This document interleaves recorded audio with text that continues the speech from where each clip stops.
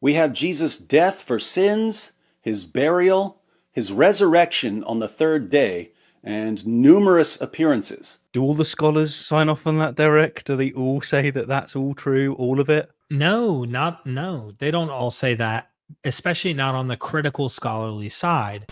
This passage eliminates two skeptical responses to Jesus' resurrection, the legend hypothesis and the hallucination hypothesis. Does it, though? No, it doesn't. Now, this has always seemed like an odd approach to me. Decide what we want to believe ahead of time, and then reject evidence that doesn't line up with what we want to believe. You haven't presented any evidence. This is the problem with being so overconfident. And the researchers found that approximately 200 million Pentecostal and charismatic Protestants in just those 10 countries believe that they have personally witnessed miraculous healings. She's fallen off a cliff. Bro. Oh my gosh. Why hello my fellow apes, I hope you are well. A month back I published a video titled The Absurd Roadshow of David Wood, highlighting his overconfident apologetic style and heavy reliance on non sequiturs and straw man arguments. Since then, David has responded, evidently to the satisfaction of his audience. And one of David's greatest grievances is that I didn't address everything he had to say. And so, here it is. A full 5-hour response. But I'm not alone in this endeavour. Joined by the wonderful Derek from Myth Vision, we've leveraged his connections to include commentary from renowned biblical scholars, including one whom David even cited. That's hope. It's not history. And I respected this hope, and I honored this hope. But I know the difference between hope and history. That's right. We're not only going to refute David's case for the resurrection, but we're going to do so using the very scholars whose work he abuses. That's cheap and easy, and it really proves nothing. Before we get to it though, let me make something very clear. The point of this video is not to show that Christianity is wrong or that Jesus didn't resurrect. Rather, it's to illustrate that for all of his confidence, David doesn't know what he's talking about. And that's why his case isn't taken seriously by experts, including Christian scholars. So, if you're a Christian watching this, don't see me as your enemy, as David insists. I'm not. Like yourself, I am searching earnestly for God. Don't mistake my sarcasm for Satanism. The true serpent in the garden is David, who not only harms his own credibility with his apologetic roadshow, but more importantly, Christianity as a whole. This is David Wood's case for the resurrection debunked. Recently, I published a video about David Wood and his apologetic style, and I got a response from David. He had apostate prophet on, and we're going to be getting into that at another time. Today, we're going to do what they were very upset that we didn't do, or what I didn't do before, and that is respond to the rest of his video. For what it's worth, I think that my video was a standalone, and it did its job fine, but this time, I've heard you, I've seen the poll that you don't trust me. I'm going to show you why you should trust me. And it's because I'm going to go through the rest of his video and show you the many, many mistakes that David has made and basically the overconfidence that he has. Joining me today, or maybe it's better to say that we're joining each other, is Derek from Myth Vision. How you doing, Derek? Doing good, man. Another piece on David Wood. I just got done doing one. He had this, it's so obvious. Almost like a hypocritical standard of not realizing the same things he was criticizing Islam applied to his own religion. And I won't be shocked to find special pleading and kinds of things like that in this video, but this should be fun. That would actually be my central criticism of David, and that is that when he's criticizing Islam, he seems to be able to recognize where they're overstating the case and where they're actually employing cognitive dissonance. But when it comes to Christianity, which he normally follows it up with, it's just black and white. Now, I don't want to slag him off too much. I want to actually demonstrate this, and that's the point. So what I've prepared for us is I've broken down his video into clips so that we can play them and then respond. And because we've got you, we're going to get all of these wonderful scholars involved as well. So yeah, it's a hell of a show for you all. I promise you that. Indeed. I'm looking forward to it. But for those with ears to hear, knowing that Jesus rose from the dead is actually much simpler than many people realize. To know that Jesus rose from the dead, we only need to know two things. One, that he was really dead, and two, that he was alive again later. What do you make of that, Derek? Has he already gone fucked up? I mean, come on, man. All you need to know about Apollonius of Tyana as the true Pythagorean continuer of the true philosophy is that he existed, and that the Romans tried to kill him, and he escaped this this situation somehow. But listen, he's still alive today. He is in heaven. He's alive. And he has actually visited many of his disciples, followers. All you need to do is read the ancient literature about him, and you're just going to be absolutely persuaded. Fair play. So, okay, what David's saying is that if we can demonstrate that Jesus died and then he wasn't dead, then this would constitute a resurrection. All right, fair enough. But as you rightfully point out, this is what other religions state in terms of, the claims that relate to their religions. The juicy stuff is demonstrating. And of course, we're going to get to that now. And I'm not even trying to pretend that everything is identical. Every one of these religions and their stories and their cults and practices are going to have differences. So keep that in mind. This is not like I'm pretending everything is absolutely identical, but you're dealing with the same kinds of things and claims from Caesars. And man, the list can go on and on for deities, demigods, heroes, mortals that become gods, cults that are originating them, with heroes like Pythagorean followers, such as Apollonius of Tyana. You're gonna have to special plead to make Jesus the one. If Jesus was dead and he was alive again later, I'd say that our atheist friends have a great big Son of God-shaped hole in their worldview. All right, so there's a quick pause, but this was actually the entire point of my first video, and it was the central claim that I gave him. We can grant his premises, the premises that he's going to give throughout this argument, at least most of them, and he's still left empty-handed. He doesn't actually achieve the claim that he puts across. So he speaks about, we can know that we have a purpose in life. We can know, a way for salvation. We can know that X, Y, and Z. And he draws this conclusion from simply Jesus resurrecting. And as Christopher Hitchens put it a long time ago, you're still left empty-handed. That doesn't do it. And the examples I gave in my video was with Govardhan Hill, with Krishna. Suppose it was the case that Krishna or some entity lifted up the hill, as is told in Hindu legend. It doesn't follow from that the doctrines and the central teachings of Hinduism is true. And of course, David knows that. He wouldn't do. He's not a Hindu, right? He wouldn't buy these things, right? But the same could be said, of course, of Muhammad splitting the moon. Like, suppose he did actually split the moon. This just wouldn't entail the truth of Islam, and most Christians know this. So I don't know why they would find it that they can make this jump when it comes to Christianity. There are so many things you point out and that can be said about this, but one I'd like to do in this is kind of a unique tack that I've recently encountered when I did my Does Yahweh Exist video based on Jaco Garika's work. He wrote a dissertation, and the whole thesis is showing so many philosophical issues with Yahweh even existing. By the way, that's a huge red flag, because if the God of the Old Testament didn't exist, you might as well pick a version like Marcionism or something that at least says, hey, that God doesn't need to have existed. Jesus' God is different. He's a loving God, not this asshole who's flooding the entire planet, and it creates chaos and death and has all these problems and lies and sins, lying spirits and things, which are all in your Old Testament. But I want to emphasize something that I find in that very phrase of a Son of God shaped hole. Isn't it interesting when you actually start studying the history behind these ideas and when they show up in history, that Jesus has to be a son of a God? John Dominic Crossan debated a Muslim apologist. And in that debate, he said, your Muhammad was in the 7th century, 600s later, right? If he was in the 1st century not claiming to be a son of a God, in the social environmental context in which sons of gods were the thing. It's like today we have hippies in the 70s running their hippie style clothes and doing certain type of music.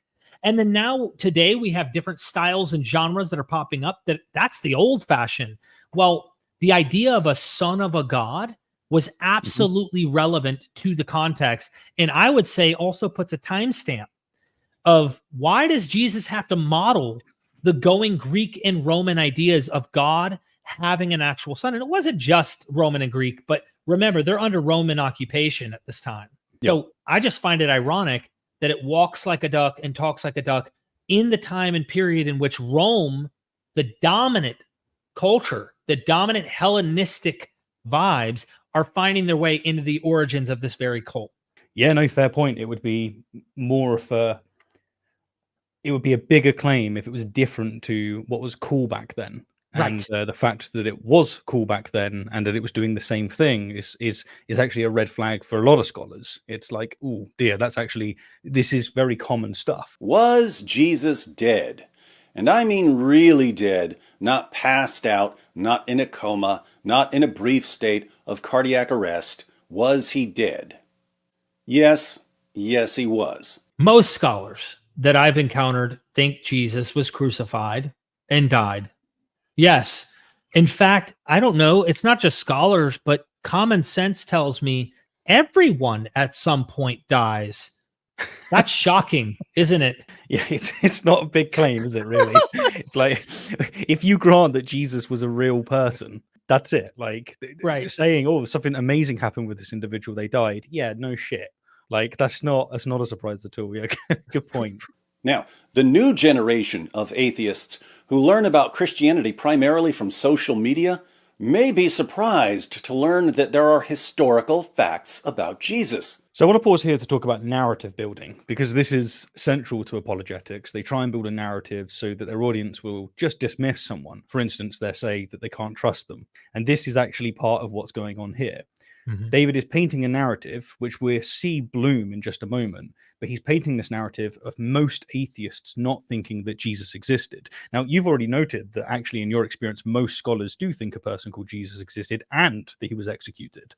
And my experience with atheists is most of them are willing to accept that, or they just do accept that. Like, that's just a thing about history. It's a fact. It's the same as saying that Muhammad was a real person that really did cause an immense shakeup in the Arabian Peninsula. So, like, the problem that we see here is, and this is what I accused David of in my first video, it's straw manning. It's representing most atheists as something that they're just simply not. I have to totally agree with what you just said, but I would also want to add the caveat of saying that a lot of online atheists do. I feel like he's arguing against a group of atheists that aren't us. He's dealing with a very obscure, probably chip on their shoulder, pissed off at the religion, haven't actually investigated things. So if that's who he's talking to, let's grant him that together here, Stephen, and say, okay, yeah, many atheists haven't investigated this material. We aren't those atheists. And in fact, I would go so far to say that we are looking at the scholarship probably closer. I am looking at it, I would say, and this is my little brag and my bolstering here, at scholarship closer and more scrutinizing than he is. And he would do the same to Islam. This is the thing. Like, he would look at these sources, extremely critical, granting certain things, showing, hey, that's historically embarrassing looking. I'm going to say that probably happened in the Muslim sources or in Muhammad's life, et cetera, et cetera. Well, I do the same thing with the New Testament, except he can't see the fault of his savior. So technically, apologetics is saving the savior from any failure and problem. And there's so much to go into. It's just shocking. Yeah. No, you actually raise a fair point. I guess dismissing, the bulk of atheists, and especially, those that have studied it, those that are scholars, those that have really cared about the subject and have come to the conclusion that there probably was a Jesus and he probably did exist and get executed. Dismissing those based on a minority is just not smart. It's far from charitable. It's just an excuse, and a lazy excuse, not to deal with the more intriguing criticism that you might receive. I mean, I guess it would be like dismissing the entirety of Christianity because Catholicism is absolutely bonkers. You could do that, but that's a mistake to do. Right. I guess where I'm coming from, though, on the primary atheists, or the new atheists, this new atheist movement, as apologists are keen to describe it, is, say, Richard Dawkins, Sam Harris, Christopher Hitchens, Daniel Dennett. Are any of them denying that Jesus existed and that he died? Because if they're meant to be the people that represent this new movement that David doesn't like, surely they at least should have the view that he's now ascribing to most atheists. That seems like a pretty unfair move. I agree with you. I think that, again, like you said, you noticed something that I wasn't thinking about. David is very good, and I'm talking about David Wood, at painting a picture for his audience. He is really good at creating narrative and getting you to follow him in the path in which he's trying to present his case. And so in this one, he's kind of putting all atheists, he does this a lot, into one category. He'll find something Sam Harris said about the New Testament. It's wrong. Now, to David, it's apocalyptic. It's earth-shattering that he would get this wrong, because in David's view, we're dealing with the word of God, which is on this mantle. And in Sam's mind, potato, tomato, like he's not whoop-de-doo. Okay, so I got that part wrong of the Gospels. It's everything to David. And to his Christian audience, holy crap, if Sam can't get this one passage in the Gospels correct, then all of it's bullshit. And you know what's interesting? When I was a Christian at Calvary Chapel and I was studying the Word of God all the time and memorizing scripture and reading these stories of Jesus, the pastor was quoting from the Gospel of John. And he mentioned how Jesus says, tear down this temple and I'll rebuild it in 3 days. Well, the pastor said that the Jews said, it took us 40 years to build this temple. And I knew right away that pastor was wrong. In my mind, I immediately thought, man, I know this better than him. It was just natural for me to think that. So I approached him and said, hey, where do I go to college to become a pastor? He steered me to the North Carolina college right down the street, for the Christian college. But it was 46 years.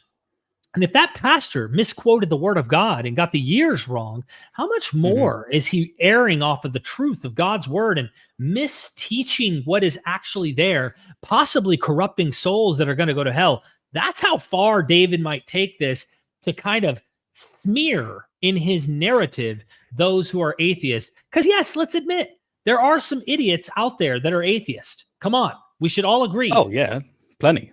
Absolutely. Yeah. But he does this thing, I think, to protect his flock, his sheep, from finding out what is actually going on in this material. They think of Jesus as a mythical figure like Hercules, except that they're much angrier about Jesus for some reason. Now, I'm sorry to keep pausing, but this is that narrative building that you were making out and what we were just talking about. And the thing is that most atheists don't think of Jesus the way that David is pointing out here. Actually, we think of Jesus the same way that he thinks of Muhammad. Right. And then he asks, why is it that we would be, angry at Muhammad? Why are we angry at Jesus? It's not because we think they exist. It's because people believe they existed, and people are trying to claim jurisdiction over other people's lives based on their interpretation of scripture.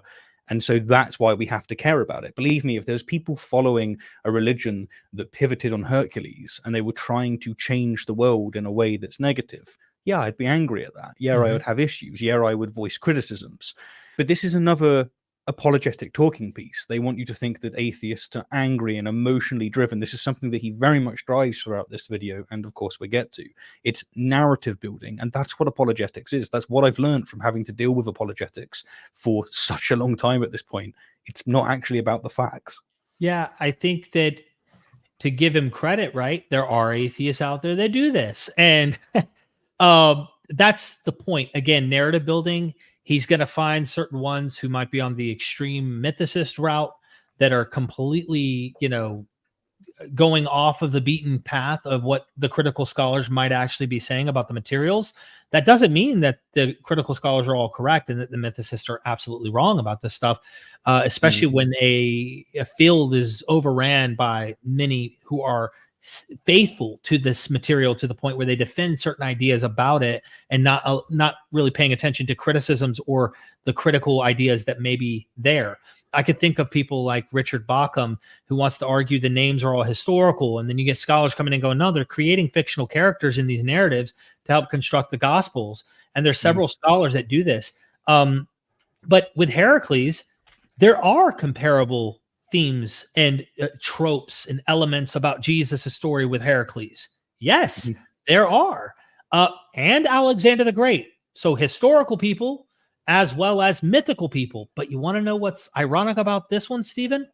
Is historical people like the Caesars, are also in that same trope of comparing them or putting them as a legendary view with elements from the older myths like Dionysus, Heracles, Romulus, and the list goes on and on. So they were mythologizing, creating legends with historical figures.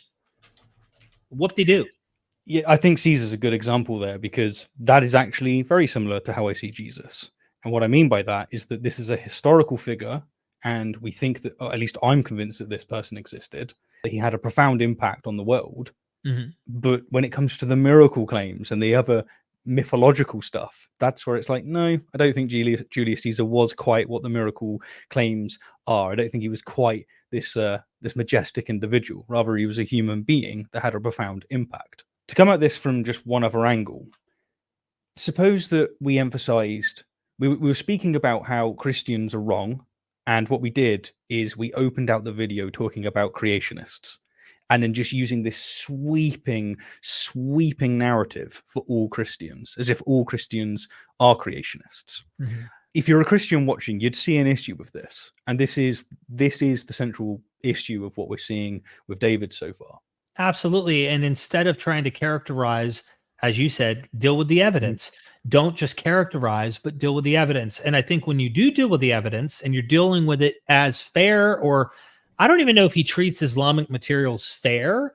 I have behind the scenes had scholars in the Quran, scholars in Islam that are not Christian necessarily say it's really interesting to see a person who does not know Arabic treat the material as well as he has, in terms of being able to notice things in them in a unique way. And I love noticing that. He's a phenomena strange to watch, because David can go in super critical and observe things in Islam that typically English-speaking, non-Arabic understanding Christians specifically, but others don't notice. And I'm reading the New Testament, I'm reading the Old Testament and saying, holy smokes, David, why don't you join us on this this drive of recognizing the flaws or even the imperfections and the myths and legends and the propaganda that's also in the Bible with this God. It can't be, in my view, it can't be that it all just perfectly makes sense. That it's actually the evidence of history and such that's persuasive. There had to be a profound experience, and this is me psychoanalyzing, but a profound experience David must have had in prison that caused him to come to this conclusion. I just don't see him climbing the ladder of knowledge in history and understanding this literature that caused him to come here. There was a profound emotional breakthrough I think he had. Probably so. I mean, if it was the case that he exercised the same level of criticism that he shows for Islam, which I agree is great, if he was to do that to Christianity, and actually the reason he's a Christian is due to personal experience or something more along those lines, right? Then okay, there's more. I can make more truck with that. But when it's here's why Islam is wrong. By the way, I'm going to do exactly the same things I'm accusing them of with my religion. Something's not connecting there. Something very, very odd. It's a tragedy of the internet age that positions that would be laughed out of the room at the scholarly level can become quite popular at the internet level by circulating among people who don't know much about anything. If he's speaking about Heracles, if he's saying God's being equated or comparable to Jesus, he's wrong. There is no ifs, ands, or buts on recognizing scholars at upper echelon, classicist, New Testament critical scholars who have not only noticed there's obvious rewrites of Old Testament stories crafting the narratives of Jesus from Moses, Elijah, Elisha, Jonah. I mean, you got the belly of the well with Mark chapter 4 and chapter 5 going to the land of the demoniacs. You have that calming the storm sea right before that. Jonah and Jesus are asleep in the boat. The differences are what matter. It's not just the similarities, how Jesus is greater and better than Jonah. Notice they both kind of have this mission eventually to the Gentiles too, which Paul takes further. And the book of Acts does this as well with Peter's vision. I'm rambling a little here, but the point is they also compare this to the broader Mediterranean deities of the world. Several academics have noticed this. M. David Litwa, Dennis R. MacDonald, Richard C. Miller. You could check out Robin Faith Walsh and other scholars. And if you don't even want to go down the Greco-Roman world, because God forbid we even try to put him in his historical, cultural context where there are mystery cults on every corner, Paul has to engage the Gentile world that has nothing but Heracles, Dionysus, Attis, Romulus. Romulus is more of a literary myth of origins for Rome, but these demigods and deities of antiquity that are being worshipped and believed and practiced in their own cultic settings, as Pausanias talks about as he traveled. You can also look at other Semitic cult type religions. Even Eusebius, in its preparation for the gospel, has to look at the Greco-Roman world dealing with Zeus and all of these deities kind of equating to Yahweh. But an ancient source by a guy named Senka talks about El in a Phoenician writing sacrificing his only begotten son and then circumcising himself. So he's using what we would call pagan writings, Christians would say, to help give you this idea about the coming Son of God, Jesus, in his own context. There's so much there. Justin Martyr equates Jesus to other demigods and heroes and such. I can go on and on, brother. You noticed something there that actually I missed. And so, yeah, just for raising this. And that is that David has went from going, look, scholars in general say that Jesus existed, but they don't think that of Heracles. So what we can say is that we can evaluate this and take one seriously and not the other. But that doesn't work when it comes to something outside of existence, such as the narrative, such as the legends, which is what you've just emphasized. When it comes to those aspects, they absolutely can be compared, and scholars do compare them. There's no doubt, because the most contemporary, if you were trying to place Jesus and compare him somewhere, it would be to Caesar's. No doubt. I mean, there's so much even contextually that gives off the cue. We're dealing with Rome. We're dealing with imperial, probably the Roman imperial cult, but definitely the subjugation of Jews by Rome and the apocalypse of John and all that comes with that. You're dealing with the Caesar. And scholars like Dennis R. MacDonald and others have noted that the Aeneid, Virgil's Aeneid, which was a propagandistic mythology, legendary material, dealing with real people, places, and things, making it historiographical in that way, but extremely embellished and mythical in its narrative and what it's trying to sell you about how the Augustan line, the lineage and dynasty of the Caesars, was divine. And that this all goes from the foundation of creation down to the Roman Empire as prophesied from the beginning of time. Well, it's a competing, competitive, almost side-by-side literature that the Gospels are trying to say, no, they give the same titles to Caesar as they do to Jesus. So they're literally competing with the Roman imperial cult. But let's pause on Jesus for a second. The emperors are comparable to Romulus and to Zeus and Heracles and Dionysus, so much so that historical Caesars actually started dressing and acting like those heroes from their myths. So like, they weren't just comparing, they acted like them. And this is why the scholars say, isn't it ironic that Jesus turns water into wine? Who else did that? Dionysus did things like this. And if it wasn't water, it was milk, where he took rivers and turned them into wine. Dionysus worship goes to the 13th century BCE. That's the oldest recordings we have of him being worshipped. And you know what they paid him with? Because in those days it was crops and such. They paid him in wine. This guy is the king, a god of wine forever, bro. So when you deal with Jesus turning water into wine, Christians want to ignore, but I actually think it's fantastic to evaluate this and say, Jesus is actually better, according to this author, than Dionysus.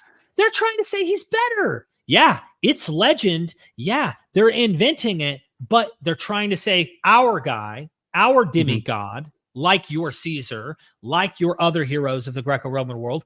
Jesus fits all of them, but better. And this happens over and over. Fascinating, man. It's always good speaking with you.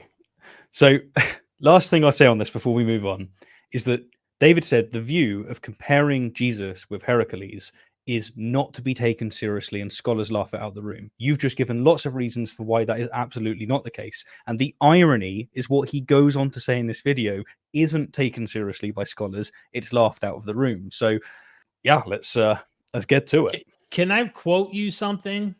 Yeah, of course. This is an early church father, Justin Martyr, who's from the same region that Jesus technically would be from, in the region of Syria, which is a little north of the Galilee, but he would have known on the ground some of the early roots of Christianity. And in his apology, he says, and when we say also that the Word, who is the first birth of God, was produced without sexual union, and that he, Jesus Christ, our teacher, was crucified and died, there's all of David's worldview right here. The guy lived, he was crucified, and he freaking died. Holy smokes. And rose again, Justin says, and ascended into heaven. This is what he says after that. We propound nothing different from what you believe regarding those whom you esteem sons of Jupiter. For you know how many sons your esteemed writers ascribe to Jupiter. Mercury, and this is Hermes. I believe it's Hermes in the Greek world. So these are Romanized names for the Greek gods that they adopted in the Roman Empire. Mercury, the interpreting word and teacher of all. These are telling you context about these deities that the Romans believed about these gods, right? And teacher of all. Asclepius, which is the Asclepian god that heals, who though he was a great physician, was struck by a thunderbolt and so ascended to heaven. The Bacchus, or Bacchus, which is Dionysus. He was known as Bacchus. He had a couple different names. But Bacchus, too, after he had been torn limb from limb, and Hercules, when he had committed himself to the flames to escape his toils, and the sons of Leda, and the Dioscuri, and Perseus, son of Danae, and Bellerophon, who though sprung from mortals, rose to heaven on the horse Pegasus.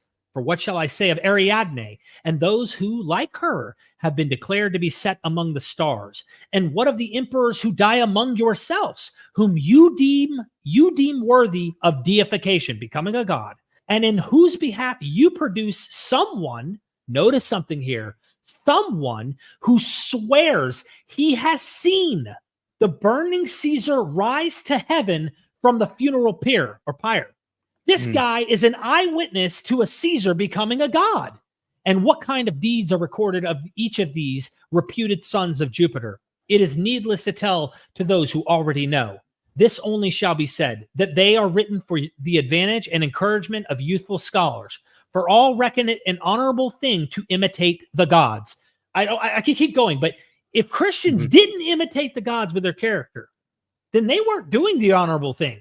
Technically, the honorable thing was to put your guy in the Hall of Fame and craft narratives that made him better. And guess what? Christians, I got to give them some credit. The original Christians who documented this material did a damn good job at it. Yeah, but David said they can't be compared, so, they didn't. At the scholarly level, Jesus mythers are viewed along the same lines as Holocaust deniers. But at the internet level, every other atheist I run into says Jesus never existed. Okay, I really do not want to be pausing after every sentence that he says, but because he complained that I didn't watch the entirety of his video, I'm going to make sure I give you my comments on all of it. So don't worry, we're getting to the arguments. But if he's going to spew crap, then I'm going to have to clean it up. That's basically the way it works. I'm sorry, my dude, but you got to clean this up with me, Derek. Okay, I will just simply say this on this issue. I tend to think that most mythicists do kind of have a conspiratorial edge to them. That it's almost like, man, some are trying to discredit it altogether at all costs. The guy didn't even exist. Oh, Paul didn't even exist. But if we're actually giving some empathy to people, why they think this way, I would suggest it's because there's so much unbelievable material. When I say unbelievable, I mean fantastic, extraordinary claims all throughout the material that make you say, that didn't happen. That didn't happen. And, you know, I almost feel like there's a lack of empathy. Sometimes we do it even when we're responding to people like David. But if I took David into Suetonius and we actually went in together to read about Augustus and his divine birth and how, you know, he goes to this place and frogs are all located there to this day. Like there's so many interesting elements. Apollo impregnates his mother and the sign of a serpent tattoo is on her hip, but she can't go to the public showers for the rest of her life or else people might see it. A eagle swoops down and steals food from him and then realizes, oh my God, this is the son of God. So they turn around and bring the food back to him. Like anyone with common sense would go, they're doing some clever stuff, writing some fanciful, what we might use the term BS, but I don't mean it derogatory. They're fluffing, flexing. My guy was 8 foot, 9 foot, 10 foot tall. And when he walked, the earth quaked and the shattering of the mountains. And at his thundering voice, the women came crawling. I mean, like, you know, we make up and there's going to be allegory in there as well. So you could even argue that a lot of this stuff has actually got some useful stuff, some wisdom that's captured in it. But you still look at it and go, no, that's bull. But what do you think to the claim that if you're a Jesus mythicist, that's the equivalent of Holocaust denial? Is that going too far? Yeah, that's going too far because obviously, I mean, we have good evidence for the actual Holocaust. And for those who deny this, I find it unbelievable. I mean, it's crazy. I'm watching a show right now on the app called Peacock. Oh my God, it's cringy. It's just so difficult to actually walk through what happened.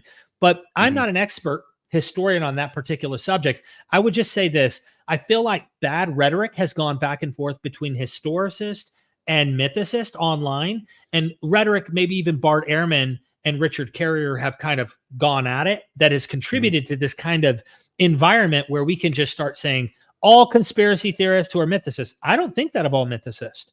I know some very clever people who lean and they say, there could have been a guy. They're not even dogmatic. Could have been a guy. I'm just not persuaded. I think this is my position. And I respect them. Not my position. I think there was probably a guy who got completely mythologized in this material and we can't know for sure much about him.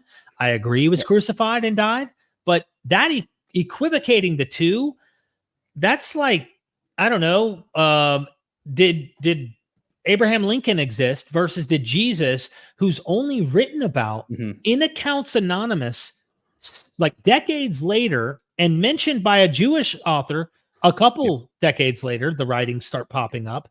We don't have the solid empirical evidence we do to prove and substantiate this character. And even if Jesus did exist, the things about him, again, red flag. That's why mythicists exist, by the way, in case David doesn't know that. You know what I mean? Yeah, it's all of the other fantastical elements. Combine that with what Josephus writing nearly 100 years, about 60 years after the fact, the verses that he has, most scholars are dubious about them, thinking that they've been, altered by Christians. And then what you got Tacitus, and it's like, really? It's like, is it this loose kind of thing? It's hardly much better than some of the other claims back then. It's enough for me to be convinced that Jesus existed, but it isn't comparing it to something that we have so much evidence for, the Holocaust. We can take this down to rhetoric, maybe. Maybe he's just being facetious, but I'm not sure if he is. I wonder if this is due to Bart Ehrman kind of, jabbing and thinking it's ridiculous to think there wasn't a guy. And Bart has his reasons for thinking there was a guy. I tend to think there was a guy.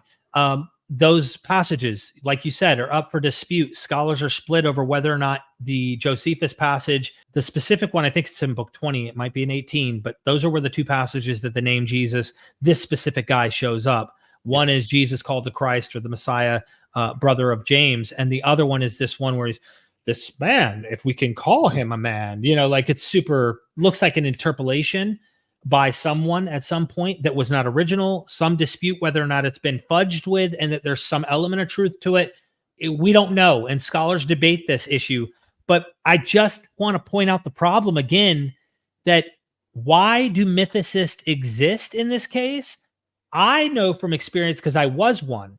When I first started Myth Vision, I was a mythicist, because there's mythology in the Bible, and Jesus's stories don't look historical in many situations. And you do that because you compare it to other myth, other legends, and you go, oh, okay, yeah, I don't think that happened. Well, you start doubting whether or not this happened with Jesus as well. It leads to that. Well, last thing I'll say on this is, again, look at the emphasis on what would be a straw man. It is a straw man of the atheist position, painting them all out to be mythicists. The problem is that you can take Richard Dawkins, Sam Harris, Daniel Dennett, Christopher Hitchens, Matt Dillahunty, Aaron Ra, take all of them. How many of them affirm mythicism? It's as far as I know, none of them do. And so, yeah, it's just broad brushes, but his audience are okay with it, it seems. Really? Well, what books have you read on this? None, but I watched like 3 YouTube videos, so I'm obviously far more knowledgeable than every respected scholar on the planet. Again, I don't want to respond to all of this stuff. It's vacuous and nonsense, but I promised you I would, so I will. Just give us the evidence, damn it. Like, all this is painting atheists out to be arrogant and stupid while being arrogant and stupid yourself. Like, aren't Christians meant to be above this shit? I want to say that it feels like he's picking on the lowest hanging possible fruit online, and people in his audience, if I imagine he's aware of this, but let's give him the benefit of the doubt because we're charitable men here. And that is, David, I don't know if I am anymore. do a better job of policing how you're presenting this to your audience, ensuring that not most atheists don't take this position. And, you know, let's be a little bit better about how we do that. And I'll try to do my best on my end, not to misrepresent or potentially pigeonhole all Christian believers as fundamentalist, inerrant, young earth creationist, literalist, all the above. I'll try my best not to do that as well. Yeah, no, fair enough. I mean, you can play good cop. I'm just going to tell it how it is, and I guess that makes me a bad cop. But go for it. The irony is what I see here. He's accusing atheists of elevating themselves above scholars and atheist audiences of being ignorant and just taking whatever, the new atheists say. And yet that is precisely what he's doing. He is ignorant of scholarship. He makes sweeping statements, and his audience seem to just buy it. Like, let me ask you, this is a rhetorical here, Stephen, and that is, do you think that David wants his audience to read the Muslim scholars and just take their word with their faith claims involved at face value and accept what they're saying? Or does he want his audience to be critical of the Quran and the claims of Islam like he is? What do you think? Yeah, of course it's going to be the latter. That's what he wants. He wants them to exercise their critical faculties when it comes to Islam. Of course. I want him to exercise them when it comes to his own religion, but good luck. I'd like that as well. That'd be pretty good. But, it is what it is. Meanwhile, even some of the most critical historical Jesus scholars will acknowledge certain facts about Jesus. That he was baptized by John the Baptist, that he had disciples, that he was known as a miracle worker and an exorcist, that he believed he played a crucial role in the coming of the kingdom of God, and of course, that he died by crucifixion. Really? Most scholars think all of that? What do you reckon, Derek? I don't know if all of them do. Critical. Now, remember, he just went into my category of the area I like to look at a lot. I don't know if most of the scholars that I've talked to think Jesus actually historically was an exorcist who was out here trying to actually cast out demons. I don't know that. I don't know if they would then go to the Apollonia Satiana stories and do the same, because guess who else casts out demons, demoniacs, the whole nine? Apollonia Satiana. And there's a book by Wendy Cotter who documents all of the primary sources to the claims of Jesus's, exorcisms, how in the Second Temple Judaism, you had these stories rising where Solomon had the power over demons, and there's all sorts of Jewish lore connected to exorcising demons. But where does this come from? We can go back to ancient Mesopotamia, and the priests are chanting in the name of Adapa, casting out demons. They have a myth of Adapa, this ancient king or sage who ascended to heaven, kind of like Enoch. And scholars, critical scholars, point out the Enochian myth and the literature of Enoch that we see, one Enoch, which is composed of 5 different books. It comes from this long-standing tradition of Mesopotamian knowledge and sage going to heaven, getting this wisdom from the gods and bringing it down to mortals and teaching them the ways of mankind, how to create war and how to agriculture and women wearing makeup and stuff. These ideas come from the gods, these angels that come down, which you go further back, angels were divinities. They were deities. So this is back in polytheistic territory. But I'm making the point that, like, I don't think most of these scholars think historically Jesus actually was an exorcist. That may be just a literary thing. He could have been. Wouldn't change anything. I know some exorcists on TV that have done some pretty con type stuff. You could find the idea of Benny Hinn in antiquity. The other things, Baptists like John the Baptist, there are scholars who think Jesus was baptized by John the Baptist. And they even go further to say this was an embarrassing feature because in the later Gospels, it says in Mark, the early Gospel, that he was baptized for the remission of sins, or it seems, let's get baptized so that we're cleansed of our sins. Jesus has no sins. Remember, Christians? So Matthew and Luke start backpedaling and finding ways to make sure John the Baptist didn't baptize him for sins. And John goes so far to say, John the Baptist practically falls down to the ground. Is like, I'm not worthy of you even unloosening my sandals. I can't baptize you, because he's so divine, super embellished. So whoop-de-doo. I mean, we should, for the sake of this video, just grant that critical scholars think the things he said have historical verisimilitude, which means they have a kernel of truth in history. They've just been embellished in the literature. That's the critical scholarly position, is at least they've been embellished if they think they existed and that happened.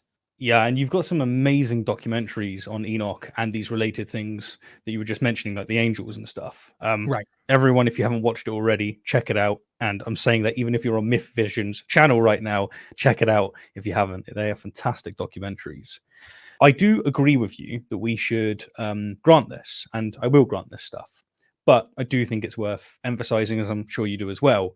But this, what David's done here, is something that he does in general. And that is that he'll take something that's true and he'll extrapolate it beyond the bounds of what he can actually do. So in this instance, what he's done is he said, scholars agree that a person called Jesus existed.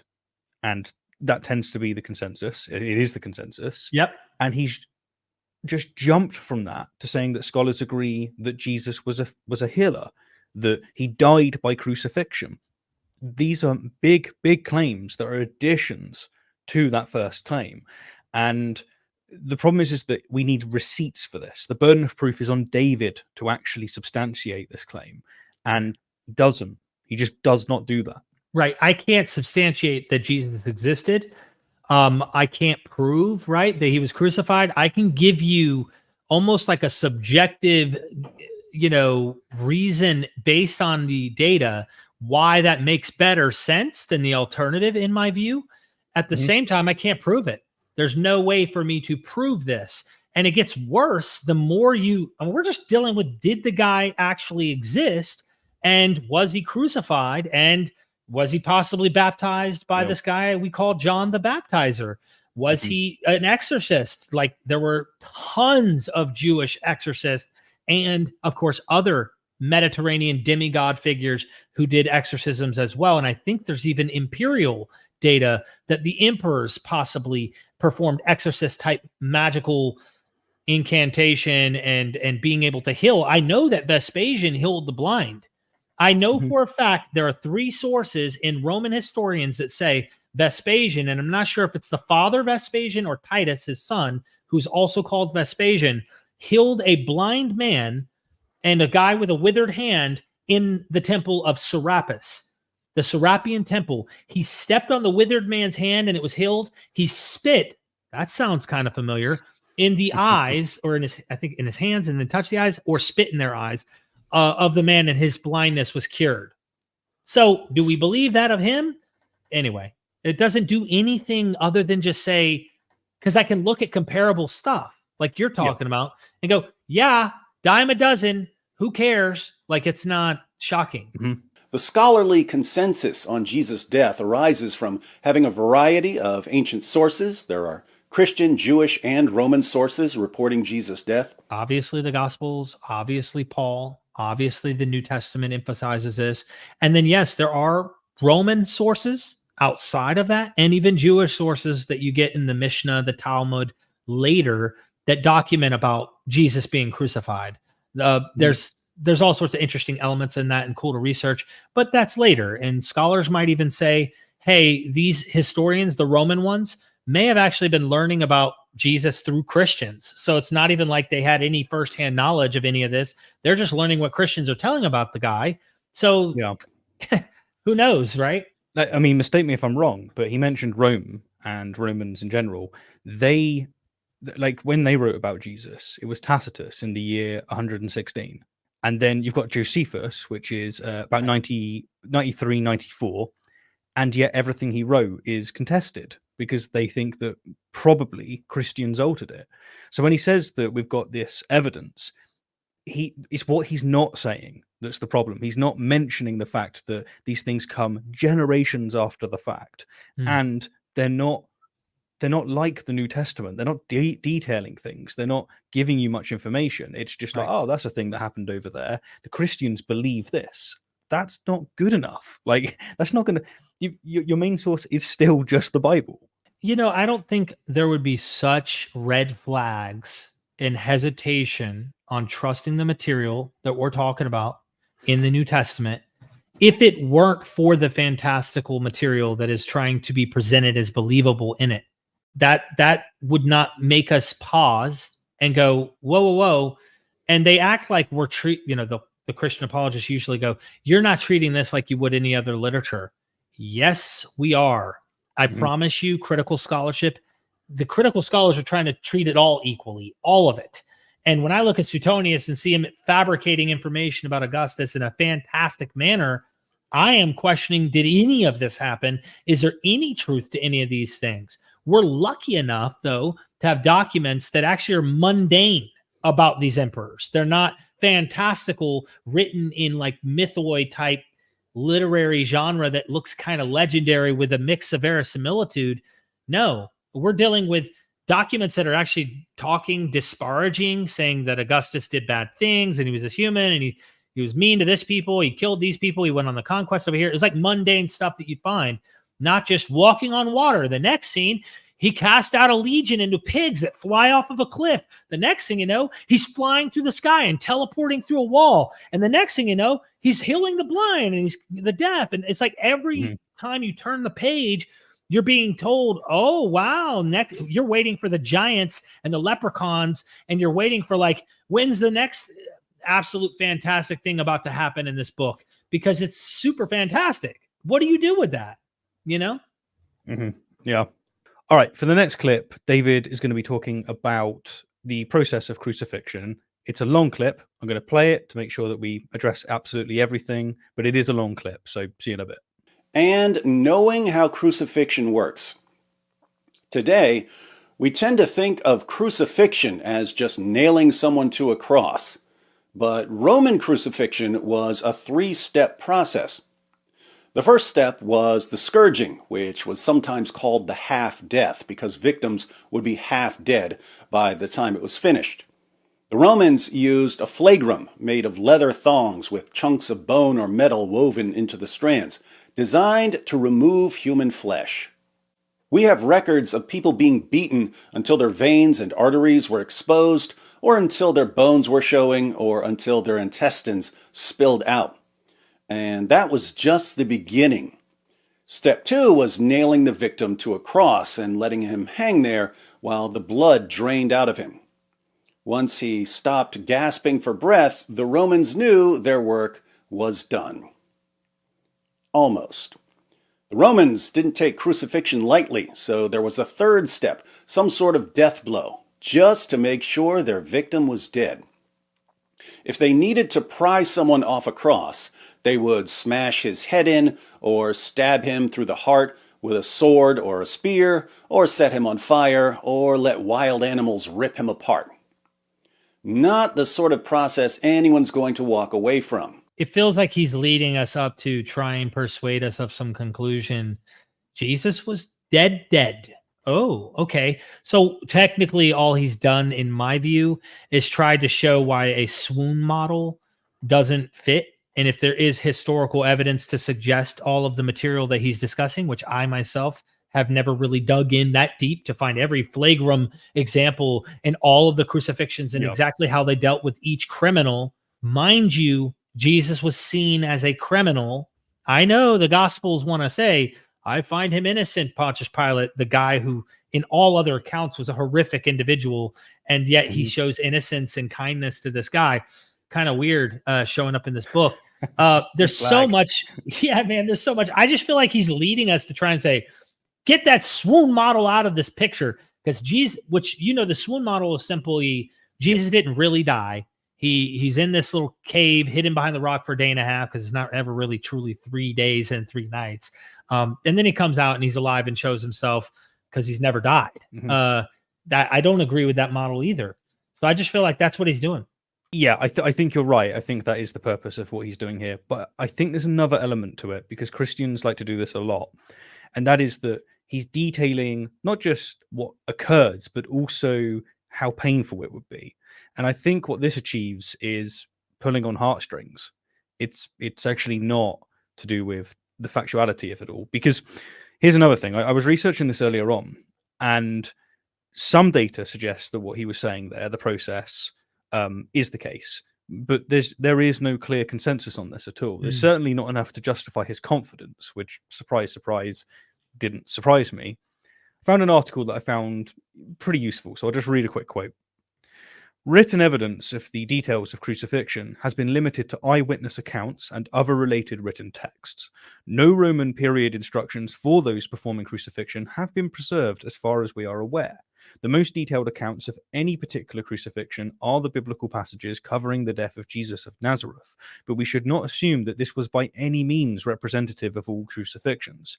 Indeed, the precise details may well have varied between regions, evolved over time, or even depending upon the social status of the victim and the crime he allegedly committed. The point I'm getting at here is that what he's stating this as if it's a fact. It's not. Like, we don't have consensus on this material. He said there's examples of X, Y, and Z. Citation needed. Present it. But in any case, you can just grant it. Okay, fine. This isn't where most atheists are going to go. They're not going to tell you that Jesus wasn't actually dead. That's not where we're going to go. They're going to tell you he's still dead. So, Jesus' death isn't simply a point of Christian doctrine. It's a fact of history, as even non-Christian scholars are happy to admit.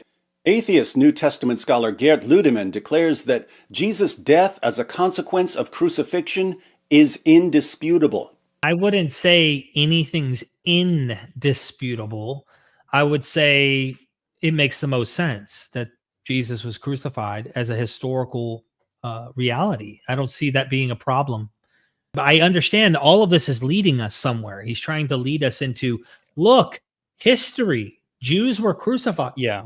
Jesus was crucified. History.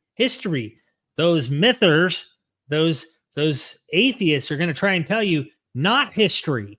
And they're going to try and sell you on legend and myth. That's what I feel like is going on here. John Dominic Crossan of the infamous Jesus Seminar says that there is not the slightest doubt about the fact of Jesus' crucifixion under Pontius Pilate. I just want to say I know John Dominic Crossan personally.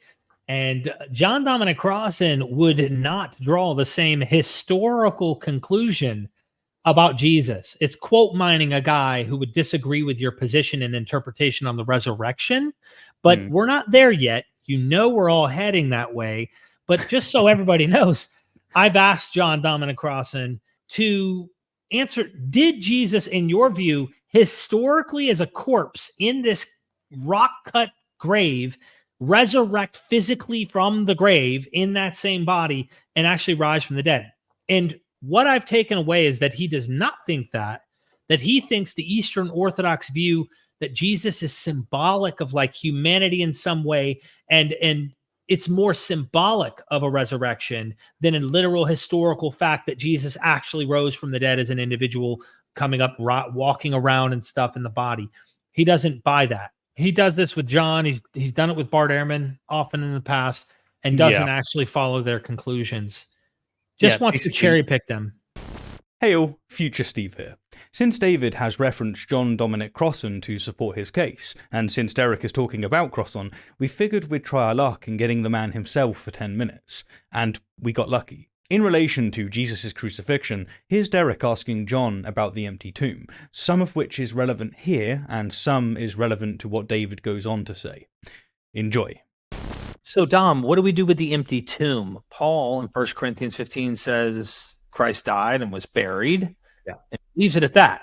He doesn't give any narrative or any hint. He knows about an actual tomb. Mark, the first gospel, gives us a tomb story. Is this a well-known trope to have empty tombs, or is it literally historical? As a trope, let me give you the trope. One of the earliest, and probably the first novel, I think is the right word, by Cariton of Aphrodisias, Calirohe, when he has murdered his wife, actually, but when she's in the tomb, he comes repentant to the tomb. He finds the tomb open, and people go in and say, she's gone. And then he goes in and finds his wife's body, let's say, is gone. Now, two conclusions are drawn from that. Two options, let me say, are drawn from that. One is grave robbery. But everyone says, well, yeah, we expect the robbers to take all the good stuff. Who takes the body? Why would they take the body with them? And then he said, maybe she was a goddess and she's been taken up to heaven. Pretty much anyone in the first century who reads a story of an empty tomb, whether it's fiction or fact, they're going to say one of two options. Probably a third option, you got the wrong tomb, but leave that out. Right. Somebody stole the body. Maybe the body was beautifully adorned or something with jewels, and they just took the body fast rather than... So grave robbery or assumed into heaven. Those were the options. Now, the second question is more important. Why is Mark the first one to say this and the only one that has it? I say the only one because Matthew and Luke simply copied from him, as we know. And for me at least, though it's a disputed in scholarship, I think John copied it. Now, why would Mark, let me use the term, invent this story? And I would say if you're reading through Mark carefully, you know he's going to have a real problem, because according to Paul, writing in the 50s, that's 20 years before that, Jesus appears to Peter. Well, now, Mark has spent his whole gospel knocking Peter, pretty much.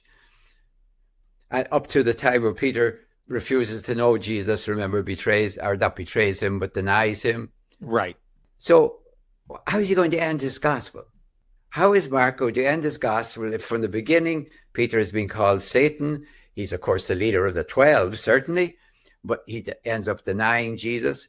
12 doesn't do very well in Mark's gospel. Mark, as far as I am concerned, creates. That's another word for invents. That's another word for makes up. The parable of the empty tomb. It's the same way as Jesus made up the Good Samaritan or the prodigal son. He made up this story in order not to have an apparition. He does not want visions. He says, go up to Galilee and whatever. Maybe there will be. Another reason, of course, for that is that Mark is writing in the throes of the Great War, soon after 70. And, you know, when Jerusalem was being burned to the ground, where was Jesus? So Mark isn't into these, I'm going to use a kind of a cruder, happy-go-lucky endings, where Jesus had a horrible day on Friday, but by Sunday everything's fine. That's not Mark. Mm-hmm. Mark is the one who says, my God, why hast thou forsaken me? And he's saying that not so much for Jesus as for his own people.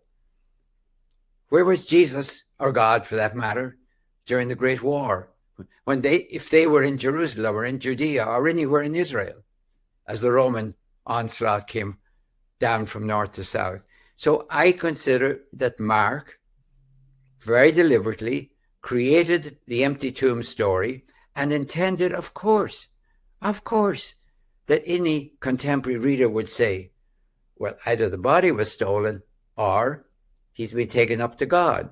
And we Christians, of course, consider he's been taken up to God. We don't think the body was stolen in somewhere because we didn't do it. Right. Who else would have bothered? So as far as they're concerned, now we're talking about Mark's gospel. Matthew will create his own story about that, about the guards and all the rest of it. Exactly. But if you take Mark and read him carefully all the way through and know the time he wrote, it makes absolute sense that he doesn't want to end with a kind of a happy-go-lucky. Everything's fine. Because that's not what his people experienced. Jerusalem was burned to the ground. We fled. We got away. We lost everything. And now, where were the visions? Where was Jesus? My God, hast thou forsaken us? Is right. the that reverberates from Mark's gospel. So I consider it's not a myth. It's a deliberately made up story in order not to tell something he knows for 20 years before, that Paul knows that there were apparitions to the apostles and to Peter. If I may probe you on that, just because Sure. this is a little off the beaten path of the intention of the overall video, but I think it's important for the viewers who will appreciate this. I wrote an article, the only article on academia.edu. I call it the minimal doubts argument, to show that there's an ongoing tradition of doubt that's found by the apostles, the earliest witnesses, on we shouldn't just take their word and literally accept that this literally happened. Like Thomas, I think Jesus breaks the fourth wall, so to speak, as this, blessed are you who don't believe, Yeah. to the reader, blessed are you. So I'm a little bit persuaded by James Tabor and your kind of rhetoric here that there may be even a riff in the early community, enough so between the apostles and Pauline type school that Mark might actually be in line with Paul. I mean, it's a guess on my part, but the women went and told no one, for they were afraid. No one knew about it. He didn't tell. They don't go and tell the 12. Matthew has to add to it. What are your thoughts about that? Yeah. Mark is 20 years after Paul, roughly. So I want Mark to be Mark. Now, what Matthew and Luke are doing is damage control on Mark. Mark says the women fled and told nobody. Right away, Matthew says they met Jesus, and Jesus tells them what to do. So he cleans it up the way it's supposed to be. Luke has a whole bunch of stories. So has John. Mark is the one out of step. And of course, they all pick up the story. And once Mark tells the story, they can't get away from the empty tomb. But here's one other thing. Read very carefully. Now, being very conscious that these are copied from other. Mark, the best Mark could come up with was a hurried burial by a pious Jew. That's all he can say. That's hope as far as I'm concerned, not history. If you don't know what happened to your beloved Jesus, your best hope is that some pious Jew wouldn't leave the body there like Tobias in the story of Tobias. Somebody must have buried him. Surely somebody buried him. Now move on to Matthew and Luke. He's got a beautiful tomb. It's a tomb that nobody's been laid in. The tomb, we know who owns it. Move on to John. Magnificent burial in a garden tomb. I don't laugh at this because I see this is what people do when somebody they love has been killed and they don't have a body. Dom, I love you. I appreciate you. Thank you for your wisdom, your insight, and I hope this helps viewers understand where you're coming from. Yes. Thank you very, very much. Always good to be with you, Derek. Take You care. as well. Marcus Borg, another member of the Jesus Seminar, states that Jesus' execution is the most certain fact about the historical Jesus. Just want to make the point. I actually tend to agree with this quote, right? So most certain fact about the historical Jesus, the way I interpret this quote by Marcus Borg is is saying if there's anything we should have the highest amount of confidence in about the historical Jesus, it would be that he was crucified. Simple. He got killed. That no matter what, the dude was killed. That's fine with me. But it's like the specifics of crucifixion. That's an extra. That to say that Jesus died from crucifixion would be one step up from saying he died. I mean, how did he die? He died from execution and then died. Yeah, it's, so the most certain thing is that Jesus died. Some scholars think he could have even potentially been stoned to death, right? Like you see Stephen stoned to death in Acts by Jews, which would have been the law on how they would have done it. The Gospels portray it where Jesus is crucified by Romans. Many scholars think that Jesus made an attempt on the temple, which we get that scene of him whipping people and flipping over money changers, and that's what got him killed. There are different Gospels that say different things that don't agree with that. How Jesus was killed and the exact order and even the context of things that happened during his crucifixion all vary and differ between Gospels. It's just something that you got to look carefully at and see the synoptics and including John side by side to notice those differences. But which one's the accurate historical account of what actually happened? I think that the gist is, well, he was crucified, he was executed. That seems to be the overwhelming weight. Okay, I'll go with the guy got killed. Got it. Jewish scholar Pinchas Lapid affirms that Jesus' death by crucifixion is historically certain. I think there's a Jewish source too, by the way. And some religious Jews have it built into their Talmudic Judaism, it seems. And I may be overstepping this, but from my observation, I don't know of religious Jews, and I don't know who this scholar is, but I don't know of any religious Jew who denies Jesus existed historically, that's an Orthodox Jew, or that also doesn't go down the path of Jesus being crucified, because this is something they have in their own rabbinic writings. So they'd have to disagree with their own rabbinic writings about Jesus being crucified. But these are later. I mean, you can take Josephus, but I'm talking about Jewish writings later. According to Paula Fredrickson, a convert to Judaism, the single most solid fact about Jesus' life is his death. He was executed by the Roman prefect Pilate on or around Passover in the manner Rome reserved particularly for political insurrectionists, namely crucifixion. Man, that quote is amazing, because I don't think he sees, even in that quote, the implication. Jesus was an insurrectionist, according to this kind of quote.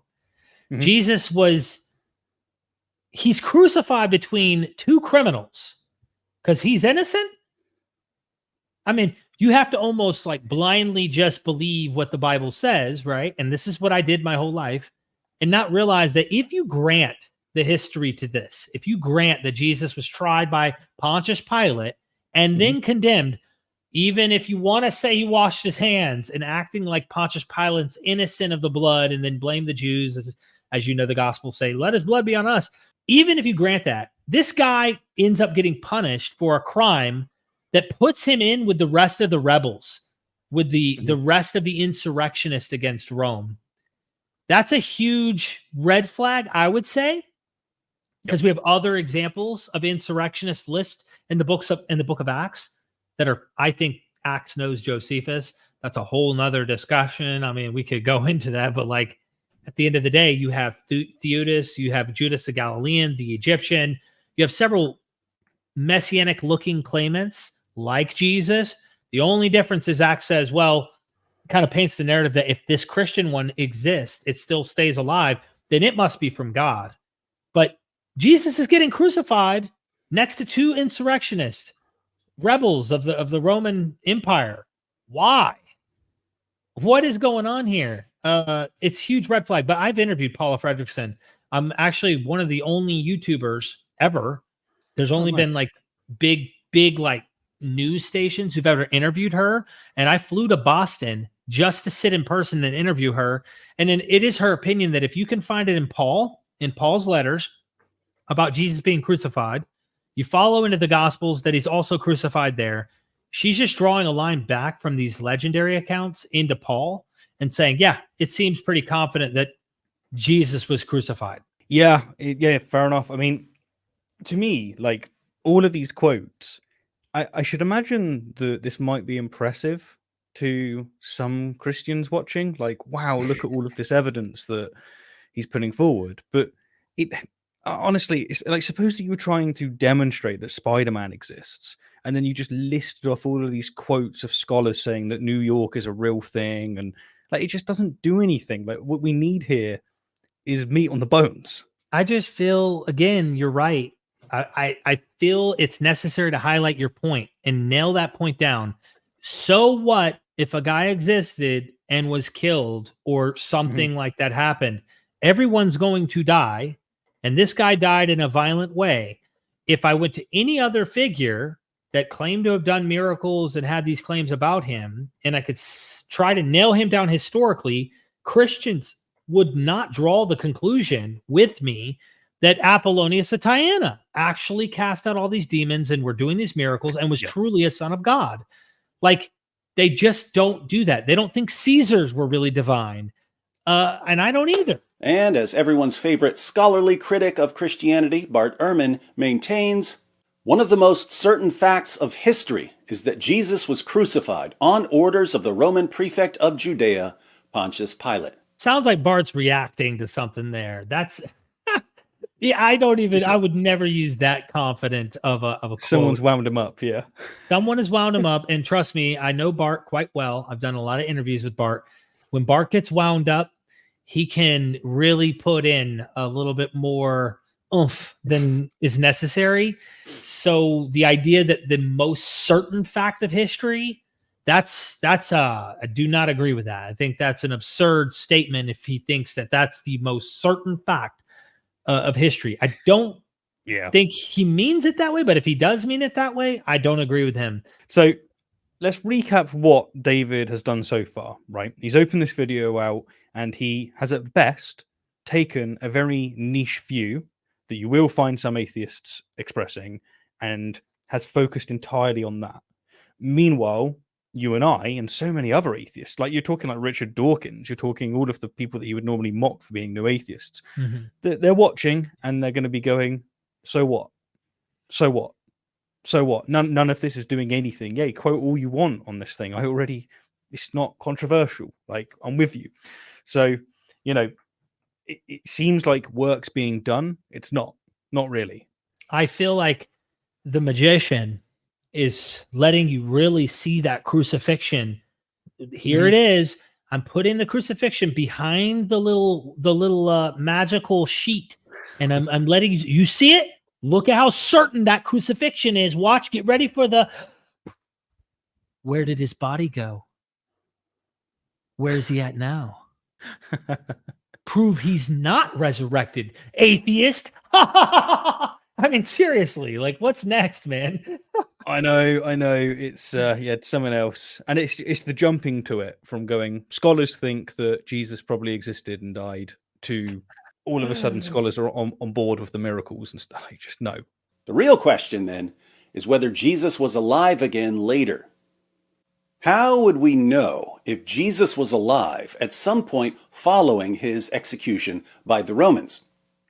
The same way we know many other things from history. We need witnesses, and we need to know that we can trust these witnesses. No, like, that isn't going to cut it. This is a miracle claim. Extraordinary claims require extraordinary evidence. This is something that David practices when it comes to Muhammad splitting the moon. It's not enough to have some kind of testimony towards it. Ask yourself, do you believe that the Caesar had an apotheosis and truly ascended to Mount Olympus or to the gods? Do you really believe that after their death in the funeral pyre that they actually went to heaven with the gods? You don't? Well, Justin Martyr, I read earlier, talks about swearing. He says, and in whose behalf you produce someone who swears he has seen the burning Caesar rise to heaven from the funeral pyre. Now, you don't believe that, but you will accept testimony of supposed witnesses to Jesus? And I want to just point out, we need Richard C. Miller to hop in at this very moment because he is about to try and tackle eyewitnesses. And I think that most Christians and most atheists online have never heard this angle presented to them before. Dr. Richard C. Miller, David Wood, well-known apologist online, loves to be so bold and confident and showing that Jesus rose from the dead. We should take this as historical fact. Talks about eyewitnesses, talks about creeds early on, meaning can't be a legend. Talks about, I think, empty tomb, or mentions it in passing, and just special pleads Jesus to a whole nother level. You, as a scholar who's researched this material, can you cover some of this stuff from eyewitness testimony, legend building, long-standing fables and myths and whatnot? Help us out. But yeah, so 1 Corinthians 15, we have this passage, the supposed creed, right? Well, that's a name that modern religionists are placing on the text. It was never called that in antiquity, and so this idea that that's a creed is a modern kind of phenomenology. And what they mean by that is this is like the centerpiece of the religion. Well, oddly, this text never gets quoted for centuries. And when it finally gets, when that chapter finally reaches the thought world of John Chrysostom, who writes his commentary on it, he skips those verses entirely and then allegorizes the entire rest of the chapter. And so if this is the pillar of earliest Christian thought and devotion, it sure is interesting that it's utterly absent in early Christian thought and devotion. And so let's start with that. Now, if we go back to earliest Christian apologists, and actually, you've got a modern apologist who's saying one thing, go back to the earliest, the grandfather of all apologetics, Justin Martyr. Well, he's not special pleading. He goes the other direction with this. He says, this is just like what you're used to with the sons of Zeus and the Caesars and so forth. And so his argument is that there's nothing new. In fact, that's exactly the words he uses in Greek. It's unambiguous. There's absolutely nothing new with what we're doing with Jesus in our storytelling than what you're doing with your own demigods and in your tradition. And so why are you killing us? That's his argument. That's his apology that he's making there. That's the opposite of special pleading. I respect that, actually. And so if you go back into antiquity, if you look at some of his sources, he brings up people like Romulus. This is a founder of the empire who also had road encounters and had apotheosis, gave a great commission on the Via Appia, and it was one of the most famous individuals that was translated in the ancient world. In fact, when he was translated, it says his subjects fled in fear, kind of like the ending of Mark, actually. And so there's a calendric celebration of that throughout the empire. The people would reenact that in the cities, that particular event. And so he's taken up into a cloud right in front of them. And so it is a very, very important story. And most of the historians were obliged to include it. He has a road encounter, like I said, but he's not the only one. Aristeas of Proconnesus has a road encounter after he died. He dies in a fuller's shop. He's supposed to be a son of a god. He's a wonder worker. He's a poet. He's a divine kind of soothsayer. Dies in this town, and the shopkeeper closes shop and goes to inform the family. Well, when he gets back, the body's missing. It's vanished. And now the place is still locked up. So how did he get out of there? There's a question. He didn't have the keys to lock anything. And then not long thereafter, someone comes and says, hey, we saw him on the road to Cyzicus just now, and he looked, healthy and fine. And all of this. And so there's this road encounter. It's very much like the road to Emmaus in some ways. Now this predates the New Testament by centuries. So Aristeas, and then he comes back again centuries later and actually writes a book, has an appearance, writes a book, leaves that for everyone, and then says, hey, build a kind of a shrine to me here next to this other deity's temple. And so they go ahead and do that. And so he's worshipped as divine as the result of of his translated state, his post-mortem resurrection, so to speak. And so he's one that's super famous. They're Caesars. Numerius Atticus is said in Cassius Dio records that after the death of Caesar Augustus, this guy meets Caesar Augustus on the road, has a road encounter with him, and then goes and swears on oath in front of the entirety of Rome at the consecration of Caesar Augustus that he had seen him and had this conversation and stuff. And so Livius Geminus is another one that's super famous. This guy was so famous that Seneca actually teased him that he gets to see all the Caesars after they come back to life after their deaths. And so he meets them. He has all these road encounters constantly with each one. And so, and even some of their relatives. And so some of the aristocracy in Rome, they also received this kind of post-mortem exaltatio and in their memory. And so again, Proteus Peregrinus is another one that's super fun. And Lucian records him, and his disciples come back after. So he dies in the Olympic Games at 165 as a kind of a stunt in some ways that went wrong. And lo and behold, a couple days later, they see him in the portico of the Seven Voices. His disciples would come back. They come back and they report, we saw him, and he was wearing a gleaming white toga and a garland of olive, and he looked just fresh as daisies and everything. And so, and this is after he had burned alive in front of a crowd. I mean, he was clearly dead. And so, anyway, so you get the point here. This was a trope. It was a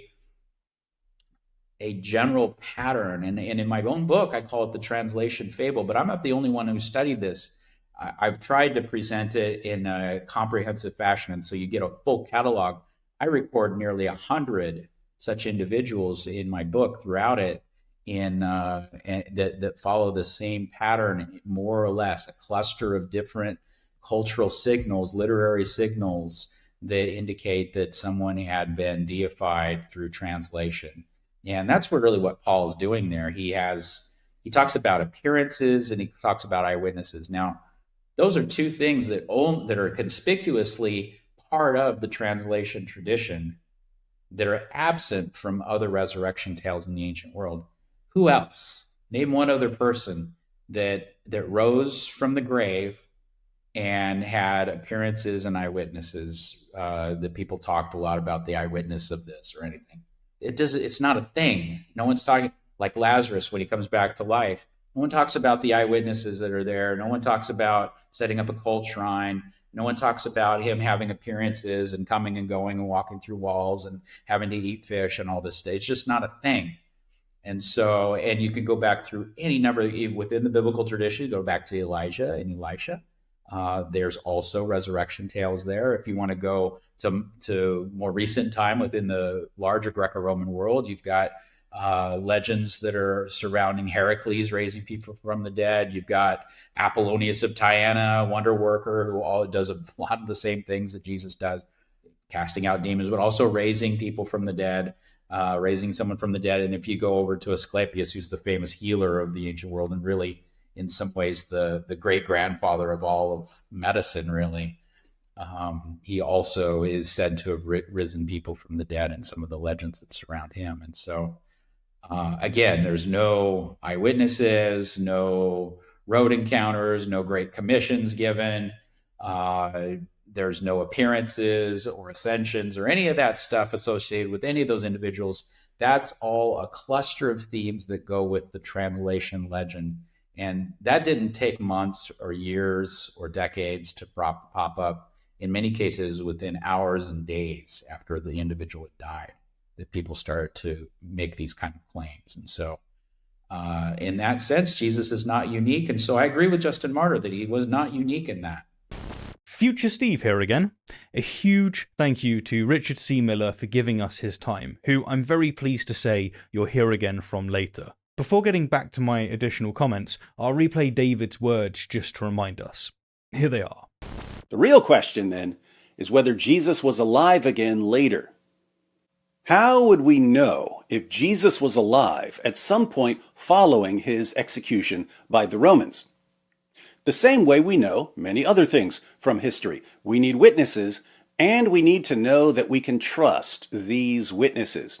Okay, so he's talking about witnesses, and one of the things that comes to mind is the supposed miracle of the sun, right? So an event that occurred in Portugal where 30,000 to 100,000 people witnessed after a period of rain that the clouds broke and the sun appeared as an opaque spinning disc in the sky, right? And it zigzagged towards the earth.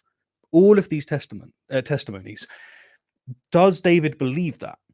Maybe he does because it's part of his religion, right? But does he believe these kinds of claims with these kinds of witnesses when it comes to other such things, such as all of the miracle claims with Hinduism and statues crying? Like, is this something? How many testimonies do you need? Is it 6, 7? Do you need them from various sources? Like, how does this work? When do you all of a sudden buy a miracle? I know that he's heading to the martyrdom stuff because this is what every apologist does. It's the same playbook, and their martyrs are more authentic and more real and more, but all the other martyrs, not so much. Don't worry about the Maccabees. Who cares about those crazy terrorists? Just ask David.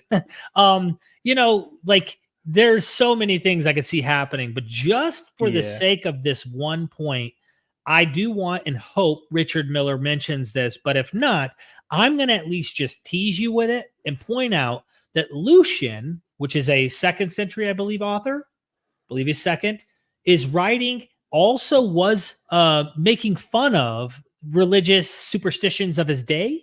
And he talks about this philosopher named Peregrinus. Peregrinus was a Christian. He converted to a different philosophy because Christianity was a philosophy, and he had achieved ascesis, as Richard Miller calls it, meaning what Buddha would maybe call Zen. He had achieved this, I have peaked out at the highest level you can possibly get in this life, and I want to show you evidence of that. So what does he do? He goes into the center in front of everybody, builds a pyre, starts the fire, and to show how serious and devoted he was to his philosophy, jumped onto the flames and burned to death alive in front of everybody there.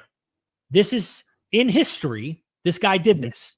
Well, Lucian tells the story where he's heading back from this event. It was like an event. Everyone knew to go watch him burn himself to death. And on his way back, people were like, what happened? And he's like telling the actual case. And then people kept on the way. Wait, what happened? What happened? And he says he was a little bit like annoyed, it seems. And he's like, all right. So then I started to kind of embellish it a little. And I said, when he jumped onto the flame, this is in Lucian, bro. This is a like guy who's playing, he's pulling at their strings of superstition. And he says, so he jumps onto the pyre. As he burns without fear and without pain, a phoenix rises from the flames and ascends to heaven. Next thing you know, the next day, he's going to the marketplace like normal, and an old man approaches him and says that he saw a phoenix ascend from the pyre when Peregrinus died, and he saw it. So now I don't know, scholars, I'd love to investigate where critical classicists and such are looking at this material, but like, is he making up the account? Even if this is fictional and that he made up this story, he is trying to portray the superstition of the people of his time.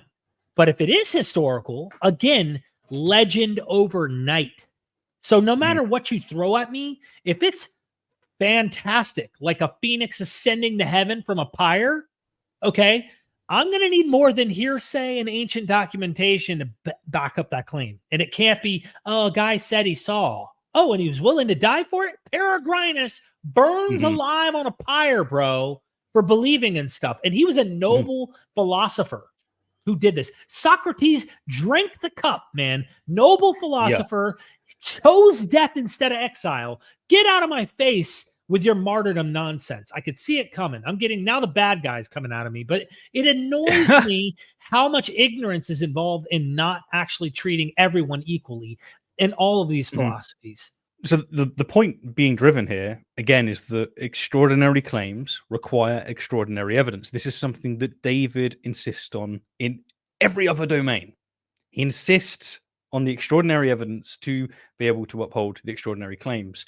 And so, what precisely does David have with these witnesses? Is he going to present the standard apologetic stuff where he references one book that has 500 eyewitnesses? Yeah, kind of. Basically, he needs something significant, and call you clairvoyant, Derek, but you ain't going to get it. Do we have witnesses of the risen Jesus? Yes, lots. Oh my gosh. Do we really? Lots? I mean, we have one account, right, with Paul, who says, hey man, these guys saw him in 500. I'm not even about to name, supposedly still alive, by the way. Just take my word for it, Corinthians, all the way over here in Corinth, who are never probably going to Jerusalem and to check these freaking witnesses out for themselves. Just take my word for it. There's 500 of them. We have that. None of the guys listed ever write anything that we have actual documentation, and critical scholars, I'm glad David brought them into the fight, because if it weren't for him inviting them, I wouldn't be able to present this without a conservative backlash, because they're not going to accept these academics. But they will point out 1st and 2nd Peter, forgeries. Oh, so Peter, what about James? They think James was a forgery. So now these guys who are supposedly like family members of Jesus, early apostles of or disciples of Jesus, Peter, they didn't even write the books that they're writing in the name of, meaning pious frauds. They're forgeries. And so if they're making fabricated data about who wrote what, David, how do we trust? Can you see why someone would be skeptical if you approach the New Testament, find out that out of 14 claimed books, they count Hebrews into this? Some do. I'm not saying David does, but out of 14 letters of Paul, like half of those are not written by Paul. And there are many that say they're in the name of Paul that scholars say aren't Paul. That's why people like David and other apologists have to die on the hill of trying to say, no, those letters aren't forgeries. They have to die on every hill because they have this bubble they don't want to pop. I just rabbit trolled off the point. No, so the bubble thing, I think that really is what's going on here. So I sometimes look at the confidence that apologists in particular have when they're making statements, and I just think, what is going on? Something else is going on, because this is ludicrous. And I think there is something else going on, namely the bigger picture.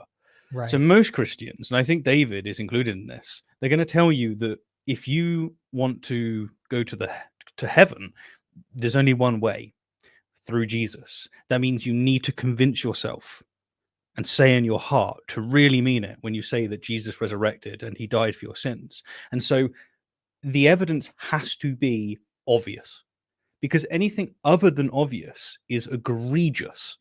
You can't gel that with an all-powerful, all-loving God, as is described by most Christians. You just can't do that. So it has to be, you're without excuse.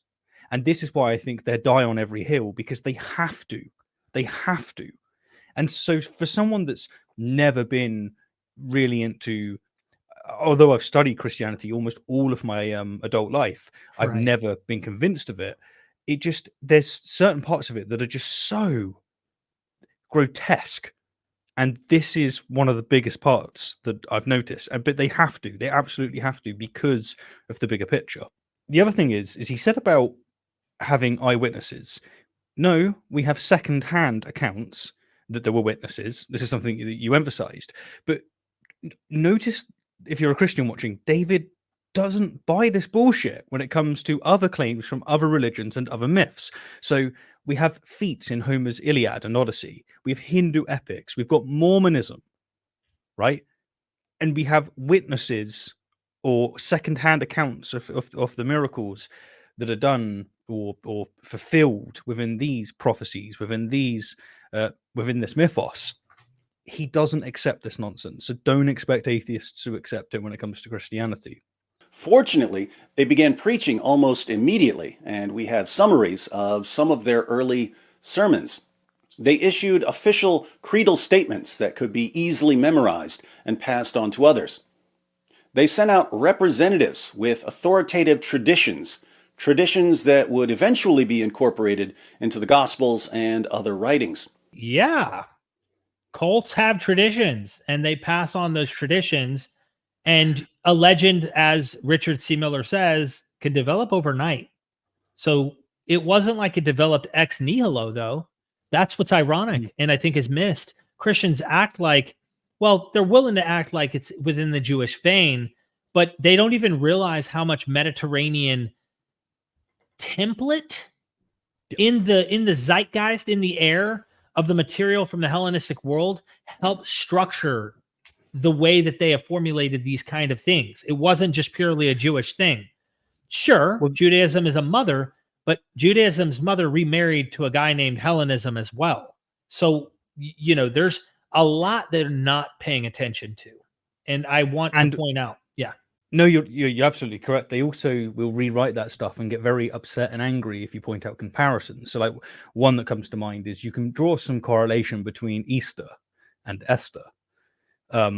Those correlations are not enough to go Christianity stole it, but there is some elements that are like, intriguing. You've got it with Christmas, and you've got it with the Norse winter solstice, and just what most Christians want is, no, we're unique, we are special. Yeah. When really, if you study it, no, lots of your stories, why, as you were mentioning earlier, why is there wine involved? Why is this happening? Son of God. These things were not new. This was essentially trivial in those times. I tend, you know, as far as researching about Christmas, researching about Easter, I know that the god, like the pagan god's name is built into the name Easter, but it's been Christianized, and how much of the involvement of that god or any of the cults that are celebrating at that time of the year have influenced the celebration of the Christian Easter. What I would like to say is, without even needing to make those parallel argumentations of proving that Saturnalia or some Roman festival also equates Christmas, or a Norse deity looks very much like Santa Claus and we have to parallel. Look, there are plenty of people who talk about that stuff, and Christians love dying on this hill. Michael Jones, I'm certain David Wood loves this kind of stuff of showing how special we are and these are unique. But I had Robert Cargill on when we did our first critique of what David Wood does in the special pleading his own situation and ignoring how it applies to him and only applies to Islam. And Robert Cargill says sacred places remain sacred places. They just get reconstituted and considered reconsecrated as Christian. I imagine the same goes for seasonal festivals and how they apply those seasonal festivals within their own religious context. And I have a hunch that what you're discussing here is happening. I mean, what is the odds Jesus is born on December 25th, according to Christian tradition? You can find accounts where Christians are saying they're doing the math and they're claiming from 9 months from this time. And sure, they have come up with their own constructed method on claiming this is the day he was born.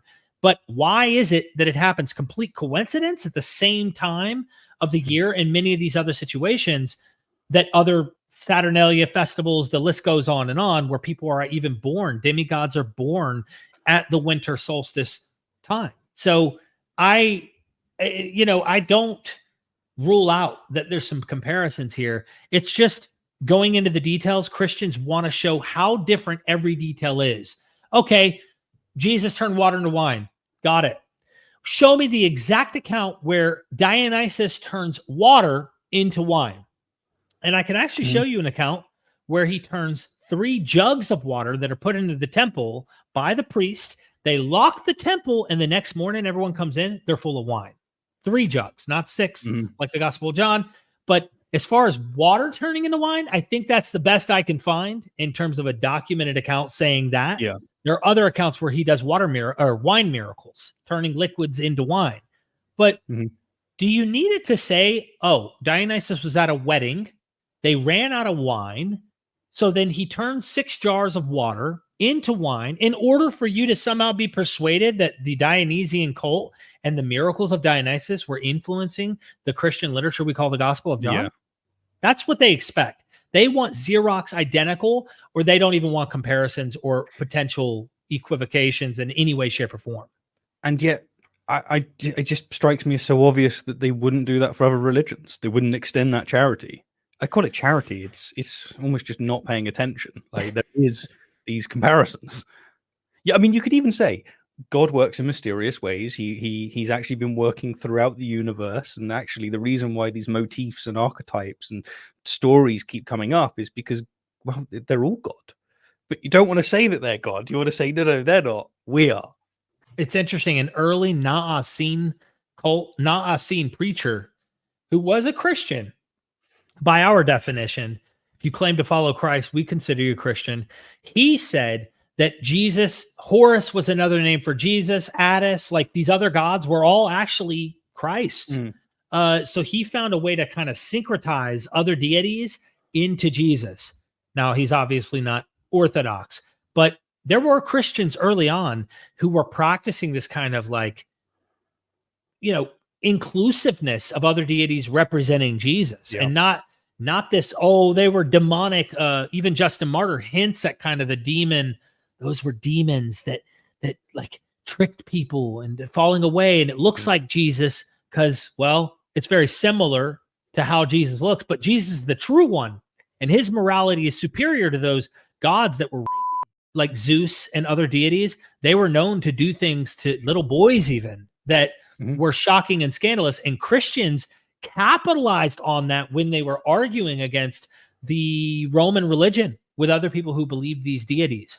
I mean, what amazes me is they would argue against like the rape of the Sabines, and they'd be like, look at how utterly disgraceful and cruel this is. And yet they adhere to Numbers 31. They adhere to this same kind of depravity. But of course, apologetics and what it is, they go to Paul Copan and they'll be able to find a way to go, no, actually, they wanted to be slaves or some other such nonsense. Or William Lane Craig and go, actually, God was doing them a favor. But yeah, it's really interesting. I made a video on Roman apologetics and I was able to read some of what the Romans had to say in defense of the Sabine. And it's just apologetics. It's exactly the same stuff as you get, which is, to anyone that's not part of the cult, it's insane. But to everyone who is part of it, it's like, no, this is good stuff. Like, this is reasonable. Wow. I'm so glad you brought up that example. That is an amazing one. Looking at the conquest, they're crushing and annihilating the indigenous people of the land and forcing them out of that land, and then taking their women, according to the account. And going to the experts in the field that are critical about this literature, meaning they treat it like they would any other account. They're not special pleading this material. They would do the same probably and say, yep, that just like the Sabine, of course, it's a different account. And they literally are just raping the women. Yeah, good example of pointing out. And these are origin kind of accounts. So how did Israel form? Yeah. Here's the conquest, part of their origin story. Another situation where you're like, real close again. Is God working in mysterious ways, or is there some kind of thing going on here? But back to what David's driving at here. He's saying that what he said of Christianity is true of other religions and myths too. So he talks about representatives going around with oral preaching. Yeah, that's pretty damn normal. Muhammad did that afterwards. You had it beforehand with many other religions. Like, this is normal stuff. There's nothing unique going on here. I think every cult does this. I mean, in some way, some more aggressively. Christianity came out of the woodwork with an agenda to try and convert the world. And so they kind of have it built into their policy. Hey, we got to change everybody to think like us. And I don't think the other cults had the same missionary activity, yet they probably still did bolster and defend and protect and encourage others of their own deities from their culture. They just weren't doing it to the point where it was over the top. The philosophies that came in started to push these kind of ideas of martyrdom and willing to die, but getting your ideas out there, even if it's death that we have to do to defend our views or defend our nation or whatever it is. We also have writings and quotations outside the New Testament from the next generation of Christian leaders, which included people like Clement of Rome and Polycarp, who knew one or more of the apostles and who continued preaching the message of the apostles, especially the resurrection of Jesus. I'd be willing to grant, even for the sake of argument, that he met one or two apostles that claimed to be there, but I don't know if that's factual at all. And the thing is, this can be done with other religions. I mean, like Mormonism, for instance. Like, plenty of people saw Joseph Smith. You've got their testimonies, right? That's going to do it. You were mentioning earlier about the phoenix, like that's one day afterwards, as you were saying. Does David buy this? Like, does this constitute good evidence enough to believe a miracle? I don't think so. They died though, Stephen. Yeah, And if but they do you know were the willing- difference between a Christian martyr and a non-Christian martyr? Come on, this is an easy one. One's a Christian and one's not. No, come on, man. What? The difference between a Christian martyr and a non-Christian martyr is the Christian martyr actually believed it. Oh, of course. I forgot. They're the only The ones others who are believe liars. in the things that they do. Yeah. But the most interesting source on the eyewitnesses of the risen Jesus is an early Christian creed recorded in 1 Corinthians 15, 3-7. So I just want to emphasize that he's quoting the Bible to prove the Bible's claims. Of course, yes. He is quoting the Bible. And by the way, not all scholars agree this is a creed. That's important to also emphasize. Even though I don't know why it's important, we can grant it's a creed. I wouldn't give a hoot if it was a creed or not. Yeah. And most important witness, here's a guy, Paul. He lists all these earlier guys, which we don't get any of their personal accounts describing this witnessing of Jesus resurrected. Last of all, he appeared to me, one like untimely born. And even in this, there's so much human thumbprint of male ego in Paul writing this. Paul says, after he says, he appears to 500, he appears to the 12, he appeared to the Cephas, Peter, the list goes on and on. As one untimely born, he appeared to me, last of all.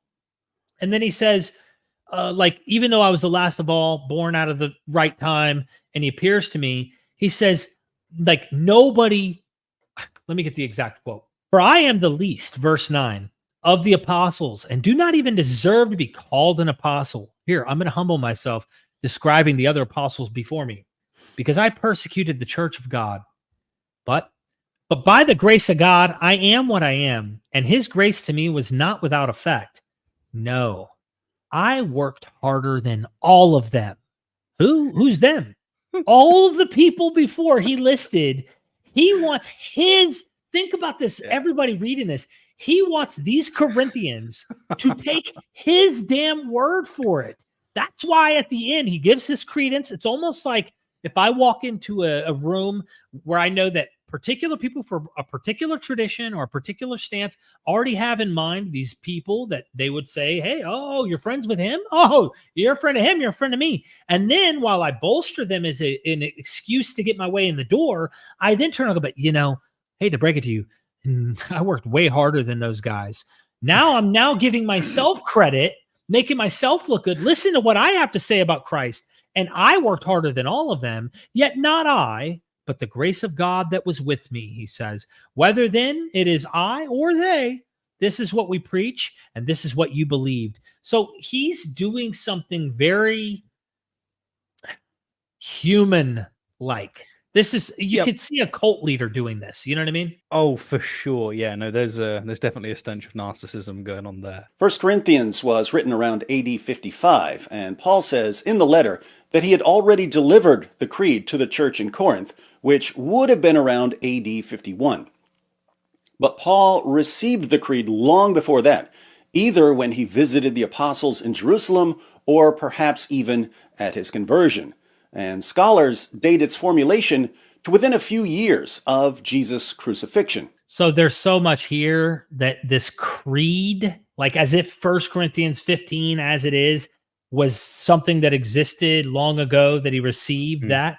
No, he probably did chat with Peter and these other guys as part of the cult, and they had these eyewitness traditions that they were handing off because that's part of what you did when your hero, your figure was deified. That's why they had eyewitnesses with Caesar. To put it another way, in American sports, and I imagine worldwide, but I think I'm just going to stick with what I do know about this, that people enter the Hall of Fame. Famous, excellent heroes of a certain sport go to a Hall of Fame. The same is true of deified men in antiquity. The Caesars who became deified, they did not have a damnatio or became damned by the Senate. They ascended and became gods. We have examples in the myths of Heracles, Dionysus, Asclepius. They also became gods, but those are completely fictional people, fictional gods, whereas you have these humans who become gods, and they have eyewitnesses that always show up around their apotheosis, meaning they get deified, they become gods. And how do we know they're gods? Well, we had some eyewitnesses claim they saw them literally becoming the gods. This is what the New Testament literature and even Paul seems to be getting at, according to Dr. Richard C. Miller. But these other scholars who want to say, hey, this tradition that he was deified, he resurrected and such goes way, way back. Bart Ehrman does not agree with Gary Habermas, and I hope David Wood is not regurgitating the same thing that was recently debunked on Apologia's channel about this, a pre-Pauline creed idea, pre-Pauline tradition. He doesn't mean that this stuff existed before Paul in this situation. Go watch Apologia's channel. But even if it did, Richard C. Miller has pointed out, hey, if you wanted to start a cult in the first century and you wanted your guy to be a god, just have eyewitnesses attached to this tradition. Create them. You can fabricate traditions, fabricate eyewitnesses, claimants. Now, you can try to take the route of giving them the complete benefit of the doubt and assume superstition, hallucination, some other things. Or you could just say outright pious fraud, like we have letters that are written in the names of people that aren't really them in the New Testament, and suggest that maybe they're inventing things. There are eyewitness accounts of the Caesars alive after they are dead on Roman roads. You also have of Romulus, the founder of Rome, eyewitness with a great commission to go and tell all of Rome that you're going to rule the world and to keep to that whole war mentality that Romans were really fond about promoting war. But the Caesars were appearing on roads. There are 2 stories in the New Testament, and only 2, where Jesus appears to people on roads. And one of them is in Acts, where Paul is headed to Damascus, and he a road has an appearance. Then another account where there are 2 disciples after the crucifixion happens are crying on their way to Emmaus, and Jesus appears to them on this road. And who's this Jesus? You're the only Jew in all of Jerusalem or all of Israel that hasn't heard about Jesus. He was the Messiah. When he's talked with the scriptures, the story is pretty fantastic. He appears in the house and breaks bread, and then they recognize him and he disappears. Well, there's so much mixed into that. I could go to Ovid's Metamorphosis and talk about Philemon and Bacchus with the gods Jupiter and Hermes or Mercury. And I don't want to go there because that would derail us from the point. I'm getting at is a well-known common trope to establish a cult using eyewitness testimony all throughout this period. And if you see the Caesars did it, and you see the Gospels are doing it, and Acts is doing it, then work backwards. You're dealing with legend and myth. You work backwards to Paul. We're supposed to hit a kernel of history. And we're supposed to assume this all actually happened, but those are just embellished. Why can't we be, I don't know, Occam's razor consistent, working backwards and say, yep, fabricated eyewitness accounts, just like all the others? I reckon your exposure and sheer knowledge on these other myths and these other religions is really doing work that maybe you don't know, or maybe you do know because you came from a background where you didn't know this stuff at one point. But for me, what you just said about the roads, like these little things like that, go a long way in going, I need to, this smells, I've got to have another look at it. When you have all of these examples that you have and all of the instances that you've researched, it must get to the point where it's almost comical to go, oh wow, like this is beyond a doubt at this point. This is why I've had these engagements with Michael Jones and others and had these conversations of comparisons to just try to place it in the context and look at examples of other cults. And I use the analogy, walk like a duck, talk like a duck, quack like a duck, smell like a duck, look like a duck, whatever you want to say. The point is, there's so much overlap in how there are similarities in them. And once you see those and see that they're using this in literary sense, or even fabricating them in a cultic manner, you see special pleading even clearer. Because maybe they don't know about this material. And if that's the case, I give these apologists the benefit of the doubt, because when I was doing apologetic work 8 years ago for Jesus, I did not know this stuff. I had no clue that Caesars were claimed by eyewitnesses to have appeared on Roman roads. And here you have in the New Testament appearances on roads. And what do? Okay, you know what? At this point, Derek, good point, or Richard C. Miller brings this out in his book quite well, Resurrection and Reception. What do you do? Okay, those are legendary. But Paul's creed in 1 Corinthians 15, that happened. This is the problem I have with even critical scholars.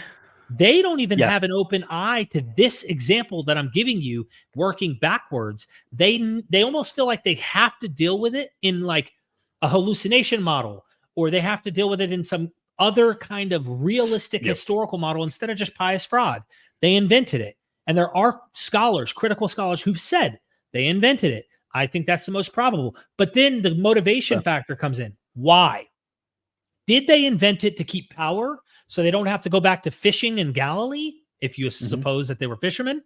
Or look, imagine you're in a cult, you're in a power position, people are paying you money, you have food, you're fed, you're even viewed almost in like a, you're at it like, yes, it's Peter, it's the, you know what I mean? Like you're somebody. You're going to sell that away simply because what? This didn't happen? But people like Richard C. Miller would even go further to say, listen, they didn't even see this as a bad thing. They're not like just pulling the wool over people's eyes. This was part and parcel of cultic startings and how cults practiced their stuff. They had traditions of eyewitnesses. That's it. I mean, to bolster on what you're saying there, if we take Paul, what we have is an individual who didn't witness Jesus physically resurrect. He never even saw Jesus, according to his own accounts, and he didn't see the crucifixion. Instead, what he details in 1 Corinthians 15 is that this information was passed down to him. And if you crunch the dates and you do it in, I'd say charitable, but I'd argue pretty fair way, it's about 3 years after the alleged events. We can apply this kind of eyewitness testimony to the miracle of the sun. Like, we actually do have these 30 to 100,000 witnesses, right? But suppose we didn't. Suppose that the most crucial information we have about this fact, the fact that the sun zigzagged towards the earth, is that there's a man called Derek out there. Derek, he didn't actually see the event. He heard about the event 3 years after it occurred, and he wrote about it 20 to 25 years after the event happened. He tells us that there was 500 witnesses. He tells us that there was 12 other, especially important people that saw it. Like, there's no way David would buy this. Like, this is crap. Yeah, it's, again, that's why I tend to psychoanalyze somewhat and say there was an emotional, I mean, I can't imagine being in his shoes in some ways. Obviously for reasons I would never do to my own parents, but like at the end of the day, and I'm not trying to be derogatory, I've done some struggling myself because I've been in addiction and done things I would have never done because I wasn't in my right mind. But I said that to say, I know what it's like to fall captive to that philosophy, that mindset of forgiveness. There is something, this is off the trail of this point about making evidence. There is something inside of the human psyche of liking this almost avatar, higher standard for oneself of being a good person and showing kindness and love. And we all have that, I feel, of trying to treat your neighbor decent. But this is not original as apologists want to act to Christianity. This is almost like a long-standing thing that even the earlier philosophers were already teaching in the Greco-Roman period. And Jesus picks up on this according to the Gospels. They pitch almost the nicest things in those aspects. Then there's other things apocalyptic that are just horrifying if you really think about them when coming out of the lips of Jesus. But I just want to emphasize that because it sounds like all we're doing is jabbing. I understand why this is susceptible, but it isn't based on the factual historical evidence.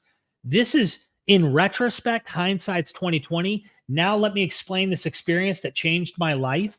And now I'm going to defend this thing. It is not. The evidence led me to this conclusion. And no matter how much he might try to sell you that is not what is happening here. James D.G. Dunn writes, This tradition, we can be entirely confident, was formulated as tradition within months of Jesus' death. According to Michael Goulder, Paul received the tradition, that is, he was taught it at his conversion, perhaps 2 years after Jesus' death.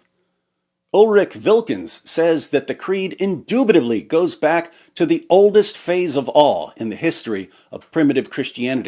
Gert Ludemann maintains that the elements in the tradition are to be dated to the first 2 years after the crucifixion of Jesus. Paul Barnett dates the creed to within 2 or 3 years of the first Easter. Richard Burridge and Graham Gould say it dates from only a few years after Jesus' death. Robert Funk and the Jesus Seminar put it within 2 or 3 years at most. Richard Hayes says it originates within about 3 years after Jesus was crucified in Jerusalem. And Alexander Wedderburn says that it goes back to the first half of the 30s. And Yeah, so I have no problem with that. Again, Yeah. Look at what I'm about to do.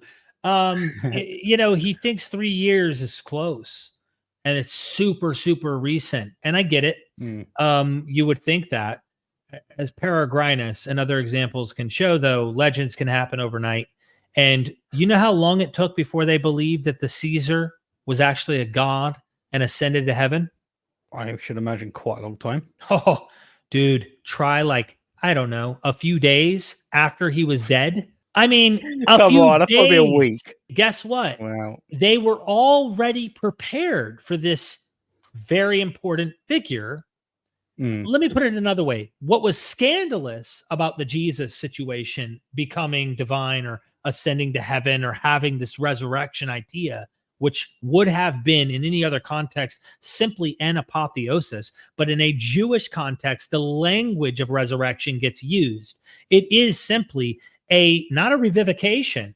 This is a transformation, a metamorphosis happening with Jesus, where he is supposedly changing to a divine state and ascending and seated at the right hand of God. Philippians talks about this. Romans 1 talks about him being a son of God and in the line of David, the seed of David, etc. So it's a Jewish context giving you a Hellenistic idea of an individual being resurrected who's really having a metamorphosis, a transformation, becoming a divine figure. Look at the Caesar's examples.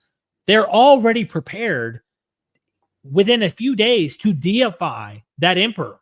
It's almost like before they die, they have the hunch that they're going to have a god on their hands soon, and they're prepared to give him this commemoration, this Hall of Fame status. Prophecy. Exactly. And so I'm not sure, I can't read before Jesus' crucifixion. Many critical scholars who are dissecting the text will suggest that it looks like authors later are putting in the mouth of Jesus that he predicted his own death and that he's going to rise again from the dead. Look, even if we freaking grant that, here's a guy going to his death, planning this stuff, hoping that God is going to come in, break into reality, and change the world, that they're subjugated under Rome and these horrible leaders, the Sanhedrin, that are taking advantage of the people, their sacrifices at the temple. The list goes on and on. Like, even if he knew he was going to die and planned it, the point is nothing happened. So now cognitive dissonance sets in and they have to adjust based on the criteria of what's happening in their lives. They're not going to give it up. Every single cult you ever find that is apocalyptic, Daniel is an example. The book of Daniel clearly fell prophecy. He gets many prophecies correct up to a certain point, meaning they were written after the fact. And then many actual raw predictions. From that point onward, scholars say he wrote it somewhere around this time, because everything after that he gets wrong. We see this in the New Testament, man. So they don't, Daniel's a false prophet. Dude, anyone who reads and knows about this will tell you Daniel got this wrong, that are critical, that aren't like coming into this trying to do gymnastics. And what happens? Daniel just gets lost and forsaken. No, it remains fundamental and central to the canon of Jewish and Christian literature, and gets reused in Gospels and in the book of Revelation. Paul may even hint at it, but we know the Gospels seem to harp on the Son of Man, which comes from Daniel, and the book of Revelation, which seems to be working off the tropes of the nations representing animals and stuff. I am simply trying to say that even if we grant that Jesus predicts his own death, they would have set him up as a deity in a Mediterranean sense, especially when Gentiles are now incorporated into this. And it seems like a Hellenistic kind of group. These are from Galilee. They're not central to Jerusalem. These guys are from outside. So if you look at the diaspora of Jews, meaning these are the scattered Jews among Rome, they didn't all think alike. And many of these Jews had no problem equating Zeus with Yahweh. They were totally open with connecting the cults of the Roman Empire in some way to make it mesh with their own Jewish identity. And I mean, it's just silly to me what he seems to be setting up is like, there's early historical precedents for making him into a resurrected figure. What did he do? But it's also like we're 8 minutes into this part of the video. I actually dealt with, of course, the introduction in my other video, but we're 8 minutes into this now. And what's really happened here? We've got atheists are dumb, atheists believe dumb things. However, let me show you that Jesus actually resurrected, that Christianity is true. And the equivalent of what he's done is he's went, here's a load of scholars saying that Julius Caesar existed. Well, yeah, okay, most of us think that. And here's a load of scholars saying that Julius Caesar was assassinated. Right. And good example. Like, yeah, bring more to the table, man. Like, come on, we're ready. And then here's a load of Caesar worshipers who say Caesar ascended and became a god. Yeah, that's going to be the pivot. So there's widespread agreement among scholars from across the theological spectrum that 1 Corinthians 15 contains very early material that can be traced to Jesus' original disciples shortly after his death. Cool. I'll grant it. And you're being fair. You're playing everything. I do want to just highlight anyone who might be a critical, not even a critical, but a classicist who knows Julius Caesar history. How many, this is a question leading up to our magic trick that we know David's going to play. How many people who were devout followers of Julius Caesar died once he was assassinated or were willing to die to defend his right, to defend his being noble, him being a good person? How many? Some might have betrayed him. But how many actually stood by him even after death? Let's read the passage. Paul writes, "For I delivered to you, the Christians of Corinth, as of first importance," this is foundational information, "what I also received," and here's where the creed starts, "that Christ died for our sins according to the Scriptures, and that he was buried, and that he was raised on the third day according to the Scriptures, and that he appeared to Cephas," that's Peter, "then to the 12. After that, he appeared to more than 500 brethren at one time." Paul is writing this years later, so he adds parenthetically, "most of whom remain until now, but some have fallen asleep. Then he appeared to James, then to all the apostles." The original would have ended with this appearance to all the apostles, but Jesus appeared to Paul later, so Paul adds, "and last of all, as to one untimely born, he appeared to me also." Yeah, so there are, this is an interesting point. Again, the legend of appearances that we see in the Gospels and Acts, as we see other eyewitness testimonies in these other accounts that are seen from the Caesars. But there have been scholars who have seen the way Paul writes, revealing Christ in him, almost like an esoteric kind of mystical experience, that Christ appears to him in some mystical way. And there have been many people who've understood that when Paul talks about this person, "I once knew a man," he's talking about himself, "who ascended to the third heaven and saw things that are inutterable, they're not lawful for me to talk about," but that he has this like visionary experience of Christ. But whether one wants to put this into a hallucination model or one wants to recognize how quickly people fabricated narratives about these appearances and having these divine encounters in order to construct their particular, I would say, clout, their particular, I am an authority because I have this experience. I am open to any of these models. So it's not like I have to have one. You could give the hallucination model. You can explain it as a dream. If you wanted to say, hey, the guy had a dream and it was so real, his experience played a part in how he evaluated it. You could say that it's a pious fraud making up this narrative about him having these ascensions and appearances to tie himself into this particular cult. I don't care which one it is. He could have had an authentic experience and we could still put it all into natural human mental explanations that are natural, that could be explaining what's going on here. When I'm dealing with ancient literature like this, I don't tend to try and naturalize it all or rationalize it in some actual, let's explain this as a hallucination. Let's explain these things. I tend to see literature oftentimes written in a way, especially like these kind of examples, and we can find it in the prophets, really elaborate stuff like the book of Revelation describing symbols and kingdoms and all that. Like, it's literary and intentional. And when I see that, they're crafting something on purpose. That's how I see it. So I start there as the most probable. Then I work into other models as possible explanations, if that makes sense. Yeah, that does make sense. A different angle here, and I think this maps on, but the thing that I would just keep emphasizing throughout this response to David Wood is the subtle jumps he's making. They're just so, I say they're subtle, they're huge, but his delivery makes it so that you might not catch it. But going again with the Caesar analogy that I used before, he's went, here's all of this evidence. All of these scholars saying that Julius Caesar existed. Okay, sure. Here's all of this, all of these quotes, all of these scholars saying that he was assassinated. Okay. And then he's just moved on, quoting one specific piece as if the scholars also sign off on that. And they don't. They don't sign off on the other thing. You ask scholars, did early Christians believe what they believed? Yes. You ask scholars, does the accounts of Jesus's resurrection go to about 3 years after it happened? Yeah, you can do that through the Corinthians. Okay, you ask scholars, were there 500 witnesses? No, because they don't go that far. They tell you, no, someone said there was 500 witnesses. That's as far as you can go. But David is he's building up this scholarly consensus and then just wielding it as if it has any kind of relevance to statements that it doesn't.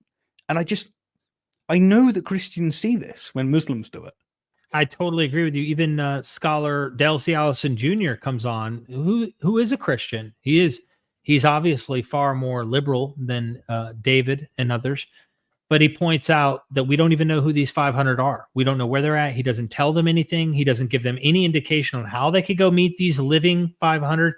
And so he pretty much is very kind and polite and saying, I wouldn't do anything with this. I don't know why we're even making a big deal out of this. So, if you're being cautious, you should not incorporate this argument that there's 500 and they're still alive. I'm not even sure that it works in favor of what David hopes it does.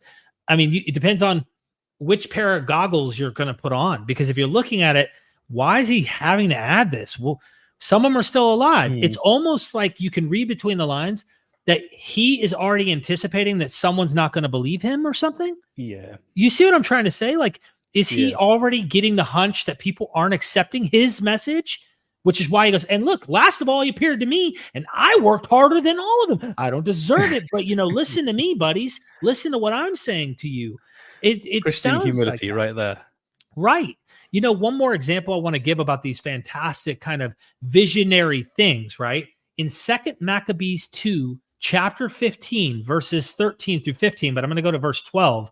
You have this. What he saw was this.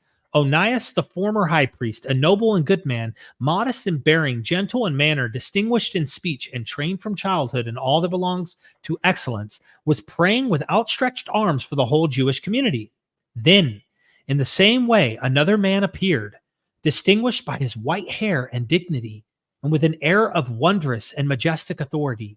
Onias then said of him, "This is a man who loves his fellow Jews and fervently prays for the people in the holy city, the prophet of God, Jeremiah." Stretching out his right hand, Jeremiah presented a gold sword to Judas. As he gave it to him, he said, Accept this holy sword as a gift from God. With it you shall shatter your adversaries. Encouraged by Judas's words, so noble and capable of instilling valor and stirring hearts to courage, they determined not merely to march, but to charge gallantly and decide the issue by hand-to-hand combat with the utmost courage, since city, sanctuary, and temple were in danger. The point is right there. There's a vision of Jeremiah giving a golden sword to this guy named Onias, who I think is the high priest here, former high priest, explaining in the Maccabee during this very troublesome situation with the Maccabees and Antiochus Epiphanes and what's been going on with the Jewish nation and stuff. Mm-hmm. There's a fictive account of a visionary experience where Jeremiah the prophet appears with a golden sword. Like, I'm just very skeptical of like these. He appears to me and I'm this prophet and I have visions and I see these things. Notice what we have here. We have Jesus' death for sins, his burial, his resurrection on the third day, and numerous appearances. Do all the scholars sign off on that, Derek? Do they all say that that's all true, all of it? No, they don't all say that, especially not on the critical scholarly side. Because this is what David's done for the whole video. This is it. This is why I emphasized as well in my original video, non sequiturs. It's not, this isn't rigid. Like this, he talks about being laughed at as scholarship. This isn't scholarship. This is nonsense, right? So I'm going to give more examples. If I made a video where I started quoting many different scholars, respected scholars, that emphatically stated that Alexander the Great existed, and then all of a sudden started speaking about the supposed miracles of Alexander. I started speaking about the fact that he was the son of a god and all of this stuff. You would see the problem. It's so obvious, and yet that's what he's doing here. City of Troy, right? City of Troy is another good example. If I spent 10 minutes reading quotes from scholars stating that the ancient city likely existed, all while mocking everyone else because they don't hold my view. And then, all of a sudden, I started speaking as if those scholars also think that Athena and Poseidon played a role in the Trojan War, as Homer depicted in the Iliad. Bullshit. Yeah. You know it's bullshit. You can see it. It's just, I don't know, man. On the one hand, I want to be kind and gentle, but on the other hand, fuck's sake. Like, come on. Hey all, Future Steve here once again. Considering that this is the crux of David's case, Derek and I figured that we would get Richard C. Miller to weigh in on his reasoning. Now, when posing the question, Derek speaks about how David dismisses the scholars who don't believe in the resurrection on nefarious grounds, but this comes up later. Don't worry, we'll get to it. For now, the focus is on David acting as if lots of scholars expressing that Jesus almost certainly was crucified somehow also entails that Jesus died for our sins, that he was buried and that he was resurrected. Here's Derek lining up Richard C. Miller. Last question. David Wood has said, historically, Jesus seems to have agreed. I listed some scholars that he existed. Historically, it seems certain he died, listed a bunch of scholars, then has to make excuses as to why those scholars he listed don't follow his conclusions that he historically rose from the dead. Is David Wood correct in drawing this consistent resurrection history? It happened. It literally happened. What is your problem with that thinking? Well, you could argue almost anything with that. You could create a paper mache of almost anyone's set of, you could argue, grab any particular idea, and you could probably find some subset of atheists or secularists or humanists that will say in patchwork some of the things that you're trying to say. Of course, you don't ever pull all of their thoughts together, because then at that point you've exited the religion, or certainly exited the argument that you're trying to create, right? And so it's a rhetorical game. It's a dishonest rhetorical game that, now, I don't know this individual of whom you speak, but I have seen this oftentimes, especially Bart Ehrman. People quote him left and right. Conservative Christians, I've seen this too many times, in passing on different websites where people will quote him, not the actual positions of Bart, but trying to find the places where he somehow lends credence to their belief system in part. And so kind of piecemeal plucking out from his thoughts the areas that somehow they can use as fodder in their kind of religious warfare. And it's dishonest. It's dishonest. I'm sure Bart Ehrman is not happy with that. I'm sure that no one wants to be taken out of context in that way. And it really is out of context in the sense that you're not taking his entire thought paradigm into consideration. You're only plucking out, decontextualizing some part of what this individual or that individual might have said. And that's cheap and easy, and it really proves nothing. So just so we're on the same page, totally agree. To address the issue, though, of him saying he existed, let's just assume, for the sake of argument, the most plausible thing is you had a guy exist named Jesus. He was a Jew, some type of teacher, has a cult following that surrounds him. He gets himself killed somehow, potentially for doing dumb stuff, but nonetheless, he thinks he's doing the right work of God, and he gets killed by the Roman Empire and crucified, which would have been a severe punishment for something that they would have considered severe, or at least pretty big deal. He wants to go history, resurrection, history. What are your problems with that thinking? Well, so trying to recovering the historical Jesus at all is a pipe dream. You just can't. You could make speculation about this or that happened. It's kind of like trying to recover the historical King Arthur. Was there a guy? Maybe, I don't know. Robin Hood? Maybe, I don't know. How about St. Nicholas? Let's go back into there. Well, you've got to dig through layer upon layer of legend and folk belief and myth and all this stuff to try and find something that you can grab a hold of down in there. And it's very difficult. It seems like there's I wouldn't call anything a consensus in this field, but it seems like there are enough people that are willing to say, yeah, he probably got executed. And he was probably, maybe that temple incident had something to do with it. He was causing trouble there. And there's plenty of evidence to see that may in fact have been the situation. So some violence at the temple that got him on trial and prosecuted. Now, you're taking a story, though, at that point that was not intended to be a data for a historical quest.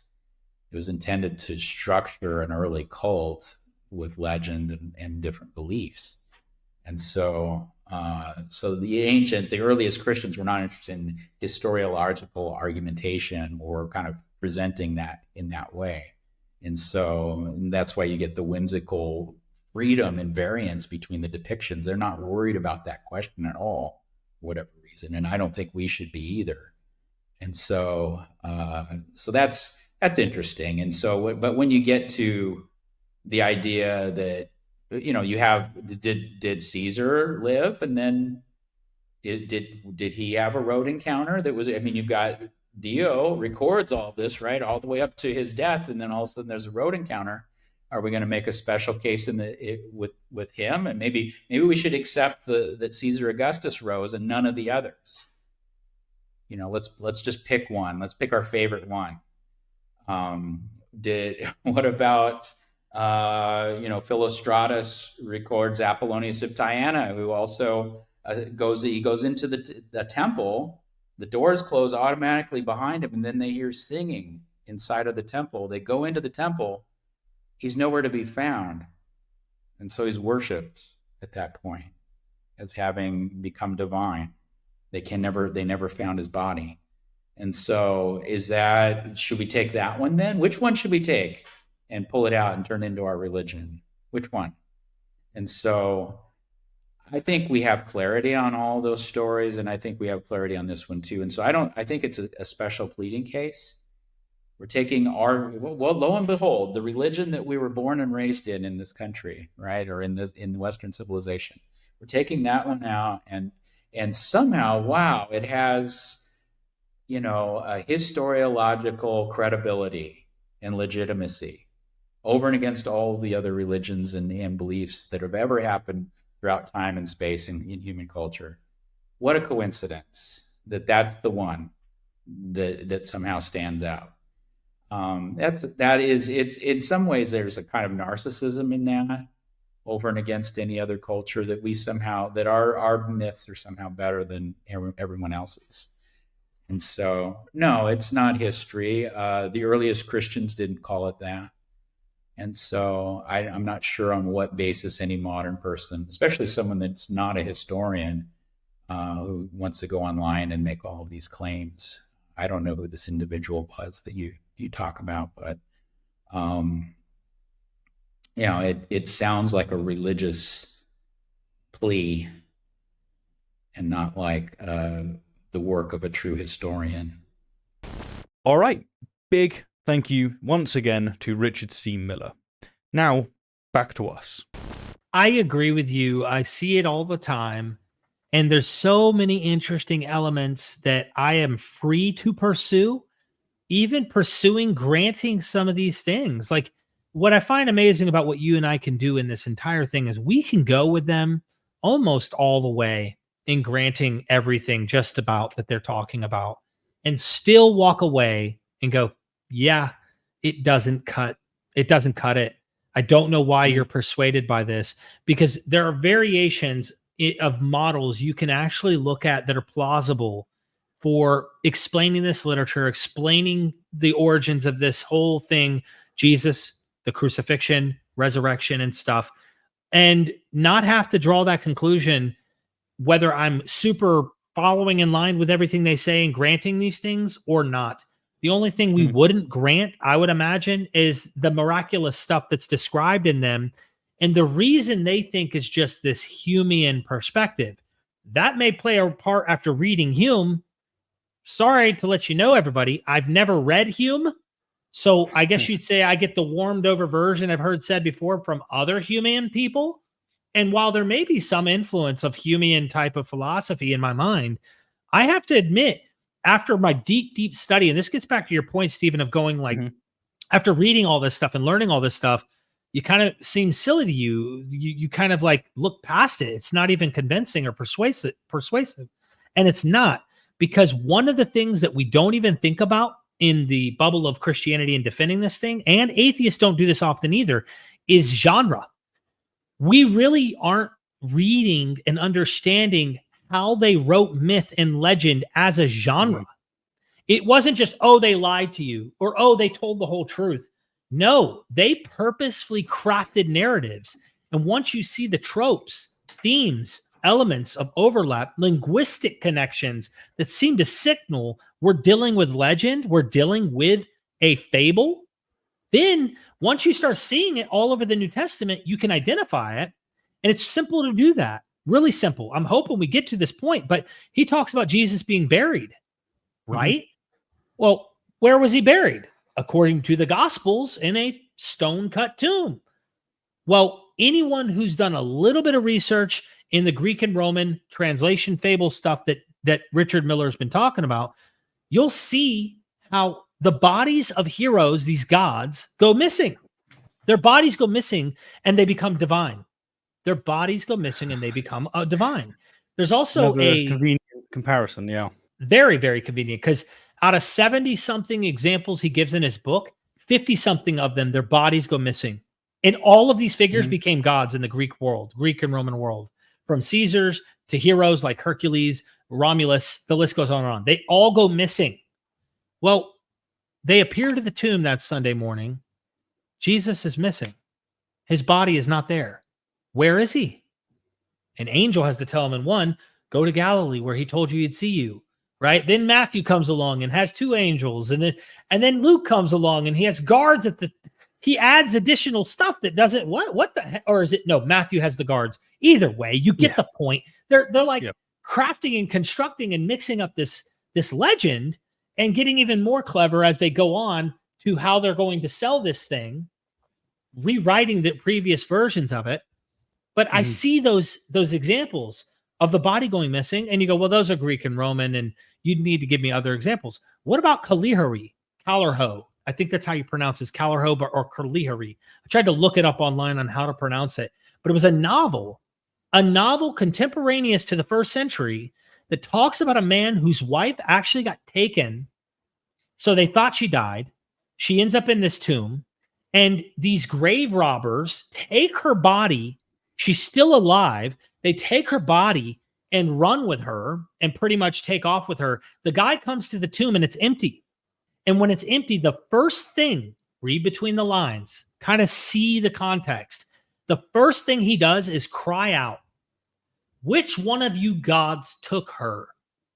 Jealous of me having her. You wanted her." You know, because the Greek Roman gods, they were known to take women and do things with women. Well, he cries to the heavens, "Which one of you envy me and took her?" Notice he immediately attributes the missing. No matter if it's a novel, it doesn't matter. It tells you the mindset of the author that's suggestive by saying this guy noticed her body was missing and that she was taken by a god. Well, that implication is a signal that we should all be noticing. The Greek gods and heroes and Roman gods and heroes, their bodies went missing. They became divine. And this is what Richard C. Miller points out. So the empty tomb, missing body, red flag, divinity. And we have all of it as authoritative tradition within a few years, if not within months, of the crucifixion. Okay, so let's go through this, okay? We have scholars saying that Paul wrote about Jesus' death. We do not have, as David just listed, scholarly consensus on Jesus dying for our sins. Where the did that come from? Nor do we have that he was buried, nor that he rose on the third day. Where did that come from? Like, come on. Nor that he appeared before others. They don't agree with that. That's just something he jumped to. None of this follows from the consensus that David gave us at the beginning. All of the bulk, I mean, I'm repeating myself here, but this is all we've got. And this is, by the way, why I said in my original video that what he does is non sequiturs, because I granted his premises to show that it's a non sequitur. And here I'm just going through and going, look, here's the non sequitur, here's the jump, here's unsubstantiated, unwarranted assertions. This is, I mean, I don't want to repeat it too much, but this is David's case. This is the best he's got. I find it interesting that while I was willing to grant and just accept what these scholars are saying about this tradition going to 2 and 3 years after the Jesus crucifixion, I don't know how we can really be absolutely confident that this tradition goes there. Let me give you a few examples. One is the earliest attestation we have of it is in this letter in Corinthians. So where is that earlier tradition? And how do we know this bracketed, blocked off position that he wants to say is the creed certainly goes back to the 3 years after Jesus' crucifixion or earlier? I mean, my point is, without that literature from that time, we are only dealing with hearsay that may or may not go back to 3 years, 2 years after Jesus' crucifixion. We don't have extreme confidence that that would be the case. You can build some type of case if you want by going to Galatians, saying how he said he spent 14 years here and he went to Jerusalem after going to Arabia, and try to piece together that, well, he met with James, or he met with Cephas, really, and that he met with these early apostles, and that's when they taught him about these things. But I don't know how much confidence we can have in that. The other red flag, and this has been noted by Robert Price in his work, which is obviously not in the consensus, but it is worth noting. He mentions how it talks about 500 witnesses. The Gospels come after Paul's letters, and he says he finds it really ironic when the Gospels are regurgitating legend and myth about Jesus and whatnot and rewriting these stories. None of them mention 500 witnesses. None of them. And this is a serious point, that if this creed, according to him, this writing about 500 witnesses and all that, was really earlier than the Gospels, and it wasn't tacked on to Paul's letter later, he thinks it was later because the Gospels don't mention 500 witnesses. He says he can't imagine that the Gospel authors wouldn't have not added that. They would have mentioned 500 witnesses if it was there, according to him. Who's right? It doesn't matter at the end of the day in terms of the conclusion that you and I are trying to draw out about this. But really, it isn't as certain as people want to, act. Absolutely. I've given a few analogies, of course, like through here, but I find sometimes if the point's not landing or if something's not obvious, then analogies tend to do the trick because it like just jolts us into going, oh crap, I don't apply that reasoning when it goes to something else. And I want to do it one more time because this is the thesis of David, so it's worth doing. So take the Roswell incident. Scholars and experts confirm that something crashed in Roswell in 1947. Therefore, what? The scholars also believe that it was an alien spacecraft and that the government's covering up extraterrestrial visitors. You see the bait and switch? Mm-hmm. You see the problem with such reasoning? I could spend all the time I wanted bolstering scholars and experts saying that something happened. It doesn't do the job you need it to do. No, this is a great point. Imagine going to eyewitnesses from that town who are claiming they saw these things, then accepting their word on it and that they say some extraterrestrial or whatever, you know? But imagine like you go there like 100 years on and they go, well, actually, we have one person that wrote about it about 25 years after he had learnt about it. And he learnt about it 3 years afterwards. And also, we know there was 500 eyewitnesses because he just wrote about it. I mean, just, oh, goodness me. Yeah. Yeah. Where's the confidence? This should lower your confidence in this claim, but it doesn't. It's not even about the claim. The claim is ad hoc. The claim is after the fact. The claim of resurrection is to establish why this philosophy has changed my heart and my mind and my life and given me purpose and meaning. It is not, this is historical. We can be all scientific and actually prove these kind of things with good evidence and rigorous case. No, it's about the Lord changing me from the inside. Paul talks about that the gospel is foolishness to the world and that it wasn't wise words and profound wisdom that persuaded him. I tend to think this is a way of him saying it wasn't logic. It wasn't like me giving you a rational argument. This hit the deep center of us as humans and the want and needs and desires of something that we can't calculate. We're not, it's the psyche, it's something else. And you won't be persuaded out of it by reason, which is what we're trying to do today. I don't think that's what's going to happen. It's going to be the very person themselves having to be open to looking outside without being afraid of what the conclusion might draw. Sorry, I psychoanalyze here and there, but it's from my own experience too. What I've learned from dealing with apologists is when something looks so obviously wrong, it normally is. There's normally something else going on. And in the case of Christianity, what's going on is they need the story to be true. They need to keep their all-powerful, all-loving God. So its motivations completely outside of the field and not presented to you and may not even be consciously on their radar that's actually doing the heavy lifting. It's a bit like when you watch Frank Turek just consistently misrepresenting science, particularly Big Bang science. You think to yourself, a lot of people have definitely said that he's getting this wrong. They've told him and he keeps doing it. What's going on? Bigger story. He's saving souls. He's got a narrative to sell. He thinks he's doing something. Like you say about psychoanalyzing and that it's frowned upon. What the other option is worse. Like it's a grave insult to these individuals to go, wow, you're really buying that. No, there's something else going on. There has to be. As for the appearances, there are appearances to individuals, Peter, James, the brother of Jesus, and eventually Paul, to small groups, the 12 and all the apostles, and to a large group. He appeared to more than 500. So he says again, appeared to more than 500.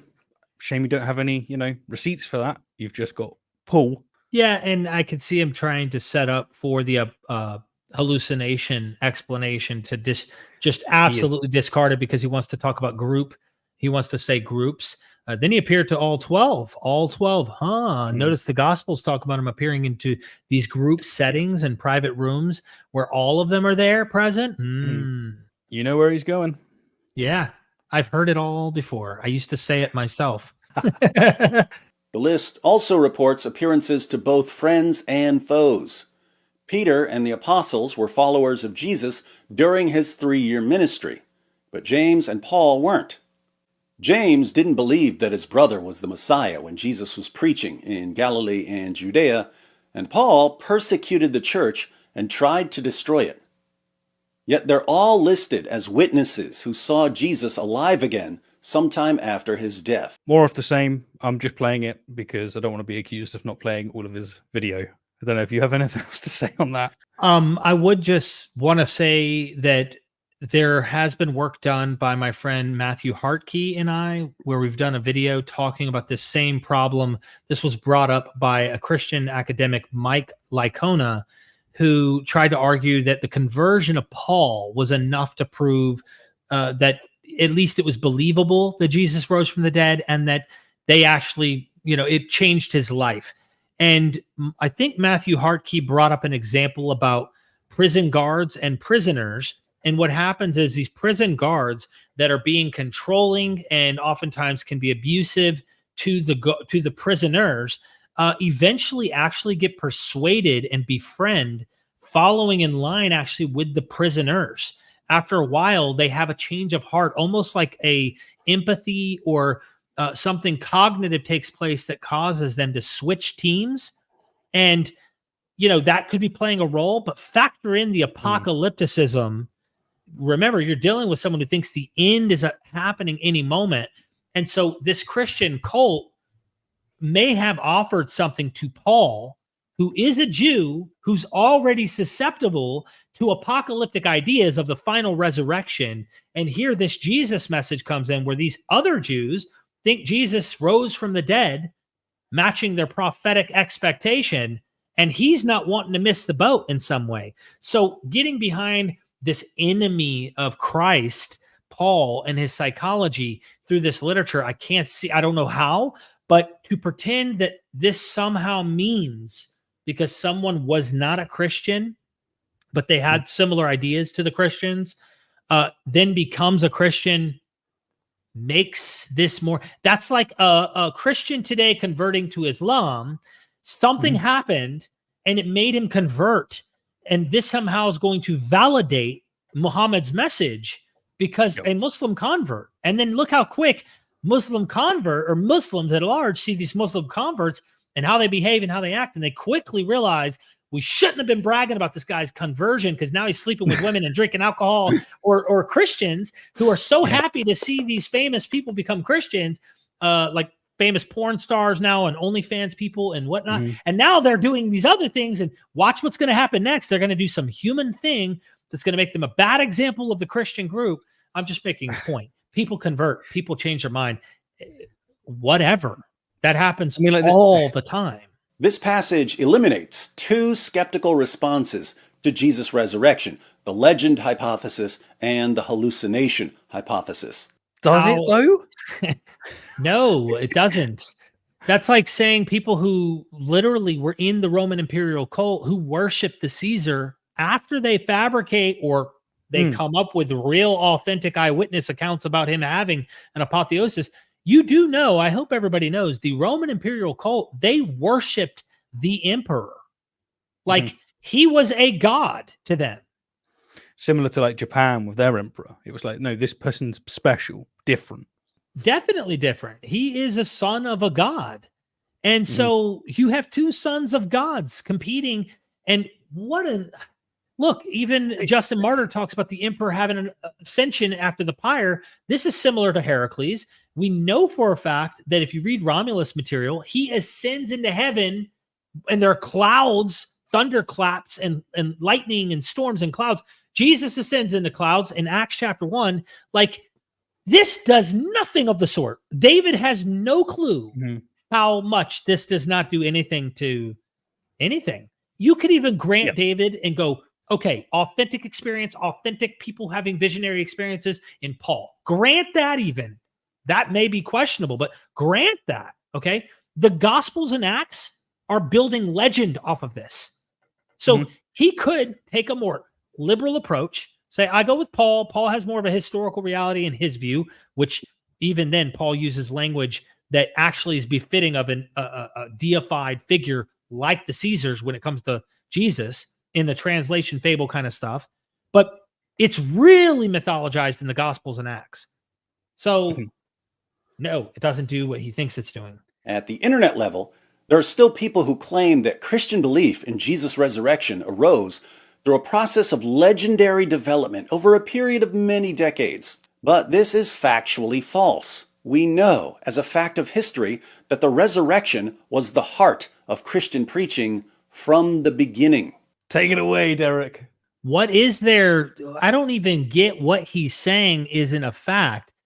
Even if we grant that they believed or had their cult idea that Jesus rose from the dead early on, that he's resurrected from the dead is part of their creed that goes way, way early.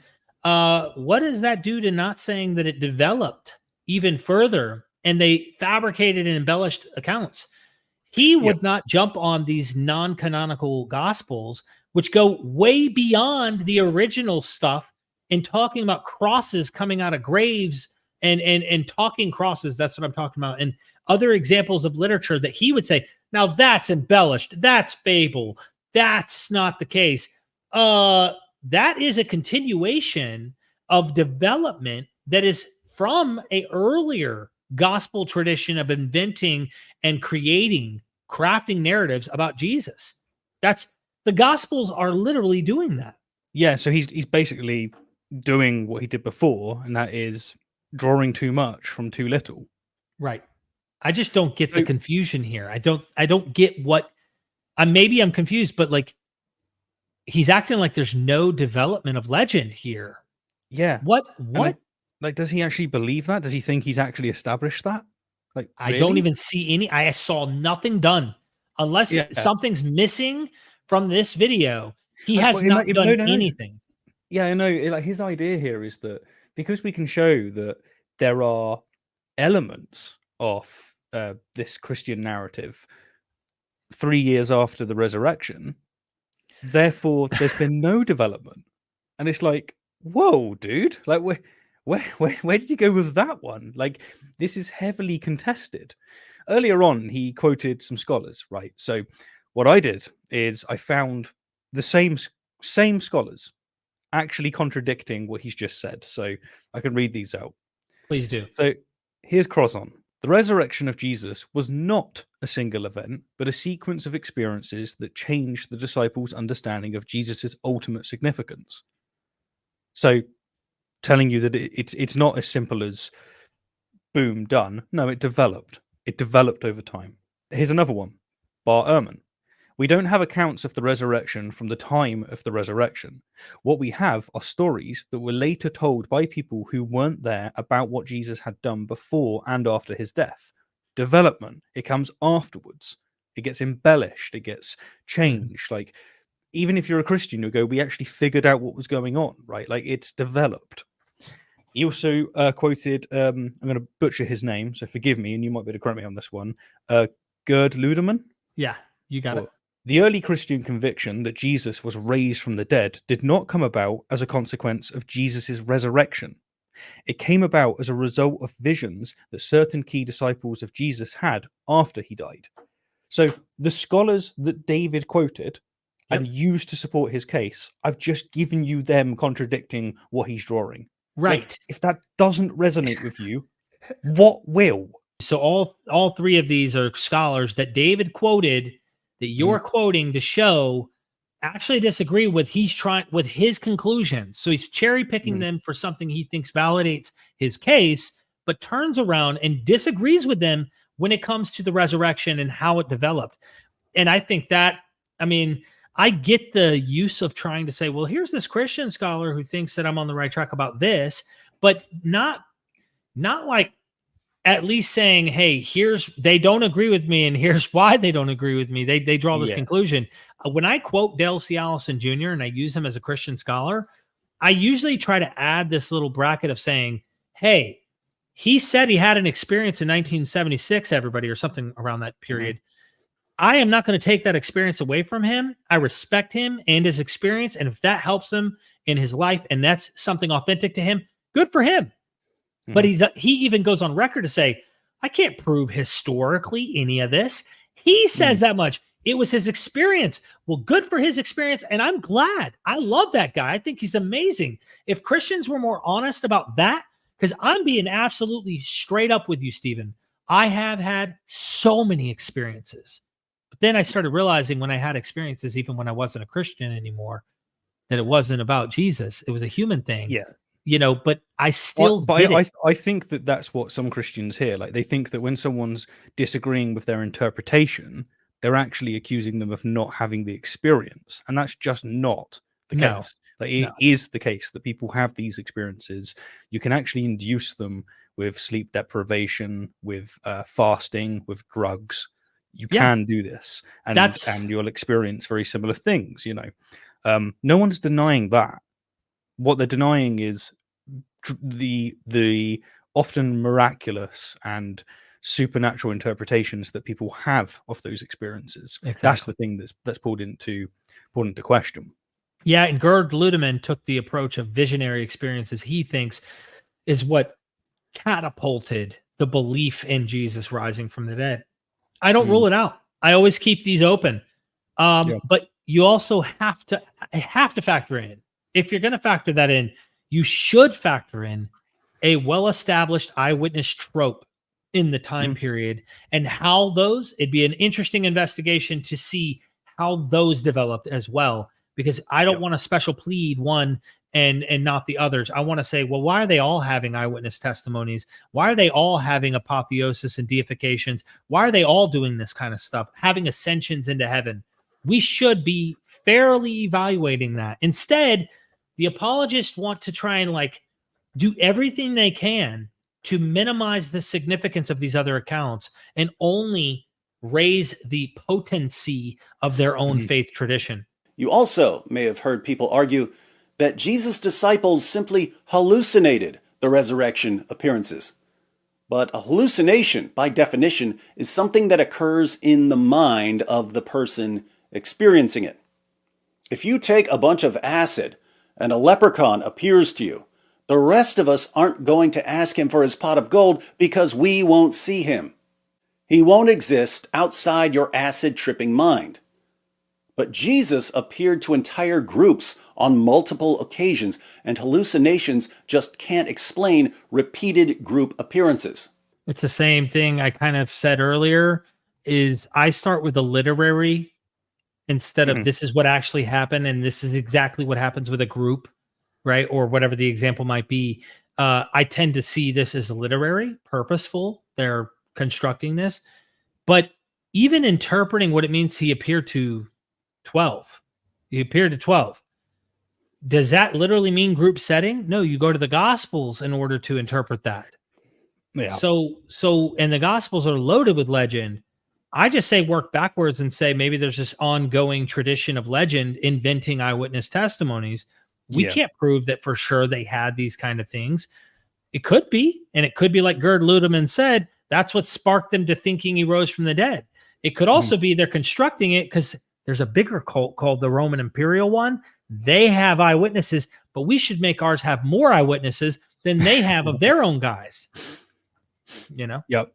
I just want to drive back the fact that he's getting here again with those quotes that you put on. He's implying that because there's scholarly consensus that Jesus existed and that he was executed, that somehow there's scholarly consensus that the hallucination hypothesis is false.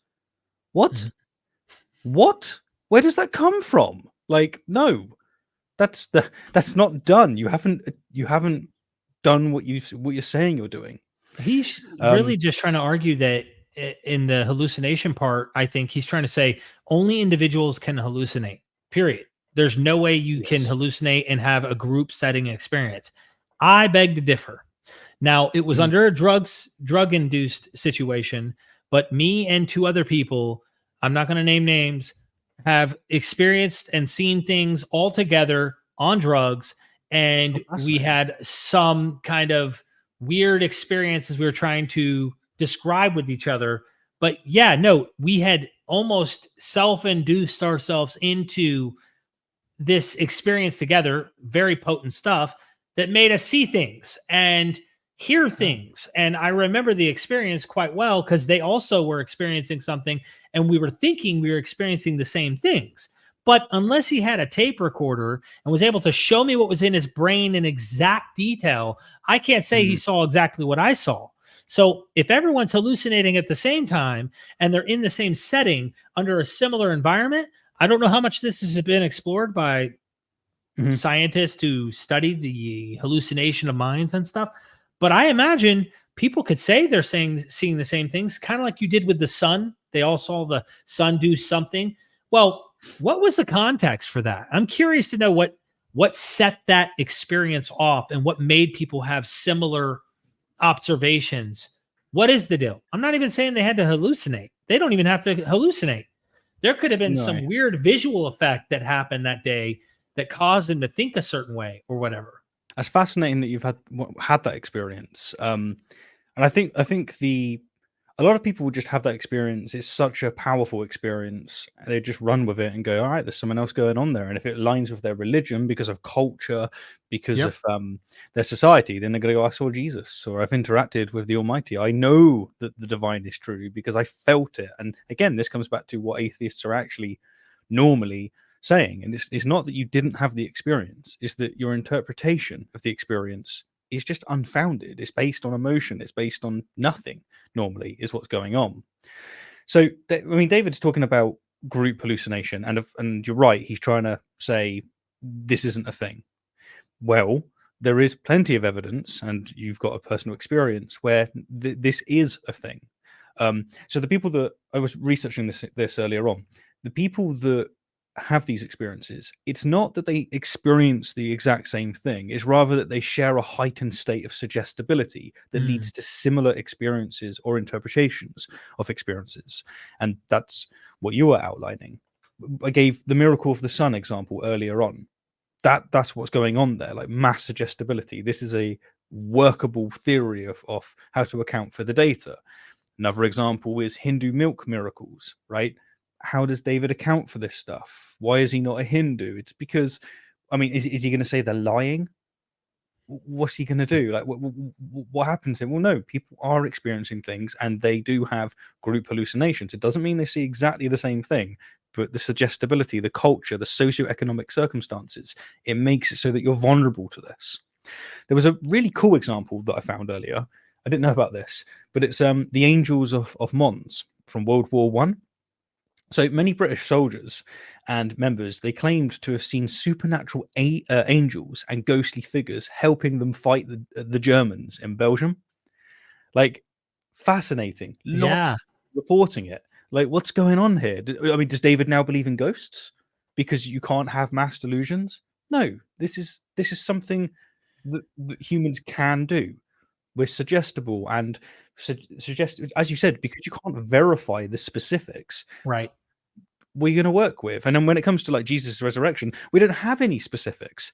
We can't ask these people because we have Paul telling us that there was 500 people. We don't have 500 witnesses telling us the details of what they saw. Yeah, and it's weird because what does he mean? Honestly, like, even to know what Paul means appeared to me. What does that mean in his mind's eye and his dreams? And the reason I mention this is because I'm not pulling that out of my butt. Asclepius, the most profound healer in the Mediterranean world. Nobody was more known for being a healer than the god Asclepius. Sure, Heracles healed people. Isis, the goddess, the Osiris deity's wife, in Egyptian mythology, she was known to heal people even in the Mediterranean. But Asclepius has several inscriptions, Greek inscriptions on stone and Latin ones, because the name carries over into the Roman Empire, same god, just renamed a little. But it has healing stories and temples all over the Roman Empire where the people claim that Asclepius appeared to them and literally touched them and healed them of their illnesses and things like that. Like, if they were sleeping today, a Christian sees a silhouette. They're really dreaming, but they think they're awake and they think they were woke up by this figure at the door, and it's a silhouette. And he's like, I'm here and I love you and I'm here and I'm going to heal you of your sickness, because they're going through something in life. Next thing you know, they wake up. They're going to think it's Jesus. But what if it was Asclepius? Because he appeared way more often to people to heal them in these kind of examples. It's cultural. It's suggestible. It's so many factors like you discussed. And so who knows what they meant appeared to the 12? You know what I'm saying? Yeah, like what would be interesting, what would be good data is if Christianity hadn't made its way to India, and yet Indian people started reporting Jesus turning up to them. Right. That would be intriguing. That would be something to ponder over. But no, you get exactly what you would expect with this kind of stuff. It happens in the environment, and Yep. it's just so predictable. But all of this talk about the hallucination element, while I think that it's a workable hypothesis and theory, personally, I just don't think that that's the case. I think some of the other things we've outlined today are better. But it should be noted that this dismissal that David has, no, there's group dynamics, there's social reinforcement, there's cognitive dissonance, there's rhetorical and I forget what it's called. Motivations for afterlife, motivations for fitting in, like all of these things are relevant to this. All of them. And you can't just like dismiss it. Like, and you certainly can't go, I'm going to dismiss it because I can show scholars saying that they agree there's an execution. Like, no, like just no. I like how you pointed out dealing with the group hallucination thing, just to point out it's not off the table. No, you haven't dealt with legendary stuff. And no, you haven't even dealt with the idea of dismissing a hallucination. So really, there's two skeptical answers that you have not dismissed. If it were the case, and this gets down to the nitty gritty, like you were able to prove that they actually did have this group hallucination and there wasn't suggestible data, like scientific evidence to suggest that group hallucination, we'll call it, suggestibility to visions or experiences of things that they want to all, hey, our story is this is what we agree it was. You know, if you could prove that, that would be interesting. We'd still be able to say, well, maybe science hasn't discovered how to explain some of this data yet. But I just want to make the point that he hasn't done either one, really. He hasn't done either one. So we can't attribute the resurrection appearances to legend or to hallucinations. Can we attribute them to deception? Were the disciples lying about the appearances? That's what I thought before I was a Christian, but there's a fatal flaw in the deception hypothesis. Liars make poor martyrs. While some human beings are willing to die for what they believe in, I've never met anyone who was willing to die for something he made up. Excellent. There we go. Do you want to start this one off or me, mate? You might need to start it off. Again, I want to emphasize that David is acting as if he's done away with the other explanations. He hasn't. He absolutely hasn't. And now he's got us left with this. Well, maybe, maybe they lied. Maybe this is the only refuge that you atheists have left. Nonsense. He hasn't done his work here. So if we deal with what he's saying, though, the sincerity of belief and willingness to die for that belief does not, it simply does not validate the truth of that belief itself. That's not the case. And notice that David didn't at all give any extra biblical sources of the martyrdom of the disciples. Again, this is entirely reliant on the Bible. I would just like to say, has he ever heard of Joseph Smith? I'm not sure if he has. And I get it. I've never met the man either. But I would like to say there is a situation where this guy probably played part of inventing stories about visionary experiences, seeing Angel Moroni, crafting his own cult. And there's a situation when they're being exiled from a state they're not welcome in before they end up in Nauvoo, and they are being killed. They are being killed for their cult by the people in that state who obviously are fed up with Mormons and go out of their way to persecute. So these Mormons end up becoming martyrs, including Joseph Smith, who almost died in this situation and then ends up eventually actually dying in a prison. He got arrested and ends up dying. He gets captured by a whole mob of people who literally just raided the building to kill the guy. And the guy did not give up. He didn't stop with his cult. The idea that humans can't be delusional and yet invent lies and simultaneously believe the bullshit that they sell as well, really undermines I honestly would say undermines the complexity of humans. We are far more complex than I think he's trying to play us out to be. And that's one of the blind spots that David has, in my opinion. He does, yeah. I think that is a fantastic example that you gave there, because most Christians who are not, followers of Joseph Smith, they're going to say, okay, look, suppose we can show all these quotes to say that he isn't a myth. And that's true. Like, we don't think that Joseph Smith is a myth.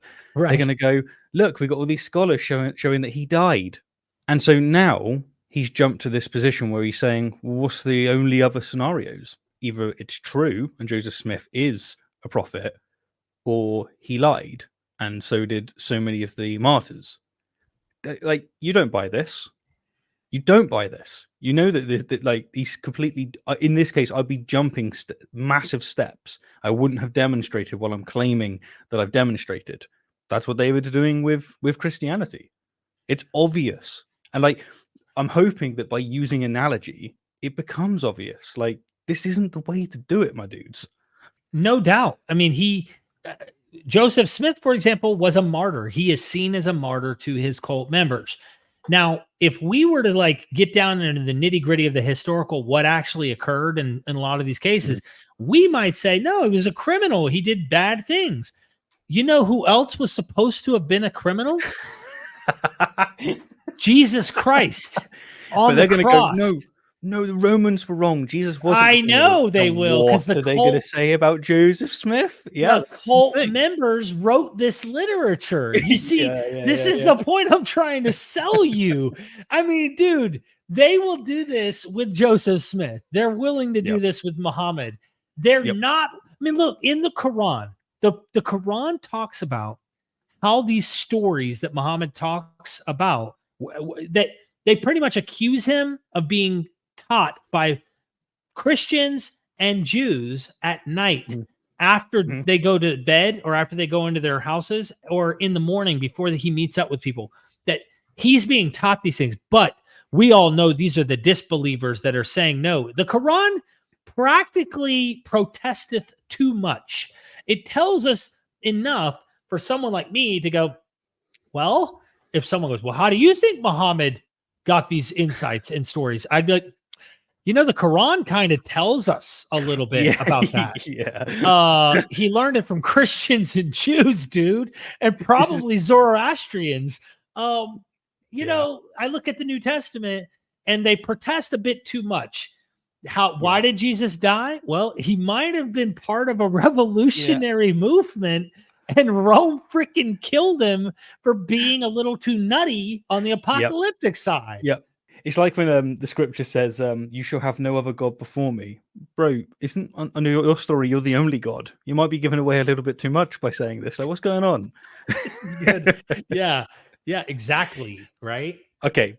And this speaks to what you were saying earlier. The decision to face death rather than recant, it can be influenced by various psychological and social factors, right? So these include group dynamics, societal pressures, the human tendency to adhere strongly to beliefs that have significant personal or community meaning, especially under threat.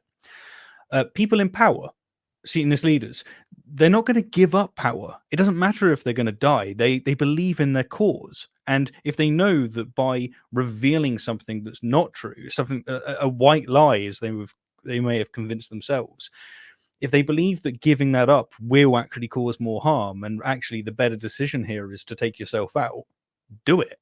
And if they're really knowledgeable about how religion works, definitely do it. Be a martyr. Like, you're setting humanity on the right course according to what you think is valuable. Like, it's not this one-dimensional thing that David is painting. And again, I know Christians know this, so apply it.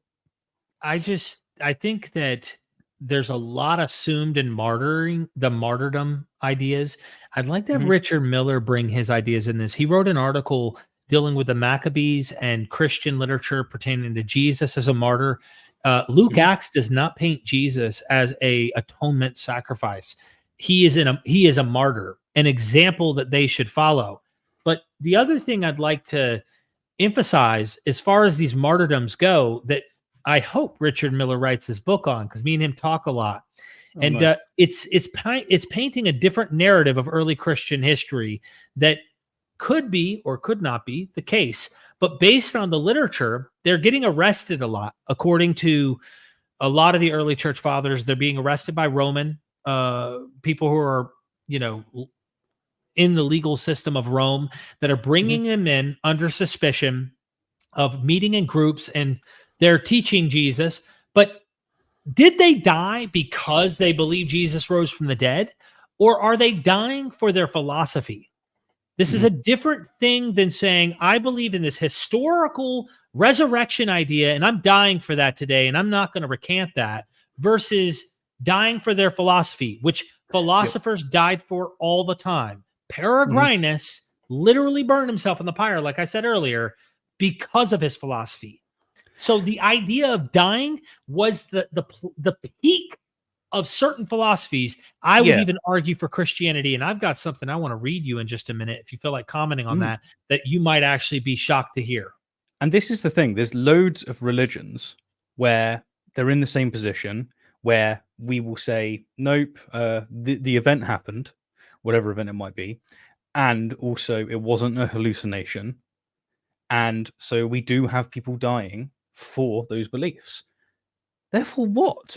Like, are we meant to just conclude, look, Christianity's got martyrs. They wouldn't have died unless they really believed it. But Muslims and Hindus and the Romans, nah, don't worry about it. Nonsense. Like, what is this selective? You were saying about special pleading earlier on. It's just opaque. It's transparent. It's treated like a fucking feature when it's a bug. Is that they know it's a bug. They don't accept this elsewhere. It's like, I don't know, man. Like, apologetics sends me into a spiral of incredulity. Right. Bizarre. It is bizarre. That's a great analogy. I do have the quote. It is a book, a letter written to the Romans by Ignatius, who was a church father. He's a saint in the Christian church. I can't read much of it for the time's sake, but I want to just say he gives a greetings to them. In chapter 1, these are the subtitles of the chapters. As a prisoner, I hope to see you.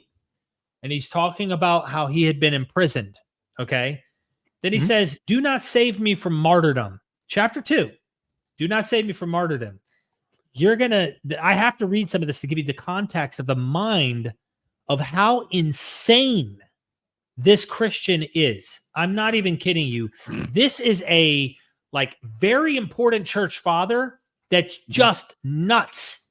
I mean, the mindset, his philosophy is honestly wild, because this flesh is no good. In his mind, it is terrible. Look, chapter 2, do not save me from martyrdom. For it is not my desire to act towards you as a man pleaser, but as pleasing God, even as also you please him. For neither shall I ever have such another opportunity of attaining to God. Remember that. Nor will you, if you shall now be silent, ever be entitled to the honor of a better work. And you're like, what is he talking about? For if you are silent concerning me, I shall become God's. But if you show your love to my flesh, I shall again have to run my race. Pray then, do not seek to confer any greater favor upon me than that I be sacrificed to God while the altar is still prepared. That being gathered together in love, you may sing praise to the Father through Christ Jesus, that God has deemed me, the bishop of Syria, worthy to be sent from the east unto the west. It is good to set from the world unto God, that I may rise again to him. Now listen, chapter 3. Pray rather that I may attain to martyrdom. It gets even more grotesque. You have never envied anyone. You have taught others. Now I desire that those things may be confirmed by your conduct, which in your instructions you enjoined on others. Only request in my behalf with inward and outward strength, that I may not only speak, but truly will, and that I may not merely be called a Christian, but really be found to be one. For if I be truly found a Christian, I may also be called one, and be then deemed faithful when I shall no longer appear to the world. Nothing visible is eternal. For the things which are seen are temporal, but the things which are not seen are eternal. For our God, Jesus Christ, now that he is with the Father, is all the more revealed in his glory. Christianity is not a thing of silence only, but also of manifest greatness. Chapter 4. Allow me to fall a prey to the wild beasts. I write to the churches and impress on them all that I shall willingly die for God, unless you hinder me. I beseech of you not to show an unseasonable goodwill towards me. Allow me to become food for the wild beast, through whose instrumentality it will be granted to me to attain to God. I am the wheat of God, and let me be ground by the teeth of the wild beast, that I may be found the pure bread of Christ. Rather entice the wild beast, that they may become my tomb, and may leave nothing of my body, so that when I have fallen asleep in death, I may be no trouble to anyone. Then shall I truly be a disciple of Christ, when the world shall not see much as my body. Entreat Christ for me, that by these instruments I may be found a sacrifice to God. I do not, as Peter and Paul, issue commandments unto you. They were apostles. I am but a condemned man. They were free, while I am, even unto now, a servant. But when I suffer, I shall be a freed man of Jesus, and shall rise again emancipated in him. And now, being a prisoner, I learn not to desire anything worldly or vain. Chapter 5. I desire to die. I'm not even going to read anymore, bro. You need to read this letter. This is a Christian telling you what a true Christian is supposed to do. You have to die. The flesh, bad. Attaining to God, good through suffering. Guess what? That has been before Jesus. Philosophers were doing this. Even the Maccabees were doing this. They were martyrs for a reason. So Christians should learn a little more about that. To 27, he writes, 5 times I received from the Jews the 40 lashes minus 1. 3 times I was beaten with rods. Once I was pelted with stones. 3 times I was shipwrecked. I spent a night and a day in the open sea. I have been constantly on the move. I have been in danger from rivers, in danger from bandits, in danger from my fellow Jews, in danger from Gentiles, in danger in the city, in danger in the country, in danger at sea, and in danger from false believers. I have labored and toiled and have often gone without sleep. I have known hunger and thirst and have often gone without food. I have been cold and naked. Oh my God. Oh, go ahead. I could say so much about this, but it's just spiraling. Like he's like, look what I can do with these pieces. They just don't do it. I have to say, so anyone who's not like hook, line, and sinker buying into the propaganda of Acts, the apostles, Acts of the Apostles, will notice a theme. And there's an ironic theme that this guy we call Luke is writing to this guy we call Theophilus. It may be a group of God-fearing, because it means God lover, something to the effect of a God lover. And some say it's a God-fearer who probably has a lot of money. And he is trying to persuade this God-fearer of the truth of the gospel message, saying he has looked at previous accounts, Mark, Matthew, and he finds them lacking all of the evidence and the argumentation he wants to bring up. So he writes Luke, the gospel, and also Acts. Scholars have noticed every time these Christians get imprisoned, do you know who is really the guilty party? Every time, the Jews. Of course, every freaking time.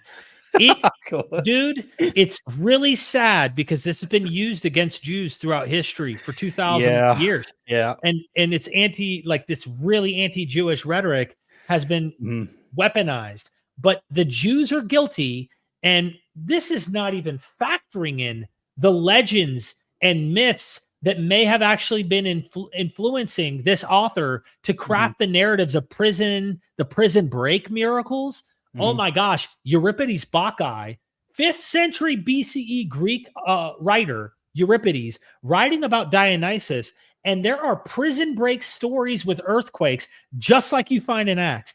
Guess who talks about that? Dr. Dennis R. MacDonald and some of his students who've recognized this. But there's other scholars who think that Luke Acts is being influenced by these broader Greco-Roman Mediterranean myths. And the list goes on and on. Paul writes in his letters all these braggadocious type things about how he endured all this trouble. Well, that's assuming that that proves something. Like, okay, the guy endured trouble and hardship for a cult that he is involved in. I can't imagine other cult leaders didn't endure hardships. Joseph Smith is another example, believe it or not. This guy went through some shit. Read some history on Joseph Smith and you'll find out real quick. And did he give it up? Never. Yep. And he made some of the stuff up. We have good reasons to think he made it up. So, sorry. No, I absolutely agree. It's just amazing that he's working with scholars agree with execution, therefore they agree with everything that Paul has to say, and it's flabbergasting. I know I've made that point a lot, but that is his thesis. You're mentioning other religions, right? So I got a few quotes up. Here's a quote. This is from Guru Arjan. In the house of the Guru, true worship and recitation of the divine name are carried out. I endured all this torture for the sake of the lovers of God. Well, again, you have like a similar element of like, look at what I dealt with, but you also have, oh, look how I suffered. Early Buddhists, right? They faced various hardships. Here's a quote. The great king of the earth, the foolish one, ignorant of the truth, he is indeed heretical. Many other kings on the earth, ignorant and foolish, harass the doctrine of the Buddha. You know, same shit, different religion. But yeah, I don't know if there's anything else you want to add to that, but that's me on that. I would just add something that since he brought up Acts again, and I told you that the Jews are always the guilty party. Why did they do this? Why did this author write that the Jews were behind it? And the reason is, and many of these scholars who've written on Acts, contemporary scholars who have written, critical scholars who've written on Acts in their commentaries, have noted that this Theophilus, who may be rich, may have heard about the guilty accusations by Romans toward Christians. And so he needed a scapegoat to paint, blaming Jews for what Christians who've been imprisoned or have actually been charged for some type of illegal activity, like maybe publicly speaking in places, because Rome had a real they didn't play around with people who riled up the audiences and tried to get them to potentially revolt or become very sensitive to the empire in a possible way of revolting and causing riots. And you notice riot after riot happening in the book of Acts. So Christians did not care, even though they didn't have a legal right in the empire to go publicly presenting this stuff in public areas that way. You had to be a specific religion that was actually agreed. Like they had to give a thumbs up to them in allowing them to do that. They allowed Jews to have their public meetings and stuff, but Christians came out of the woodwork and they were this horrible superstition, as you see some of the authors talk about, the Roman historians, and they were getting imprisoned. And they were doing things nutty like Ignatius, breaking laws. But then guess what? Christians write about those Christians who are breaking laws as martyrs instead of criminals. So notice the perception. Like if I today went and committed a crime and I had a cult following, my cult following, if they're sunk cost fallacy and they've invested their life and they're sucked into this rabbit hole of belief in Derek as a leader or messianic figure, they're not going to see me like Joseph Smith in a negative light. They're going to probably walk away interpreting me as a martyr and find some cognitive way to rationalize me as a good guy in light of me being a nut job doing something I shouldn't have done. That's it's kind not of what probable. It is near guaranteed. That's what all of the religions have done. Like they don't paint themselves as the bad guys, not really. Like even when they try and run on that narrative, they don't actually do that.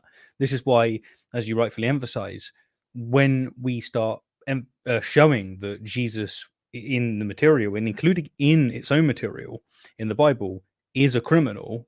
No, he's not. He can't be. That is not the case, because we define what's good. This is so even Celsus, an early critic of Christianity, Celsus, however you want to pronounce his name, he was a pagan, but a very noble philosopher, and he knew the Roman myths very well. He made the accusations to Christians. In Contra Celsum, we get elements of his work because it's only preserved through Christian writings, but he makes the accusation exactly that. This is a criminal. He is charged for a crime, but not to Christians, he's not. But to Celsus, yep, he is. The Jewish historian Josephus reports that James, the brother of Jesus, was stoned to death as a lawbreaker. Okay, so correct me if I'm mistaken, Derek, but the New Testament doesn't provide much detail about James's death, who is traditionally seen as Jesus' brother. And according to Josephus, James was stoned to death in Jerusalem in the mid-1st century AD. The exact reasons for his death are not explicitly stated in historical sources, but it's just commonly believed that he was martyred for Christian faith and leadership within the early Christian community. Is that it? Yeah, that seems to be, and I'm no expert specifically on this particular issue, but it seems to be, for some reason, there's a quarrel in the religious community that James is part of, and it does not say he died for Jesus or that he died because Jesus rose from the dead and he wouldn't recant his faith. It doesn't say any of that. It has nothing in the context dealing with any of that for him dying. It sounds to me David is just wanting to pull "he died" out of his hat, and for some reason he died. But we need to make sure that remember now, Jesus died. Remember this, Stephen. This proves he rose, right? Like he died. I know. It's just this is escalated quickly, right? It's like all of this. Look at all of these quotes that you all agree with, and then it's just shot off an edge, a complete edge. It's absolutely bonkers. I almost feel like it's important to point out something Matthew Hartke discovered in a commentary in one of the, and I'm talking about an early church father, and I can't remember which one, was commenting about this sect of Samaritans, Jewish Samaritans, who said that their leader was still alive till this day. Now, he wasn't running around on earth, but they believed he was still alive. And this Samaritan, they're Samaritans, which are an offshoot kind of a Jewish group that claim to be part of the Northern Kingdom and whatnot. And that goes back into a long-standing history between Jews, Judeans, and Samaritans. But that their cult leader was still alive, some messianic cult leader. And this has been centuries that he's still alive to the day that the church father is making the commentary. So it's an alternative, never makes it into the history books really, except through this brief little comment in the commentary that a Samaritan group believed that their messianic leader or their cult leader, I can't remember his name, it's mentioned in it, and Matt Hartke mentions it in an interview with me, that he discovered that the church father saying to this day that they say he's still alive. What about Nero? The Nero Redux or Redivivus myth, that they believed after he died, this guy was still alive and was potentially going to come back with the East, the Parthian kingdom, destroy Rome, and persecute Christians again. God's got to come in and step in and save the day. So what the heck, man? Well, Nero died. We have high confidence Nero died. Therefore, he's going to rise again soon. I mean, where does this notion come from? Clement of Rome invites his readers to keep in mind the sufferings and martyrdoms of Peter and Paul. So the apostles didn't just preach that they had seen Jesus alive again, they were willing to endure prison, floggings, and even death as they preached. And that means they really believed what they were saying. David simply has not demonstrated this. He just hasn't. He's given quotes to back up something else, but he hasn't actually backed this up at all. He needs to show that they were indeed martyred. And he's primarily supported this crucial premise by referencing the Bible. He wouldn't accept this from other religious people. He then gave us a Josephus, who mentions James twice. This, I don't know what Christians expect someone like me to say to this. Right. This isn't scholarship. This isn't even an argument. It's not coherent.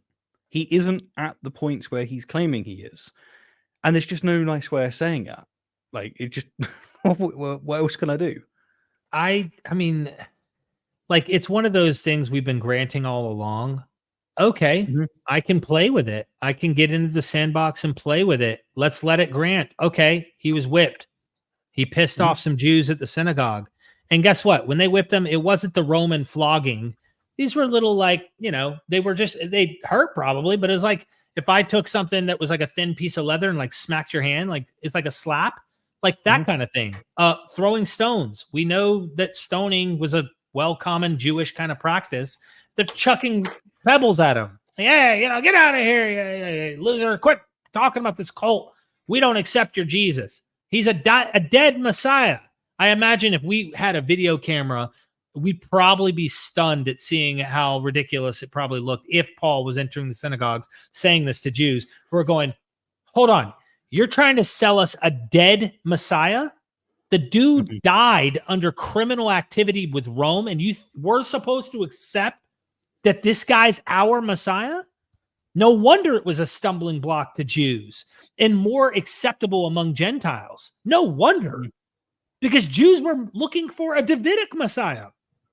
They were looking for someone who was going to be a ruler of the kingdom, not some suffering guy that ends up dying in that way. It doesn't seem that was the going interpretation. And no wonder the New Testament has, oh, he's not the kingdom of this earth. Pontius Pilate, you're a king? Well, you know, of this other place called heaven, not of earth, of course. What? How do they even get those words in his mouth anyway? Who told that conversation? Jesus literally dies that same day. So who was in the room with Pontius Pilate listening in? I mean, like, it's an omniscient author, meaning they're crafting the story. Christians can come up with clever ways. Pontius Pilate's wife overheard it in the other room. And then because she was a super Christian, she ran off. Like they'll make up stuff to do anything they can to make this stuff true. And you know what? Since the scholars agree that, you know, certain locations exist, they also agree with this story. So done. Checkmate. Finished. Exactly. So this next clip is a series of quotes. It's a long clip, but okay, here it is. Here again, it's not just Christians who draw this conclusion. Even non-Christians maintain that the disciples sincerely believed that they had seen the risen Jesus. Gert Ludemann, it may be taken as historically certain that Peter and the disciples had experiences after Jesus' death in which Jesus appeared to them as the risen Christ. Bart Ehrman, we can say with complete certainty that some of his disciples at some later time insisted that he soon appeared to them, convincing them that he had been raised from the dead. Bart Ehrman again, it is a historical fact that some of Jesus' followers came to believe that he had been raised from the dead soon after his execution. Paula Fredrickson, I know in their own terms what they saw was the raised Jesus. I'm not saying that they really did see the raised Jesus. I wasn't there. I don't know what they saw. But I do know, as a historian, that they must have seen something. Who's contesting this? Like this doesn't back up what he just claimed, and it isn't a hill to die on. Like, yeah, early Christians believed what they were saying. The same is true of so many other religions. Therefore, what? Yeah, I get it. And you know what? I would even be potentially willing to contest some of these quotes as an option. I wouldn't even necessarily just buy into. Again, remember, they did the same thing with other cults. So is this really everybody having authentic experiences and they're interpreting them as visions? That's a possibility. I'm not even contesting that as an option. That's on the table. I'm also saying, though, is it not likely that they're crafting and, in a literary sense, constructing eyewitness testimony, eyewitness claims to people that weren't really actual eyewitness claims of a resurrected Jesus? That's important. But notice Gerd Ludemann comes up again. Bart Ehrman comes up again. Let me pick these guys for things that I want that support me and not draw their conclusions. They're not persuaded. They're not persuaded that he rose from the dead. Well, what the heck, man? Wouldn't you think with a quote like that, David, that they would be Christian? I mean, your argument is so persuasive. Like, they themselves, the ones you're quoting, they should be persuaded by this. Why are they not persuaded by this? Have you asked them? Well, this is this is a funny thing, right? Bart Ehrman does not believe in mythicism. He does not believe in the hallucination, right? He actually does believe that Jesus died, he existed, and then he died, and he believes he died by crucifixion, and yet he's not a Christian. What's going on? Well, fortunately, we're going to hear what's going on. David's going to tell us that it's all to do with wanting it not to be true, because yeah, sure, we have the great message: if the world doesn't revolve around you, and you will not see your loved ones again, and we just want this to be true. But that's where he's going. Fredrickson says that she doesn't know what they saw. But I do. I think it's obvious what they saw. The disciples saw the sort of thing that would convince individuals and groups, friends and foes, that they had all seen a man who had been dead, alive again, standing in front of them, telling them why he had to die and rise again. Dude, he knows. David knows what it is. Obviously, I knew at one point, you know, You did. 8-10 years ago, I knew what they saw. I knew it. And I knew I had certainty. What interests me too about being that kind of a apologist early on in my career as a Christian is we love certainty. So these quotes where he underlines the word certain, you find that a lot because they need confidence. They need certainty, and they want that to be the case. So they quote mine these people who aren't drawing their conclusions, and they're like, hey, they're certain about these ideas that a guy died, but they're not certain about these other things. I can answer this for them. I'm certain for them on what they saw back then. And it's like, why would you be certain of that other than you're absolutely susceptible to the literature and you believe what they're selling? Yeah, it's a variation of cafeteria Christianity. They do it with scripture, so they're going to do it with scholars. They're going to do it with data. That's just, it's unfortunately not surprising. That's what they do. I mean, we know that David knows this, which is to say that he's convinced of it and convinced of it to a high degree. But what we need, David, are reasons and justification, and you just didn't give it. And you don't go on to give it. Like you've actually presented your case. You move on to just slagging atheists off and naturalists. We'll get to that, but that's it. That's all we've got. And he just hadn't shown it. Beating a dead horse, I know that, but like, what can you do when you're asked to review the whole thing? Unfortunately for our atheist friends, the only sort of thing that can do that is Jesus actually appearing to them, which means that Jesus rose from the dead. So there's only one conclusion to draw from the facts that even atheist and agnostic scholars grant as historically certain. And yet, atheist and agnostic scholars clearly don't believe that Jesus rose from the dead. Why do they reject the resurrection when they're aware of the historical evidence? Why? Why do they reject it? What is going on? Yeah, demons, sin. They want to sin. Grand conspiracy. They don't want it to be true. They don't want to go to heaven. They don't want to see their loved ones again. Paid. Yep. They're secretly doing things they don't, not supposed to do. I find this a very interesting point, though. Why do they not draw this conclusion? I've interviewed like 10 or 11 Bible scholars and people who are like deeply, deeply studying the Bible from the Hebrew Bible to the New Testament and their deconversion stories. And they end up painting this really fascinating picture about how the evidence started making it look so man-made. And once you really do factor in all these other claims and you take them serious, not necessarily saying like, I believe Asclepius or I believe Heracles and Dionysus or the Caesars miracles of healing the blind, and like, meaning I take them serious and not just put the Bible above them, but actually factor in that there were claims of all these other cults and groups. And I can't imagine how many never made it to us on papyri. We've lost them to history, the accounts of these other claimants, other figures, other cults, other gods, other miracles, you name it. Once you take into account that broad picture, and then notice how often the Bible does use earlier mythology with its creation and its flood accounts, and the list goes on and on, clearly riffing off of the Ugaritic pantheon into a post-exilic idea where they divorce Asherah from Yahweh and stuff. Man, you can't, you just get more honest. And the more honest you are with the material, the more you realize this just isn't believable anymore. It's not believable as if it happened. I could try and squeeze the grape for some wine of meaning and value, but like it's a raisin now. Well, this is like the really big giveaway.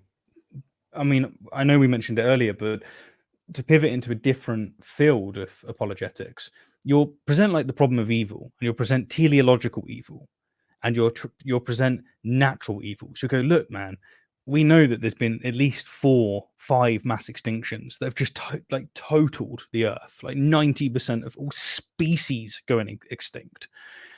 Utter carnage. We see it today, right? Just utter devastation. There's creatures that have been designed by God so that they are incredibly brutal. So, for example, Darwin mentions there's certain wasps. Their reproductive entire cycle revolves injecting their larvae into a caterpillar so that the larvae can eat the caterpillar from the inside out. Cruel. There's shrews that have venom, and what happens is they subdue their prey, drag them into their own little hideout, and then eat them over days, because what the venom does is paralyzes them. You point all of this stuff out and you go, look, I don't think that an all-powerful loving God created this. What you can't get from most Christians, and it's because of the bigger picture, what you can't get them to do is to look at it and go, yeah, you're fair enough, like you are rational for not believing in an all-powerful loving God. The evidence is pretty damn compelling. Fair enough. I'm still a Christian. You're not. Hey, no, they have to find a way to paint you out as being irrational. And the reason they have to do it is because if you don't believe like them, you're going to hell. You will be forsaken. Annihilationism or whatever doctrines they buy, most of it is hell. Because of that grander story, this is why they have to come out with utterly deranged confidence in areas where they really, really are not justified. And I think that's what's normally happening with most apologetics, and David is an example of this. You did a fantastic job painting that. I just want to make one comment, taking it off of resurrection, because this video that David's dealing with is just based on resurrection. We're not even talking about the virgin birth. He hasn't even talked about the ascension. We haven't even gotten into other aspects that can be easily shown as legendary by comparing it to other accounts that he would not accept. And they're so similar in, not identical, so similar in a way that you have to start realizing something's happening in literature at the time. And scholars they recognized that these are purposeful, legendary creations. Birth narratives is like its own genre. Jesus's birth in Matthew, with the virgin birth idea and fulfilling scripture, which is totally midrashically ripped out of its original context and applied to Jesus. And yet even Luke's, right? When you go to Suetonius, like I was mentioning, and you read about his birth with portents, which are prophecies leading to his birth, and when his mother is he's divinely conceived by his mom, by Apollo, and once he's about to be born, the Senate puts out a decree and says, no child is to be reared up this year. Meaning all children born this year need to be put to death. They need to be killed. Tell me that doesn't sound like Herod. And why is Yes, it Suetonius does. writing this about the birth narrative of Augustus? Why? Mhm. You don't believe the Could- story about that. You don't believe that Apollo really Mhm. did come down and impregnate his wife or his mother. You don't believe that the story that goes on and on about Augustus. This Mhm. is legend. This is what they did when they invented stuff about a person that they saw as a noble or important Wait, what? figure. So is there mythos with Apollo impregnated Augustine's mother? Yes. Fuck, You didn't dude. know Like this? this is another. Bro. I didn't know that this is another one of those. Dude, I have like Mary Beard, and I like know Yeah, quite yeah, a lot yeah. about Roman stuff. But that is a massive red flag. Like, why? Why don't we get taught Oh, this stuff? Well, we dude, know why. I'm going to read it to Wow, you. dude, blow my I'm gonna- mind. That's You're going to love this. absurd. So Absurd. in this book, which you could see here, it's not coming in very clearly, but it is Suetonius' Lives of the Caesars, a new translation by Catherine Edwards, Oxford World Classics. On page 90, if you have the paperback, which is actually the section on the deified Augustus, section 94. And now that we are on this subject, it would not be irrelevant to add an account of the events before his birth. On the very day he was born, and subsequently from which could be drawn the hope and expectation of his greatness and enduring good fortune. When in ancient times part of the wall of Villatre had been touched by lightning, this was seen as a sign that a citizen of the town would one day be ruler. Bolstered by this, the people of Villatre immediately waged war with the Roman people, and on many subsequent occasions too, almost to their own destruction. Now pause for a second. This could be based, like there could be some historical truth to a tribe of people in Villatre revolting and fighting against Rome because they saw some portent or some superstitious sign that told them, now's the time, and they went. But notice, it says, finally, however, it became clear that this event had been a sign portending the power of Augustus. Julius Marathus records that a few months before Augustus was born, a prodigy was generally observed at Rome, which announced that nature was bringing forth a king for the Roman people. The Senate, he continues, was most alarmed and agreed that no child in that year should be raised. However, those whose wives were pregnant ensured that the decree was not registered in the treasury, meaning we're not going to tell them that we're birthing kids. We're going to hide our children. Sounds like Herod the Great. And it sounds like Moses, the story of Moses, where they have to hide the whole ordeal with their children being born from the Pharaoh. Yeah. So I read in the books of Asclepiades of Mendes entitled Theologomena that Atii, or Atia, attended the sacred rites of Apollo in the middle of the night. Now, Atii is his mother. Okay. She attended the sacred rites of Apollo in the middle of the night, had her litter positioned in the temple, and fell asleep. While the other matrons were also sleeping, all of a sudden, a serpent slid up to her, then quickly went away. On waking, she purified herself as she would after sleeping with her husband.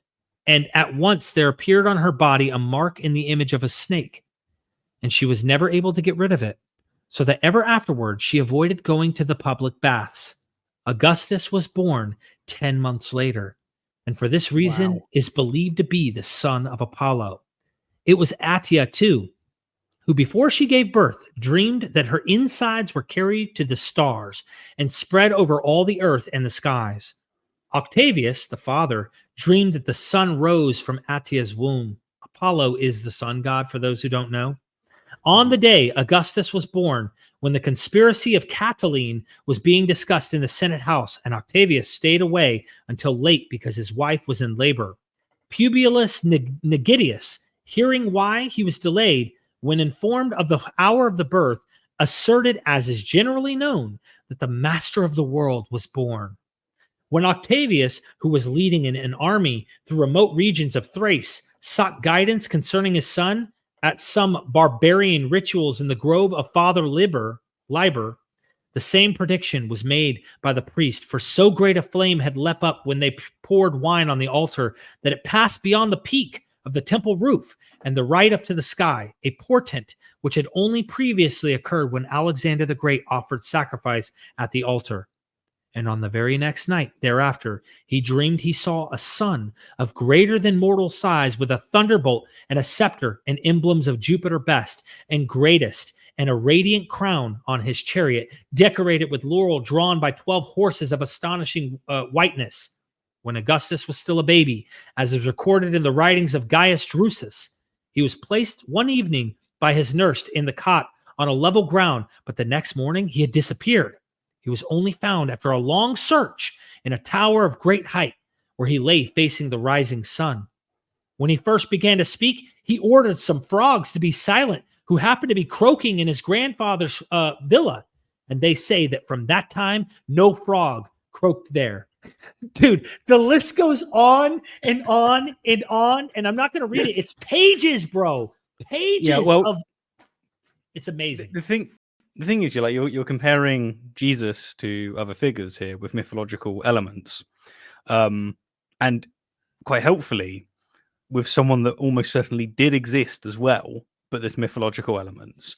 But David said that you can't do that, so game over. Game over. Also, you mentioned about the virgin birth and how David hasn't touched upon that, but it seems to me that he actually has already dealt with that. He said, here are scholars that agree that Jesus existed and that he died.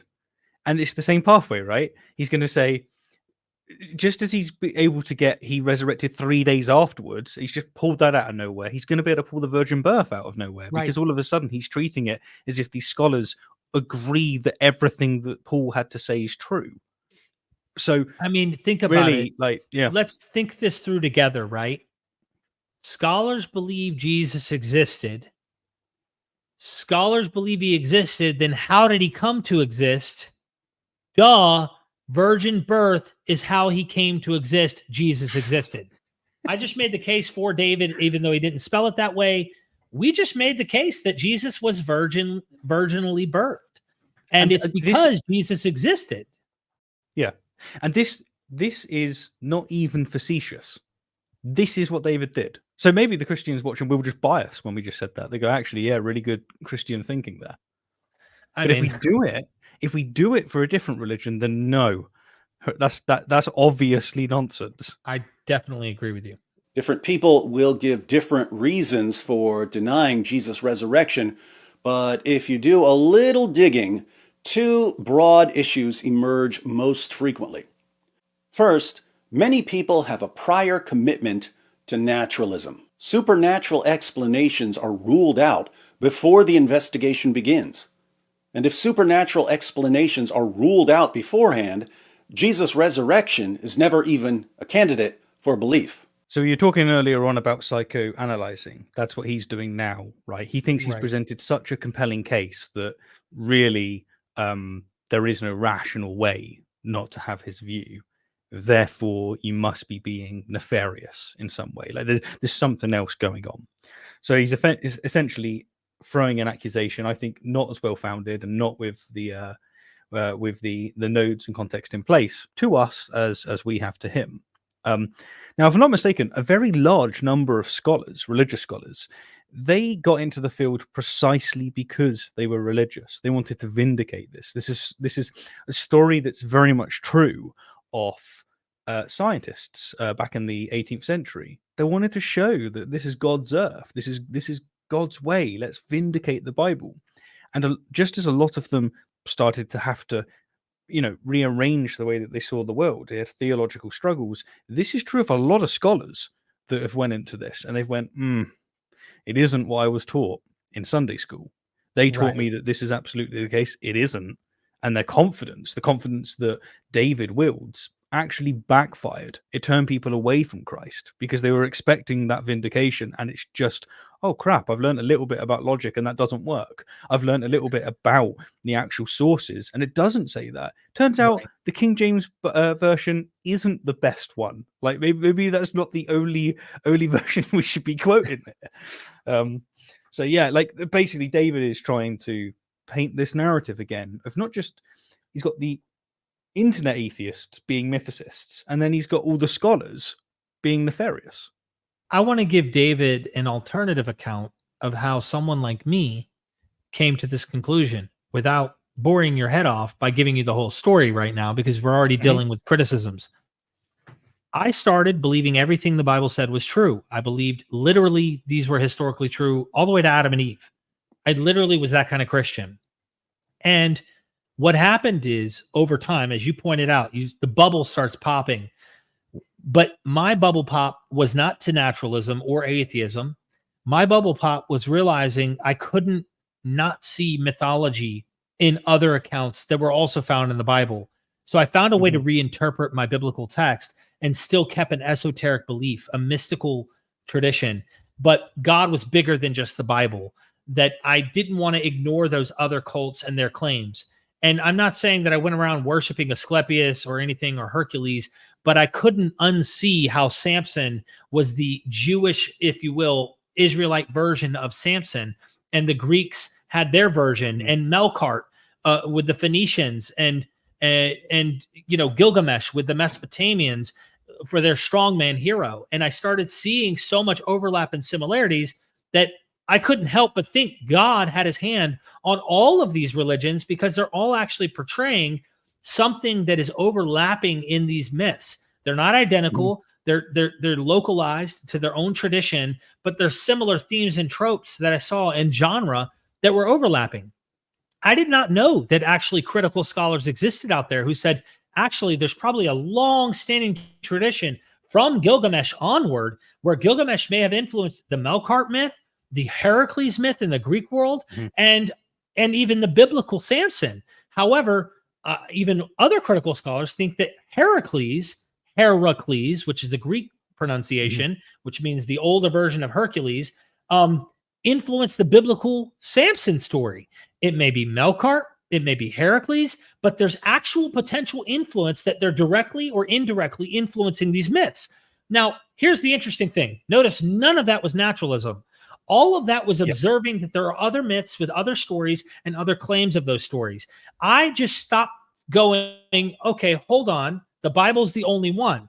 Once I did that and I realized the door opened and that there's mythology, once you realize that genre and even these miraculous claims are also stories, literary stories, you stop thinking these are literal historical events. That's what leads you down a different path. Then you do a little bit of studying from the scientific angle and realizing evolution's true, start recognizing some of the things you bring up philosophically. That starts to make you go, couple that with the fact that this is not special literature that is unique among all the other myths that are out there. You're stuck with having to face this. And when you do, if you're honest, I don't see how you can special plead this one over everyone else. That's what led me to the path of realizing I don't believe this stuff anymore. You emphasize such a great point. David's got it backwards. He's saying that they started with a presumption of naturalism. Most atheists I know actually won't affirm hard atheism, like the heavy hitting, like there are no gods. Rather, they go for more of the I just lack belief in gods. I'm not convinced by any of the propositions. And the reason for that is you actually have to know a bit about epistemology, ontology, metaphysics. You have to have a rigorous understanding of these things before you go, wow, all right, I understand these things to a degree, and I come out as a naturalist. And this is especially true of people that were religious. His entire account doesn't deal with religious people. He just basically just swipes them to the side, because most religious people say are Christian. It's really rare that they go from Christianity to atheism.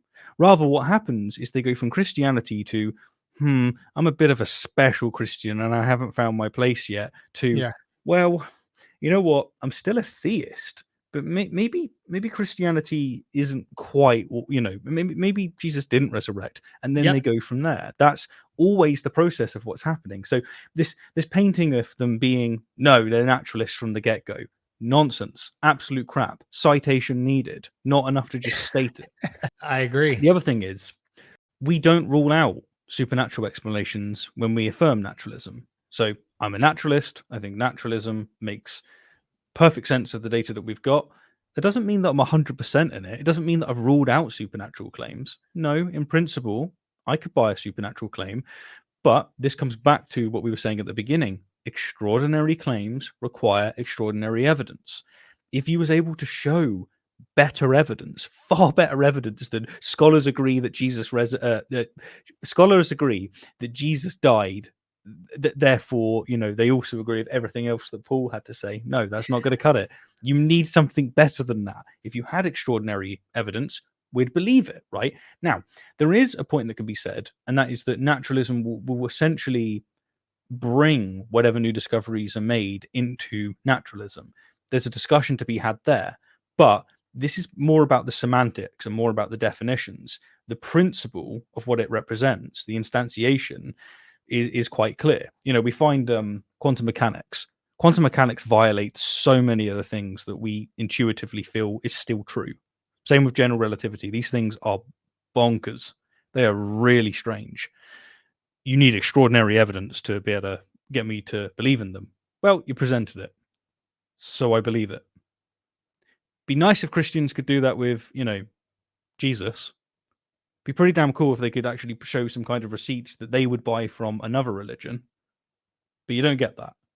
And now, at the bottom of the barrel, you just get this accusation of nefarious disposition. Oh man, I can go on and on with you.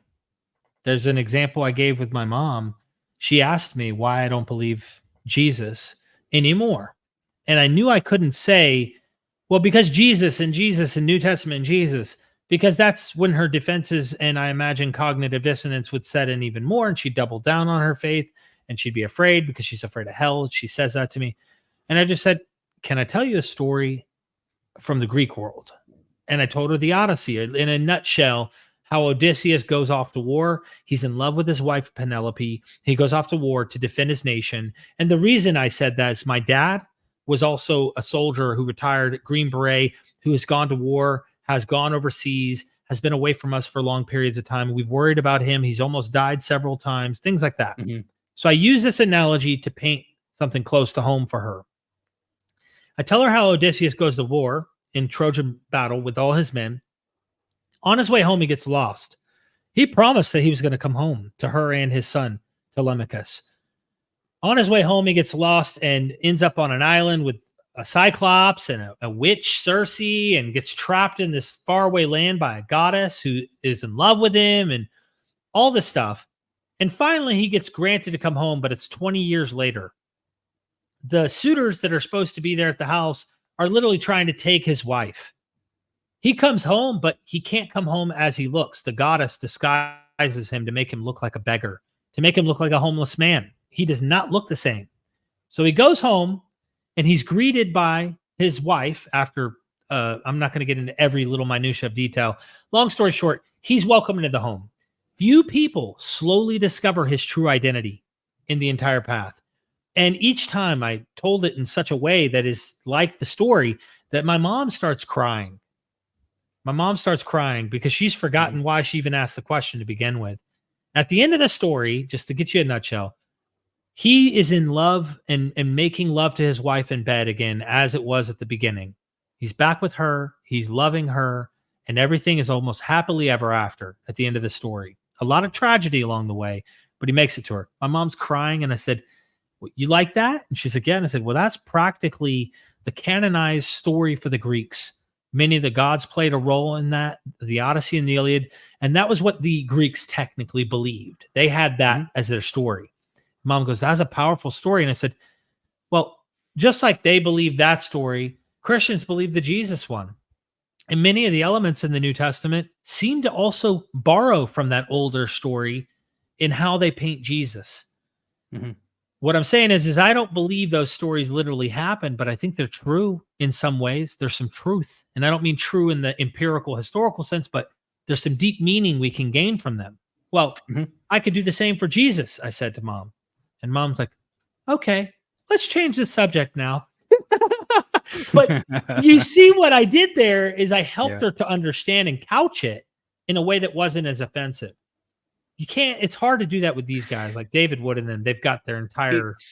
with an apologist, it's really hard. But with religious people in general, it is different to when you're trying to convince someone of something purely factual. So if you're trying to convince someone of, say, the shape of the earth, you're going to be talking facts. Right. But something that resonated with me when I was younger was Neil deGrasse Tyson. And he would say, here are the facts, and here's the sensitivity to your state of mind. And it's between the two that you can make impact. So you got to really read the individual and know how to make that progress. And actually, I found with counter apologetics, you're actually better off not focusing on the specifics. They want you there. That's where they want you. Really deal with the bigger story, such as what we've been doing today, pointing out the fact that the reason they're really confident is they need it to be true. It has to be true. Otherwise, the bigger story falls apart. So, is a commitment to naturalism a good reason to reject the resurrection?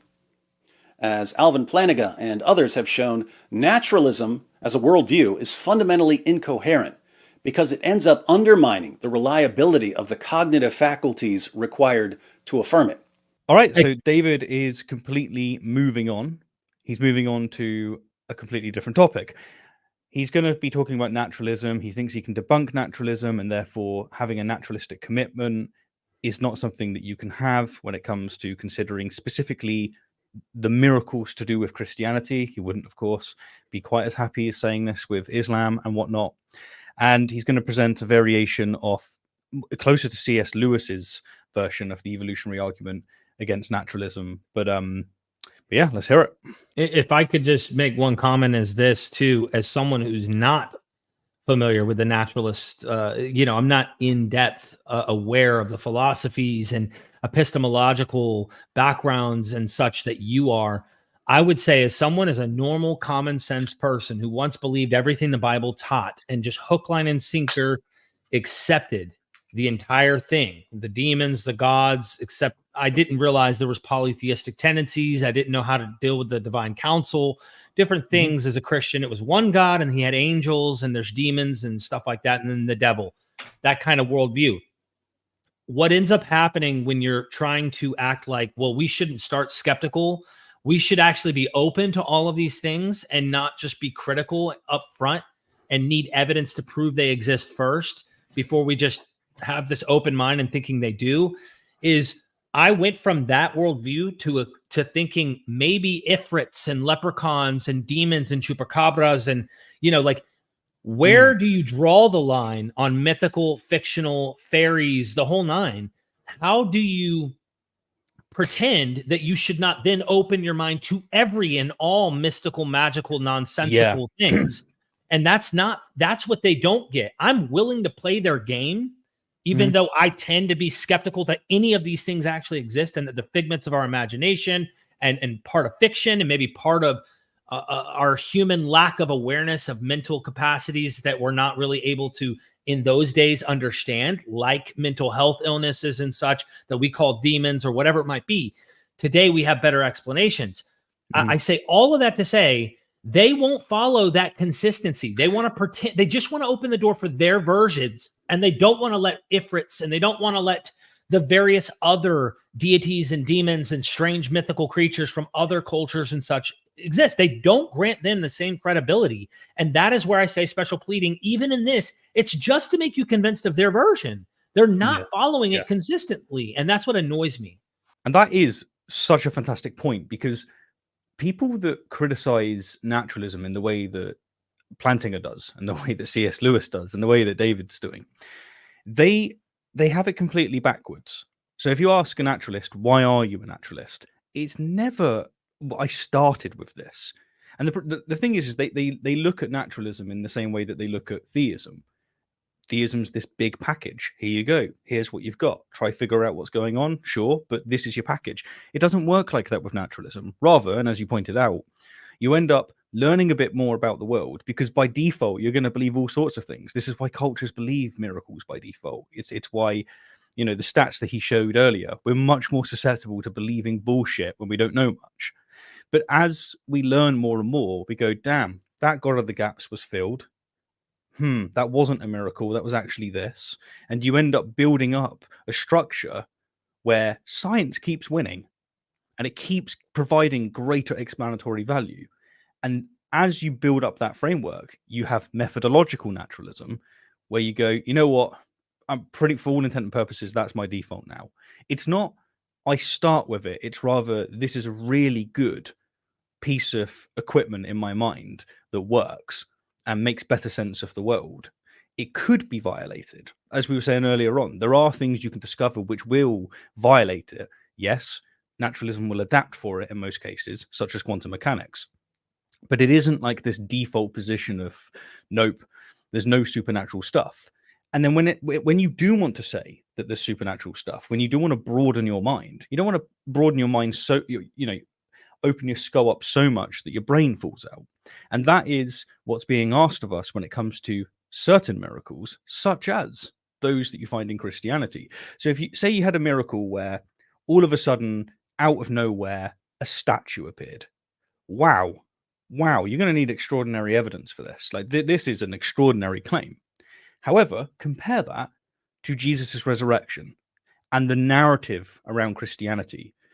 Not only did this incredible event happen, according to Christians, this incredible miracle, but we also have to buy that if you're not convinced of this proposition, you are deserving of eternal torment. It's just the sheer nonsense of it all. Like the sheer, just how improbable it is. Like not all miracles are built with equal probability. Like some of them, we all of us, Christians included, stick in a bullshit category. But Yeah. arbitrarily open it up to the point where you go, no, that fits my one in. Like, no. And for different reasons, they'll put those in different bullshit categories. And for me, I guess that category, that threshold of what they consider bullshit and what I might consider on equal footing to what the claims of the New Testament are, we can look at Apollonius of Tyana. We can look at Vespasian, three Roman historians, which I think Josephus, I think, is mentioned in this, but I know that Suetonius and Tacitus mention this, and I may be mistaken on the third source there, but is that Vespasian actually healed a blind man in a withered hand? Did he have powers? Did he actually do this? If we grant that and we actually open up the door, putting that as a possibility and a realistic thing that Christians want to also do with Jesus, then you have to ask the question, if both of them are likely, one has the power over death, and then they have this apotheosis tale where they actually go and ascend to heaven, becoming a god. And Jesus also ascends to heaven with eyewitnesses and all that stuff similar to the Caesars, and healing powers similar to the Caesars, etc.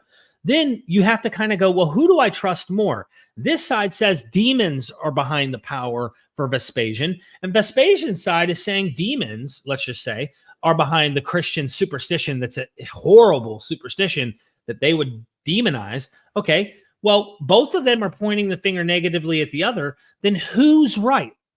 You're just buying into the propaganda of one over the other. Well, I would personally request that if anyone's going to make a decision, they need to have had personal, absolute revelation, as it's described in these texts, for their own experience in order for them to make that decision. And I know that that's almost granting them that their experience is valid. I'm not talking about an emotional church going, I had this life-changing psyche change, whatnot, that I think that David Wood experienced, because I think this is all here in his mind. I'm saying a breaking the fourth wall of reality kind of thing that we see, an insane miracle as described in the biblical text, where it is what we would call fiction, but on that level, not I found my car keys or my mom had like a tumor that started to go down over time or something. I'm talking the dude literally was decapitated, as just an example, and his head is now back on. And I mean, you know, he just died, or some other shocking, holy smokes revelation or miracle to have occurred, then you could persuade me. Honestly, I am absolutely persuaded. You can I have said this before, bro. Another thing to be said here is that it's not so much the naturalism element that he's really dealing with here, because a Muslim could do this. They would say, why don't you believe that Muhammad split the moon? And David's going to go, damn, man, like, no, you know, this is a hell of a miracle. It doesn't stand up to scrutiny, X, Y, and Z. The Muslim can go, you're just like, you've got prior commitments to not actually accept that into your worldview. You've actually decided this from the beginning. And then what those scholars could do, they could go, look, scholars agree that Muhammad existed. Therefore, they also agree that he split the moon. And then they can boast and say, look, I've actually demonstrated my case, when they haven't, when they've done exactly what David's done in this video. And then David would be dismissed by those scholars, by those Muslims, by saying, look, sorry, bucko, but, it's just that you've got a prior commitment. If naturalism is true, how did you obtain your cognitive faculties, the processes that produce your beliefs? There's really only one game in town if you're a naturalist. Your ability to reason is the product of natural selection acting on random mutation. Natural selection, of course, favors traits that help organisms survive and reproduce. So, if human reasoning evolved naturally, it's because it helped human beings survive and reproduce. Does this give us any basis for trusting our reasoning ability when it comes to questions of theology or philosophy or science? No. At best, our cognitive faculties would be reliable when it comes to finding berries or using a spear against an enemy or doing something to attract a mate. Interestingly, Darwin himself noticed this problem. He said, "But with me the horrid doubt always arises whether the convictions of man's mind, which has been developed from the mind of the lower animals, are of any value or at all trustworthy. Would anyone trust in the convictions of a monkey's mind, if there are any convictions in such a mind?" Naturalism isn't a pillar of rationality, it's a pillager of rationality. So again, this isn't relevant to his case, but we're playing it because we want to respond to everything. I have a video that you can see, we'll link it down below, where I've dealt with this claim in full. It's actually a C.S. Lewis rendition that David's just given. And what I'll do here is just provide a bit of the rejoinders and a few of the responses. So the entire argument here is that since if you buy naturalism, as David just explained, if you buy naturalism, then you're going to need a naturalistic way to explain how we are the way that we are.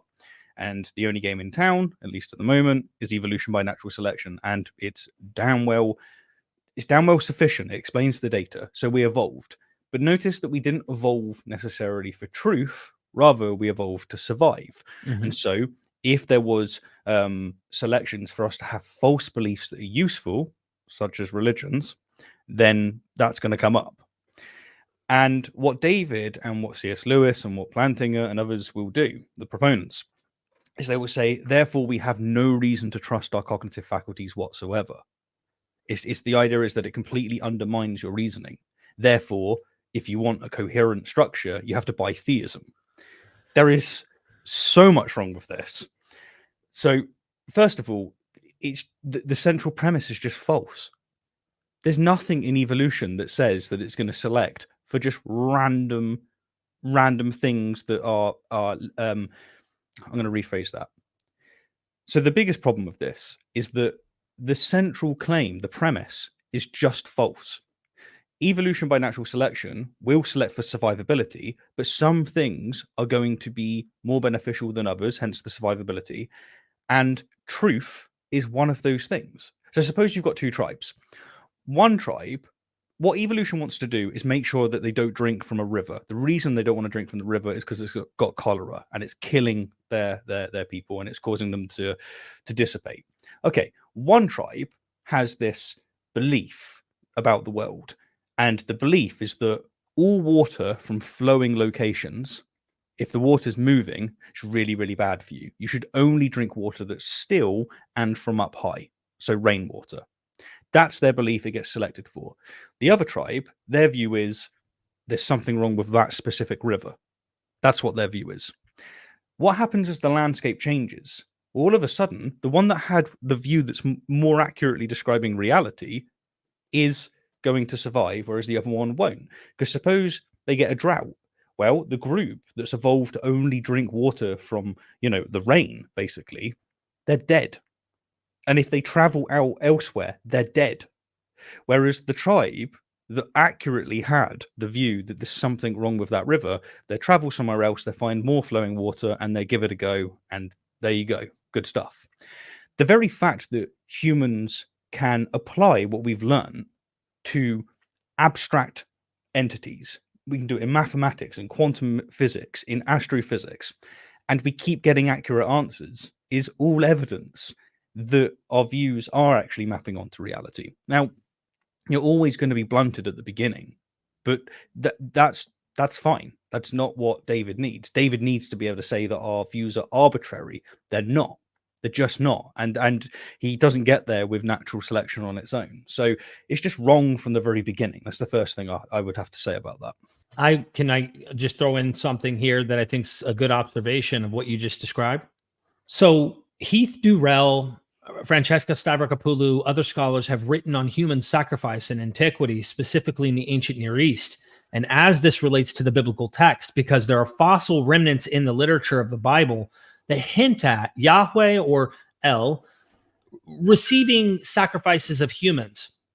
Mhm. And it even kind of is thou doth protest too much kind of passages in the prophets where God through the prophet is saying, listen, I kind of, because of your sin and your wrongdoing, you pretty much now, I made you sacrifice your children, right? You did these bad things, but that's because you guys were sinning that I ended up making you so that you could know that I am Yahweh. I don't play around. So there's hints at him telling that human sacrifice is there. Anyway, that's kind of off the point. I just needed to emphasize for the viewer.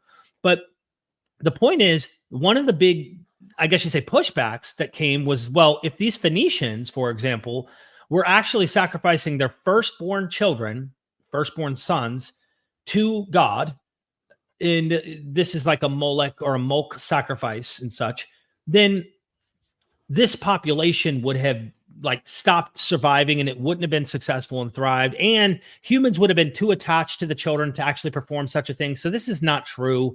There's no reason to think this actually happened.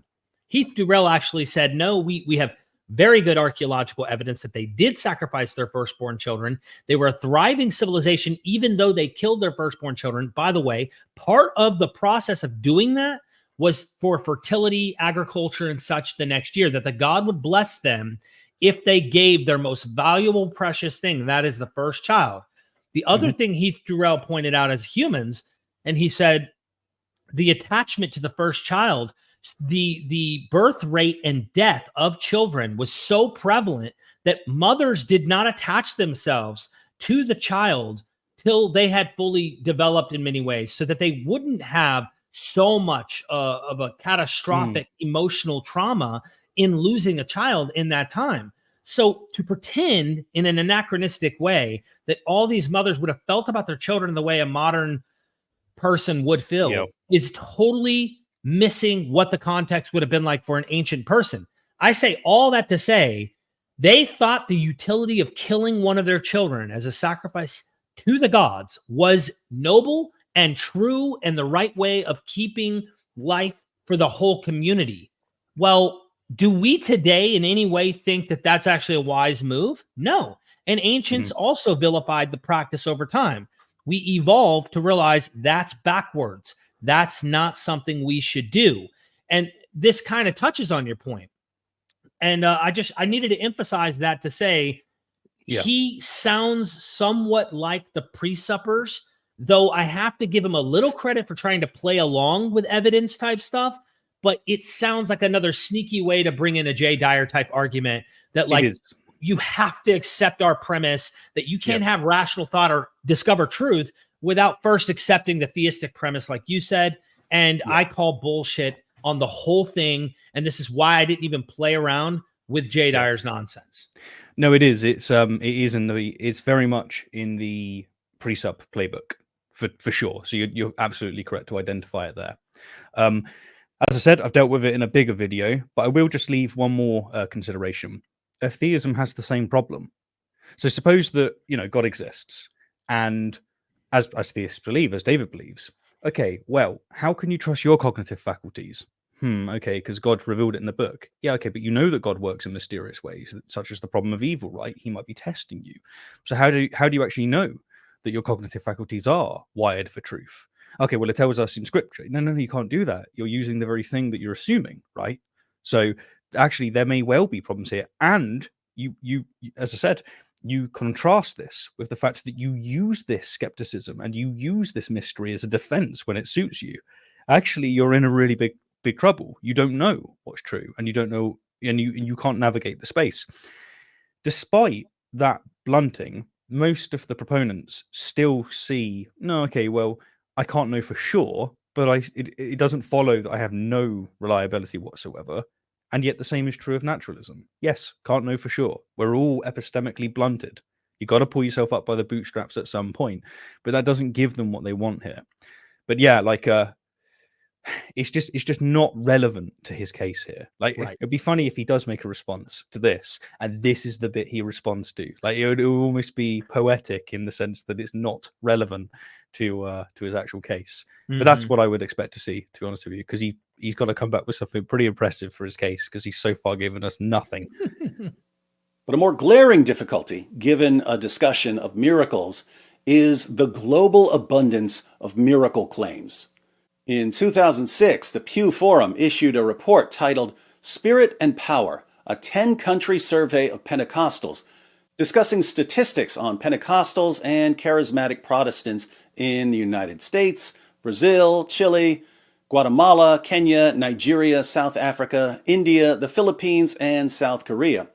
And the researchers found that approximately 200 million Pentecostal and charismatic Protestants in just those 10 countries believe that they have personally witnessed miraculous healings. Imagine what the numbers would be if the study had included all denominations in all countries. It's just fallen off a cliff. Bro. Oh my gosh. Do you want to add all religions to that, David? Or do you only want to add in Christianity? Do you want to add in all the other religions and go, okay, cool. You know, if they've got miracle claims over there, lots of witnesses, I guess these mutually exclusive and jointly exhaustive views are true. You want to do that? Or do you want to just do Christianity? And do you want to just do the third world?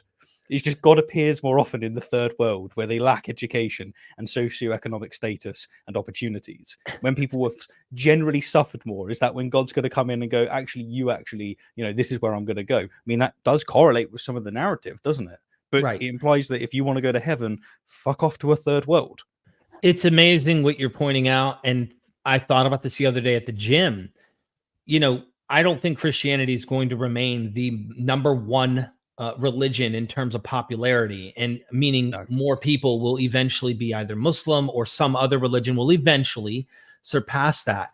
And it makes me think, there's this confidence in numbers. And I think about back when the Roman Empire actually had, ruled the world, and how many worshipers of Dionysus, how many miracle claims of Asclepius and Isis and the various demigods and gods of the ancient world. And I just thought, I imagine there were probably Romans who were defensive, or someone along the way that was criticizing Christianity using this same kind of argument. Yep. And then that got picked up by Christians. And then Christians passed this on to Muslims, because you see Muslims do the same kind of argument. And it's always like, look at how many numbers we have. Look at how many people believe. Yep. Look at how many people have visions. Look at how many people claim they have miracles. And it's, again, there's this, I can't underestimate how much we should really investigate the mind of the human to understand how superstitious and susceptible we are to these kinds of things. That's why I like The Believing Brain by Michael Shermer. That book was fan-freaking-tastic, dude. Absolutely loved that book. And about how we are even more superstitious than some animals are on trying to connect patterns and dots. Just so many things he covers in that book that makes me think we have not really studied ourselves enough to realize why we do this stuff. And this is it. Like he would think, and I'm sure if a Christian's watching right now, I say a Christian, it depends on the type of Christian, they would be thinking, well, David's point here is just to illustrate that miracle claims are really frequent, and that's something that you would expect more in a world where there are miracles. But this isn't helping him. This is actually worse. The fact that he's focusing on Christianity may give you the idea that, this is constituting good evidence of the kind of miracles that are stated in biblical views. But the problem is that you've just opened out Pandora's box, because you have these miracle claims from just as the other people from other religions are just as earnest as the Christians, but they can't be both correct, because in many cases, not always, but in many cases, they actually contradict. So if the Christian's saying, I was healed by the Holy Ghost, but someone from some other religion is saying, I was healed by some other deity, I was healed from some other supernatural force, they contradict each other. One of them's got it wrong. And when you open out this Pandora's box and you go, look, loads of people all over the world are claiming miracles. Yeah, that's one of the biggest motivations for naturalism, because it could be the case that they're all wrong, but you're one. You just fell out of the right vagina in the right country. Well done to you. And if you fell out in a third world country, all the better, because you'll be ignorant enough to buy this shit. Whereas it's just such a problem. Like, I know that David thinks this is doing him favors. It isn't.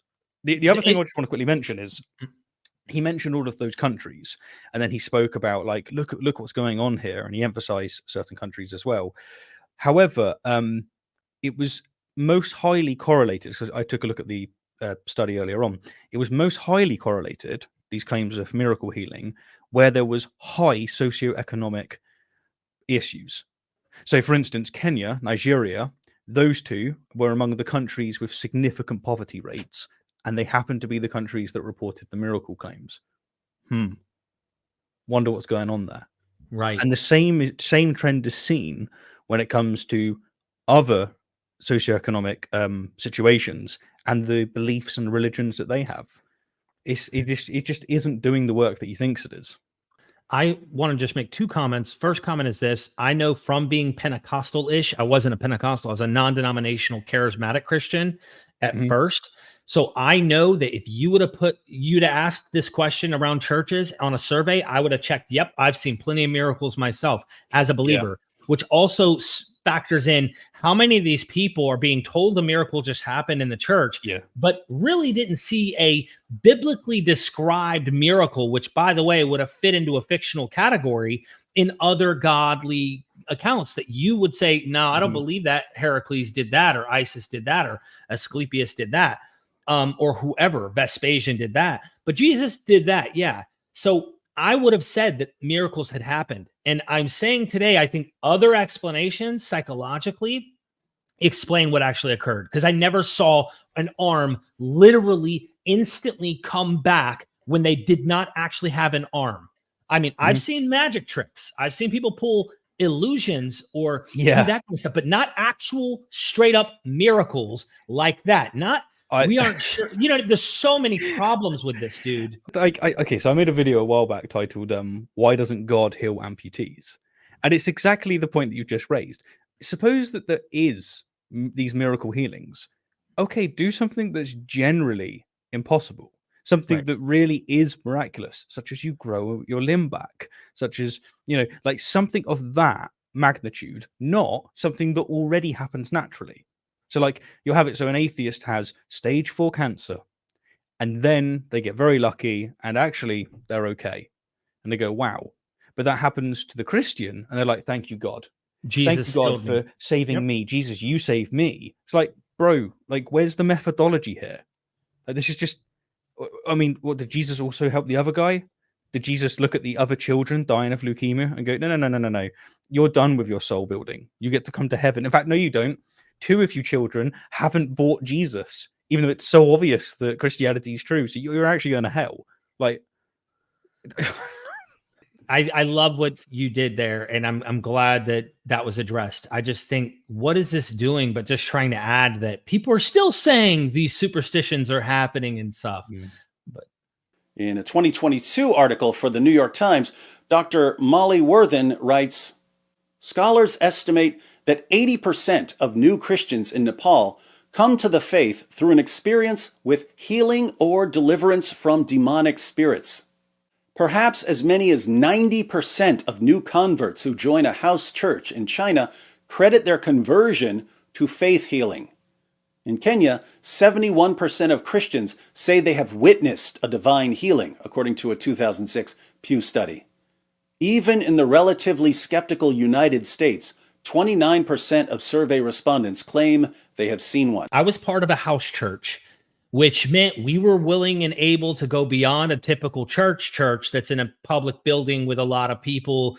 It was more private, and we could go wilding out, music going, absolutely in the spirit, singing, dancing, chanting, speaking in tongues, and literally being able to prophesy and have interpreters supposedly interpret what those words were that we spoke in tongues.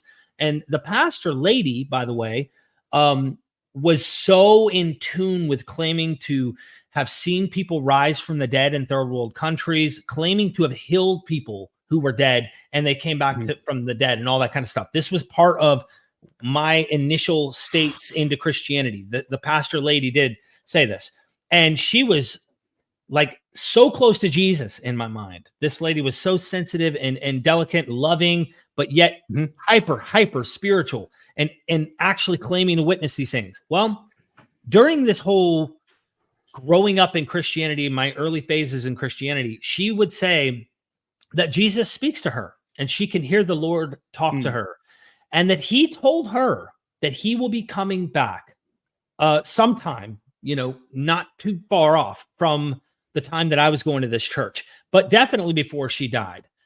She's been dead over a decade now.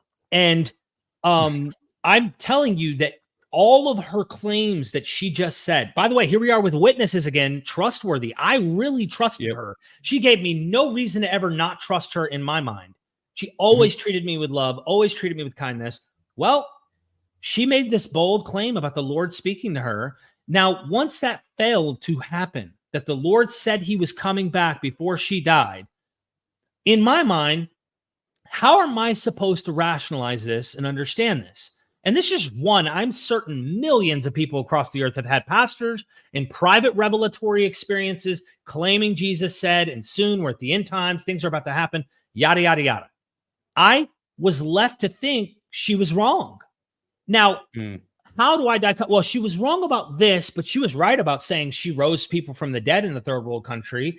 And I realized over the years, even as a Christian, when I started experiencing other churches, how superstitious she was. She was so Kool-Aid drinking superstitious. And I mean that like not even derogatory, just like she was so gullibly spiritual that there were things that gave signs. I'm not going to get into all the details, but about men who claimed Jesus talked to them about being with her. She would like buy into these kind of things. Like I could have probably walked up to her and said, the Lord told me, and make up some crap. You're supposed to give me $10,000 out of your account. He's going to bless you with, like, I could have probably made something up and persuaded her if I was convincing enough. And she'd have thought this was really from the Lord. That's how susceptible.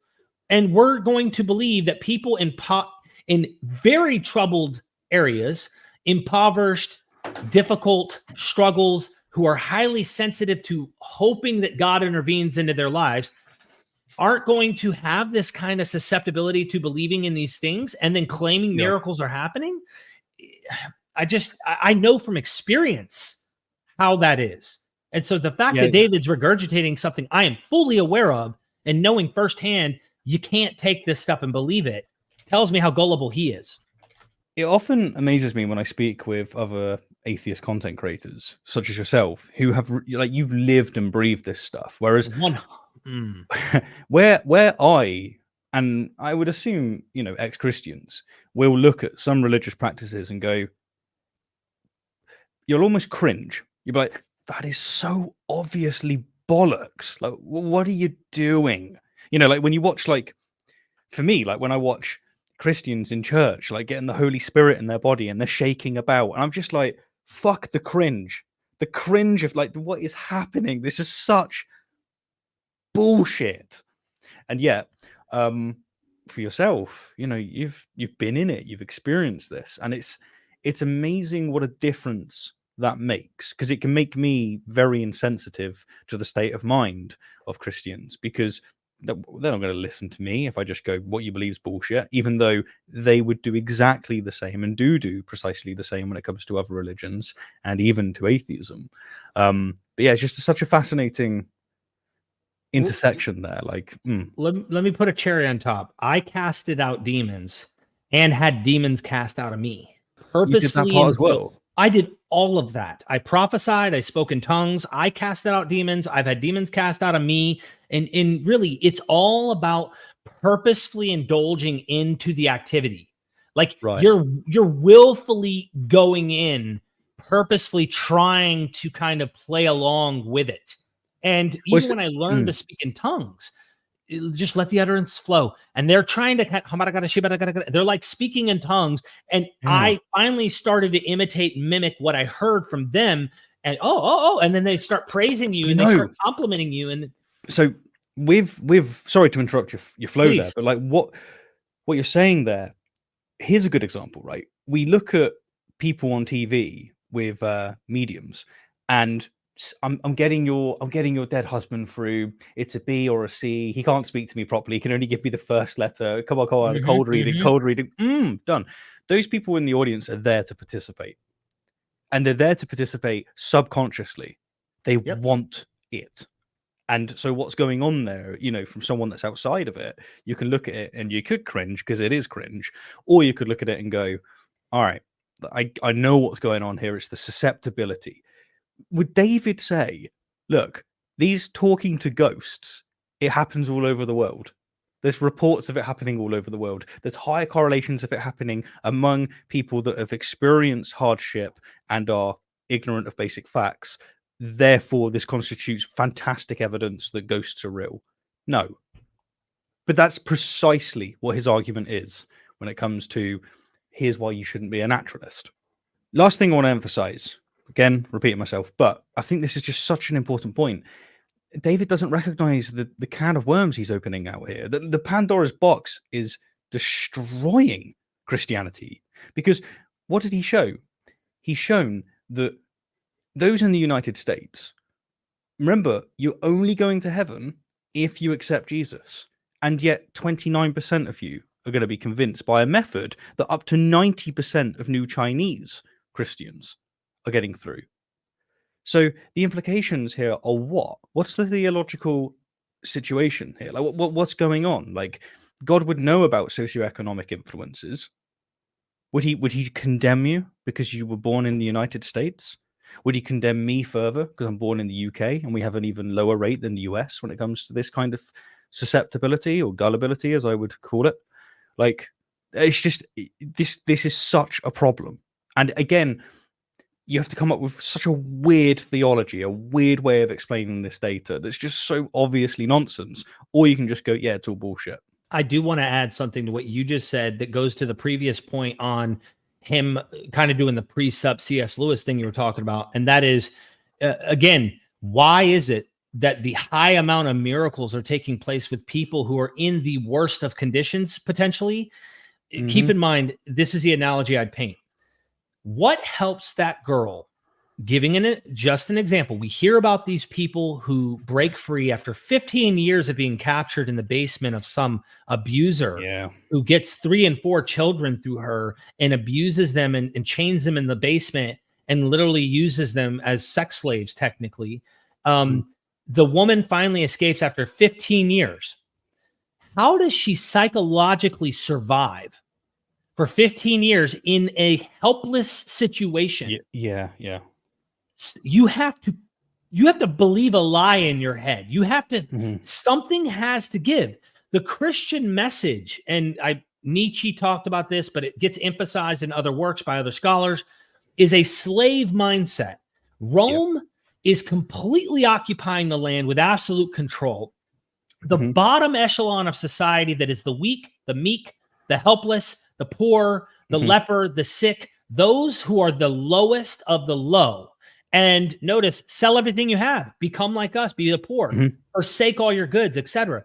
Well, that is their weakness is their strength. They turned it into a philosophy of strength. And I imagine the women who are surviving in these absolute helpless situations have to convince themselves in some way at some point to accept their fate, to make that their strength in order for them to go on another day. I know, absolutely. I've seen it in the lives of people I know. Yeah, it is. And if it's not religion, they use something else, and something normally spiritual. It is absolutely a survival mechanism that we have. So you raise a fantastic point there. After reviewing a number of miracle reports from around the world, Dr. Craig Keener concludes, it is no longer plausible to tout uniform human experience as a basis for denying miracles, as in the traditional modern argument.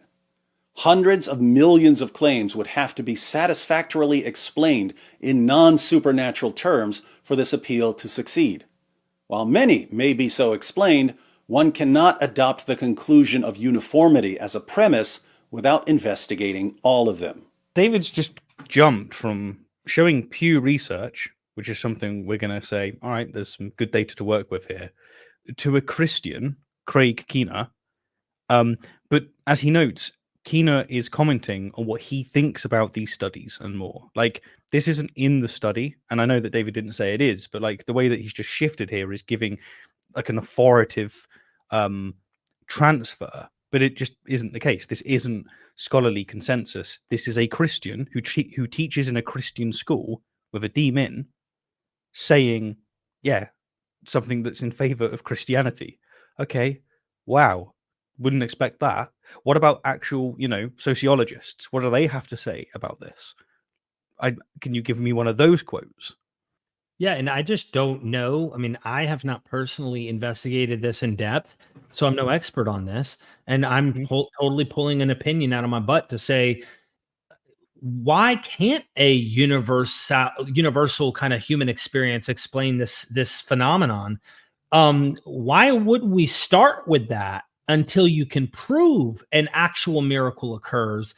You could say there's billions of experiences. Notice, again, you say they're all across the board. Yeah. So we're going to say that there's like a universal spirit and that all of them are just giving a different name to the deity that's actively behind these things. And they're claiming that to try and make them all kind of match that. Well, really, there's an ultimate source that's behind miracle claims.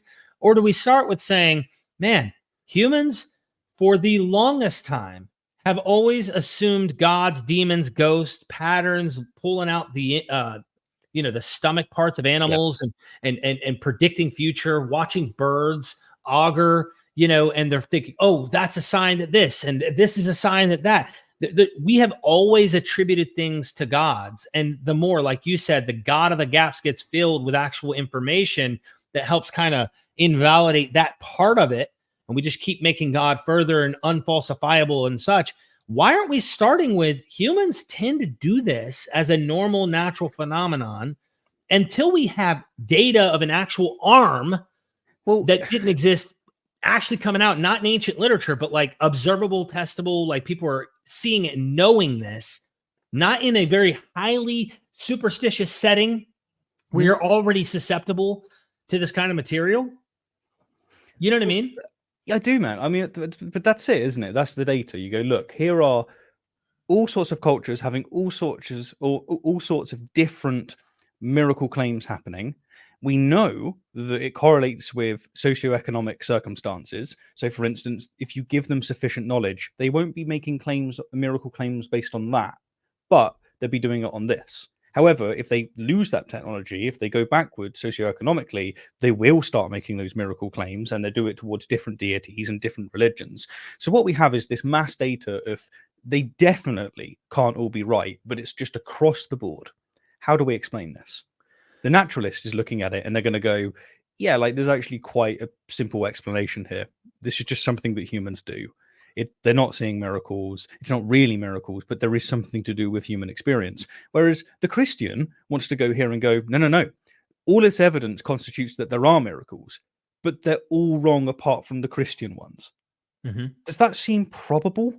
Like, does that seem motivated other than if you've already decided that Christianity is true? This observation was recently with the Northern Lights that everybody's been seeing across the world. Pictures are all over the internet. Everyone knows about this. Well, I am friends on Facebook with Cameron Bertuzzi, and I see his post. And he sometimes has these funny posts, and then oftentimes you can tell you or some other atheist online, it tends to bother him, I would imagine. So he has to kind of put these posts in mockeries, and 95 Christians like it and comment and ha ha ha ha, they're dumb, da da da da. They kind of get in their circle. He's always what's his tagline? Exposing the intellectual side of Christianity. Sure thing, Cameron. By the way, Christianity is true. Like that's pretty much what tagline. Well, what he did is posted a picture of the Northern Lights. They're beautiful by our observation, all these colors. And he goes, atheist will say, yep, it looks like God isn't true, or this is evidence that looks like God isn't true, or some funny little mocking post. I'd have to look at it to know exactly what he said on Facebook. But my point was, I thought about it and I'm thinking, Cameron would look at this and say, look at these lights in the sky. This is evidence that my God is true, art and beauty. So in his philosophy, in his mind, not only is God true, it's really his God that is true because of this observation.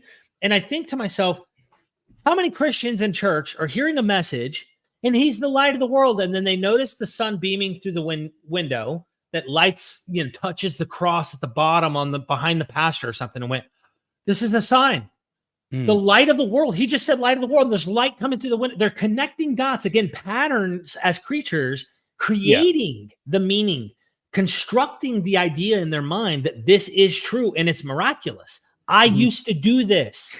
And the thing is that all these cultures do it. I mean, what did the Scandinavians do? The Vikings. They saw the Northern Lights a lot, and they went, that's the Valkyrie. They're carrying the dead. And yet, I mean, like, what are they going to post on Facebook going, oh God, Christians will look at this and not see that the Valkyrie are carrying the dead? Like, can't they see that the entire world revolves around us? These incredibly specific colors that we see in the sky because of fracturing and all the rest of it, it's for us. It's God's trying to like actually reveal a message to us, but he doesn't actually want to really reveal a message. He needs to be sufficiently mysterious, but like, look, he's put it in front of you. There's some beauty. We need to, right? And if you're watching, guys, tell me if you want this. We can get a collection of all of the absolute memeage that Cameron has posted on Facebook and just review it in a video. Would that be good? I think that would be good. That would be fun. Okay, returning to Kina. So he says that we can't conclude that these miracle claims are false, but we can. That's the thing. We can, because most of us have concluded that all sightings of the Loch Ness Monster are mistaken. And yet we haven't evaluated every claim, have we? I mean, has Kina, has David looked at every single piece of evidence for reincarnation? Does that mean Chupacabra? Yep. How do you know there's not really one out there? Okay, that's a dog that has mange. Okay, that's a bear that has mange. Okay, that's we have leaped, of course, without evaluating every one of them, assuming that it's a false observation of some type of creature that they might try to attribute this thing to. But where did the origin of Chupacabra myth come from? Was it a false attribution, or is there some mythical origin because of Crazy Beast out there that someone fictively invented this narrative, spooking little kids to not go into the woods or not to go by themselves somewhere or something? And it all started as a false, fictional Falcon Phoenix arising from the fire kind of thing. And they made it up. I don't know. But I can tell you, I'm not going to sit there and walk around pretending that actual Chupacabras are existing, sucking the blood out of cows and...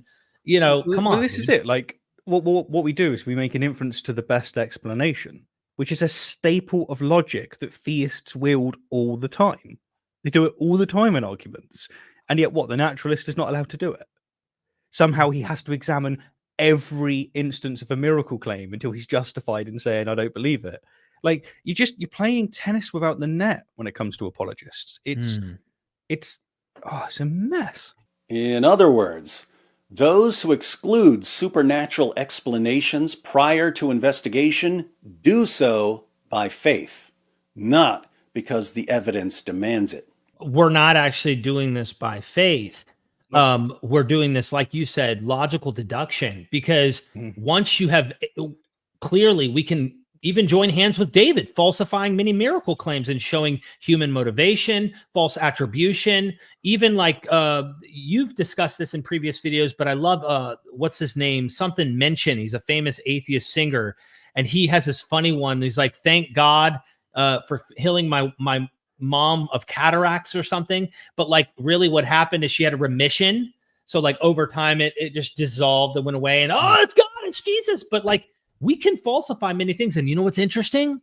David, I don't think is Orthodox or Catholic, but if you know anything about Protestant history, the Protestants, in fact, what they did with Catholicism, they protested the Catholic Church. And Martin Luther and several of these leading bright men, hate him for anti-Semitism, but nonetheless bright guy, actually went and dissected all of these supposed miracle claims throughout the church's history that he points out couldn't have happened. Like he literally challenges the church. It's like, you guys are making up miracle claims, blah, blah, blah, blah, blah. That's why we're going to sola scriptura. We're sticking with the Bible, not your magisterium claims of men throughout history. We're going with God's word. And what ended up happening, that evolved to criticism of the Bible itself. So Protestants started turning the scalpel, not just to the miracle claims of the Catholic Church over time, which were at that point selling literal tickets to heaven. Yeah. You want to get your friend out of your child out of purgatory, and you want to get here, pay the certain amount, and we'll get you up into heaven. And they falsified these things. They were able to show their myths and legends, and they're not really what happened. So we could hold hands doing that. We're just taking the logical conclusion and continuing that. You want to call it faith? I wouldn't even use the definition. The substance of things hoped for, the evidence of things not seen.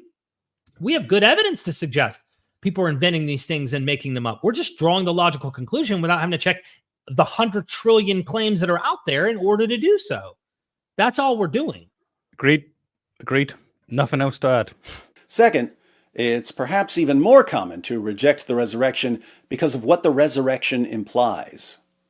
If we believe that Jesus rose from the dead, we might think it's a good idea to listen to what he says. But Jesus said all kinds of things about sin and judgment and salvation, and if we don't want to take his teachings seriously, or if we don't want to become Christians, or if we despise anything that has any connection to Christianity, we kind of need to get rid of that whole rising from the dead thing. Talk about psychoanalyzing, right? Not only that, There you go. this felt a bit manipulative, even the way that this sounded like, hey, I say some shitty things about some things that are ugly, and you need to swallow these pills that Jesus teaches.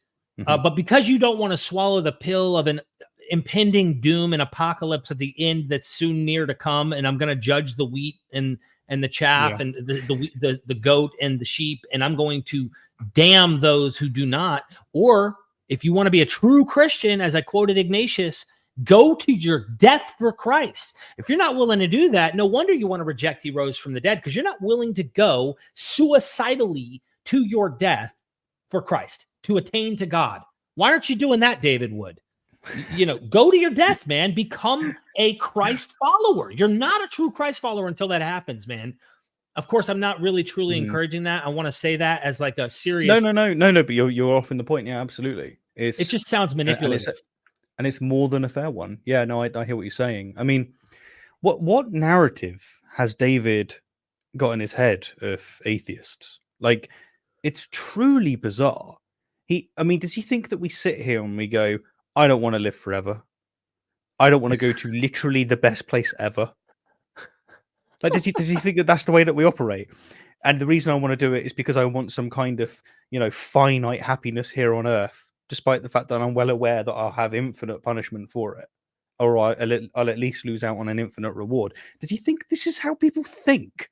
Like, and so what we do is we go, we know that naturalism is based on faith, so we're going to just have faith in naturalism. And we know that he's got solid arguments when he quotes, scholars backing up some rudimentary claim and then acting as if it backs up everything else to do with the religion. It's such a bizarre narrative that I do struggle to understand how his audience really believe this. Like, how can you, like, aren't Christians meant to be like understanding and caring and loving and like trying to genuinely understand their opposition? Like, this is just, it's so anti-Christian. It's like but as we said earlier, they have to establish a framework where there is no room for rational disagreement. That is a prerequisite. It's needed because that's how the theology makes sense. And so what you have is this very strange situation where the values that they espouse are never practiced. Like, they talk about humility. Naturalists are way more humble than the Christians. Like, that's just across the board, because basically no naturalist is going to tell you, I know naturalism is true. They're going to give you methodological naturalism and go, I've got really good reasons for it. Whereas the Christians, such as David, but David in particular, he's going to say, I know that Christianity is true. I know that you actually are repressing that truth and deciding to go for, your finite happiness here. And that's the reason why you're doing it. Like, it's such a sensational narrative that I genuinely struggle to see how this doesn't raise red flags. You bring up really interesting points. I mean, what do we have so far? We have David bringing up mundane facts that most scholars agree with, that Jesus died, quoting scholars that he wants to pick from a critical side.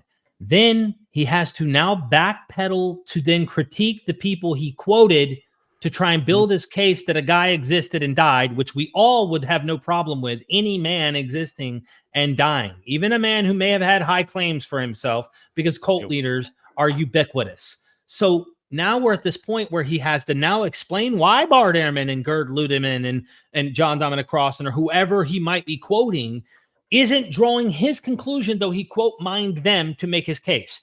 So now he has to psychoanalyze and make these assumptions to try and defend against the very case he's trying to build. Let's observe that for a moment, ladies and gentlemen. Mhm. He built this wall with mortar he doesn't like and has to explain the problems with that mortar on the wall from the people he's quoting that he's trying to build that defends his case. And these people do not draw his conclusion.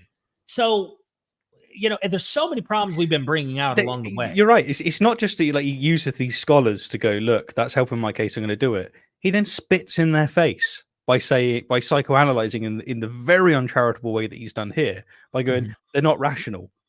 They're completely irrational. They're based on faith and on ego and narcissism. They want to do their own thing finitely rather than have like an infinite reward, which doesn't make sense. No one functions like that. If we really believed in an infinite reward, you just out of fear, you wouldn't act that way. It's just, yeah, you raise great points.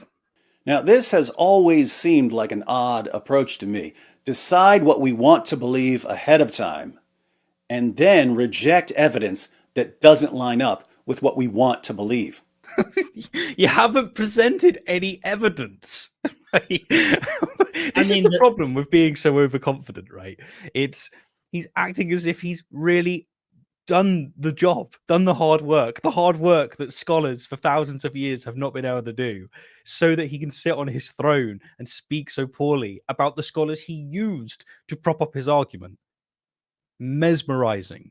Again, yeah, there's so much. I mean, if he thinks that ancient literature like the Gospels and Paul is that sufficient evidence, though it's not convincing, again, to the very people he quoted to make his case to begin with, as well as to us, then he really should reevaluate, because he's talked about evidence. What I find amazing about this evidence is how much evidence he's not factoring in, which are also miraculous claims of demigod heroes contemporaneous to the times of this literature in a superstitious world, which we are still in today, by the way, but in that time where demigod heroes have post-mortem appearances, eyewitness claims, becoming gods, the whole nine. He does not factor in that evidence. So his evidence is this very isolated bubble boy kind of evidence where my mama said, if I exit this bubble, I'm going to die. David, I'm telling you, pop the bubble and I promise you, you will breathe oxygen like the rest of the world and find freedom, because that's what happened to me. And I can tell you, there's nothing wrong with that. In his mind, he's even gone on record saying things like, if Christianity isn't true, I will want to murder people. That's the dumbest shit I've ever heard in my entire life, honestly. I don't know if that's his own like security mechanism that keeps him as Christian, and I do think a lot of people have that. Yeah, there is a lot of people that have that as a security measure, because I know people that have said that and then they've become atheists and they haven't murdered anyone, because really they go, wait, I thought if I didn't have God, I wouldn't have my conscience, but my conscience isn't a theological thing. It's a human thing. Oh, so it turns out that, no, I don't want to do that anyway. Like it's in me. So like you can mistake certain parts of you as part of the religion when it's not. Yeah. I'm going to go out on a limb here because he's been psychoanalyzing, and this is just projection. It's Christians that want it to be true because they desire for justice, something that we all desire for. It's a good thing, but they want to live forever. They want to think that the universe actually, it does revolve around them. It really does. That they are actually created in God's image, that they actually do matter in the cosmic game at play. And so to accuse naturalists of wanting it to be the case that we're not important, that we're not going to see our loved ones, that there is no justice. The only justice we have is that which we create at the great resistance of Mother Nature. It doesn't make sense. Projection is the only way to make sense of this, because it's such an asinine, vacuous thing to accuse naturalists of. I'd like to add to that to say, as someone who calls themselves a naturalist, an atheist, I would love nothing more than to see my family again after this is over. I would love nothing more. And I know that not all atheists are the same. I say this now, maybe my opinions about this change. I'd love nothing more than to live forever. Have immortality is kind of this utopia idea in our mind about no more pain and suffering, no more, have this another go at this without all the problems. That would be amazing if we could enjoy nothing but a peaceful, harmonious. As an atheist, I would want nothing more. But I'm also not going to pretend. I'm not going to play make believe, and that's just it to get through life. Right now, that's not my thing. And if I ever became someone who believed this stuff again, unless there was a real fourth wall broke into reality, divine actual situation occurred, which then persuaded me, I can't imagine only a traumatic, distraught type of thing would lead me to breaking down on an emotional level to do that. It wouldn't be reason and logic. Again, it would be something else that goes underneath all of my cautious faculties that would cause me to think that way. You know what I mean? I do. Most atheists that I know do actually want to live forever. But I have to say, after thinking about it for quite a bit, me personally, I don't. I actually think living forever would be hell. Because, like, we can conceive of what it's like to be alive for 100 years. We'll try 1,000 years. Like, whoa. I can feel myself wearing out as I live. Like, do I really, really want to be conscious for 1,000 years? I don't think so. But maybe I do. 10,000 years?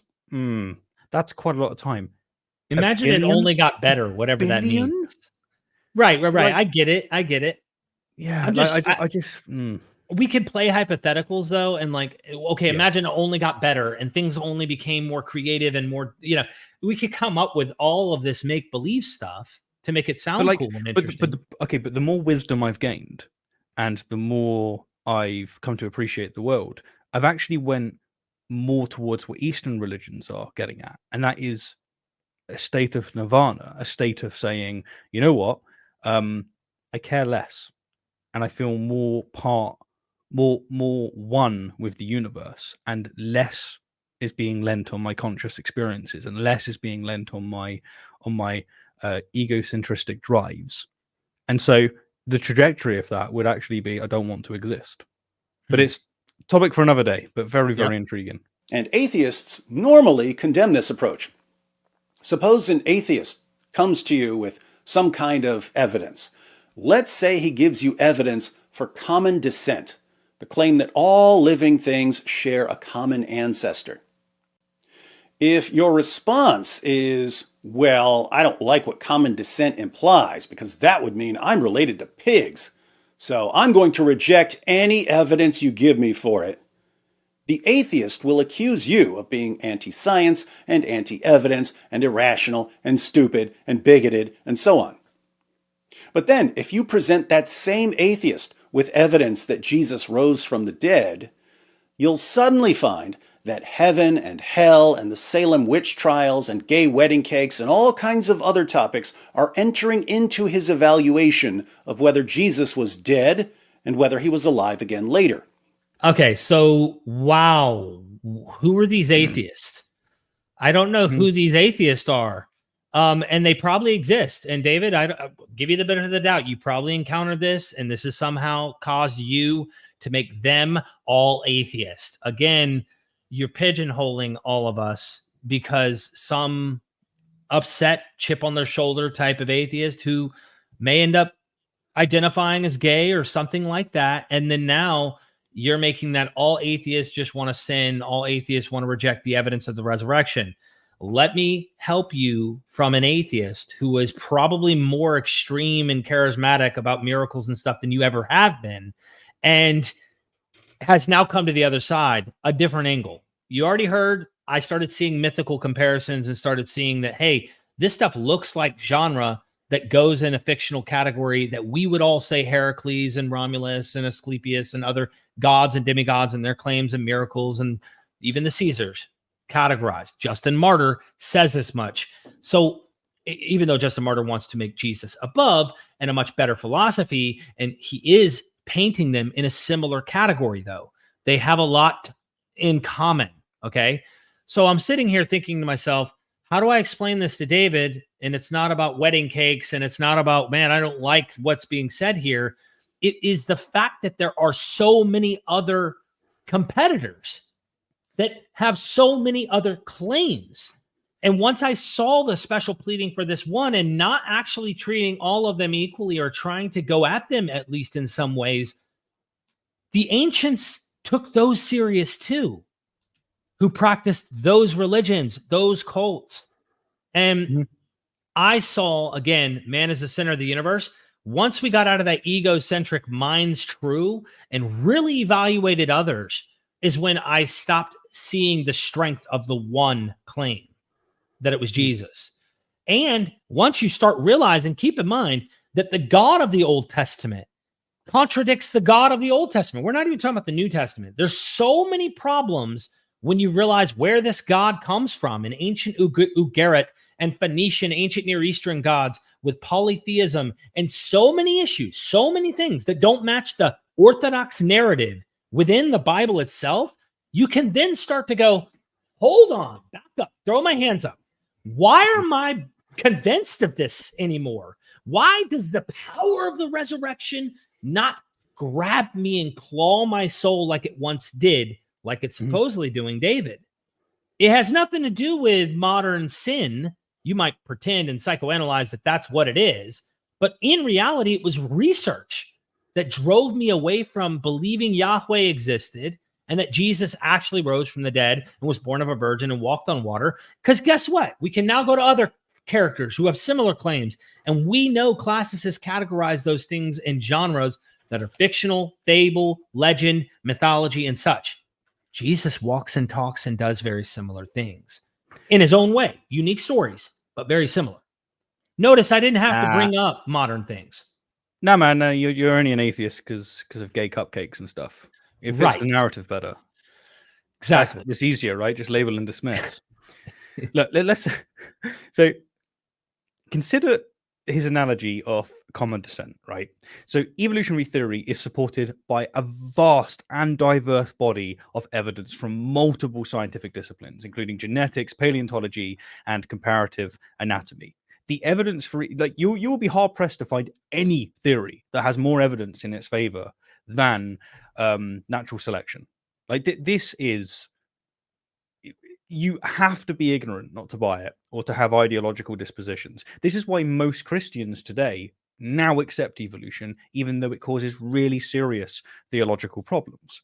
So what David is doing is he's holding this up as like, if you didn't believe on, if you don't believe natural selection, then, well, you know, there's problems, you know, like you're showing that you're not really, you know, paying attention at best, and actually there's something else going on at worse.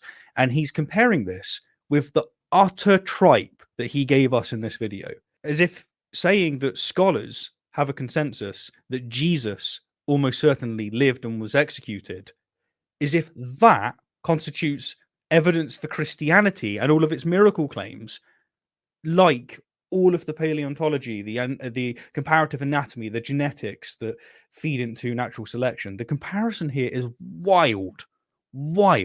Like that, you can't do that. But, you know, I guess he can, and I guess his audience will buy it, but it's no. You point out something I didn't think about, and that's an interesting point, right? So you're equating something we observe, test, can actually grab a hold of and see even today to be persuaded.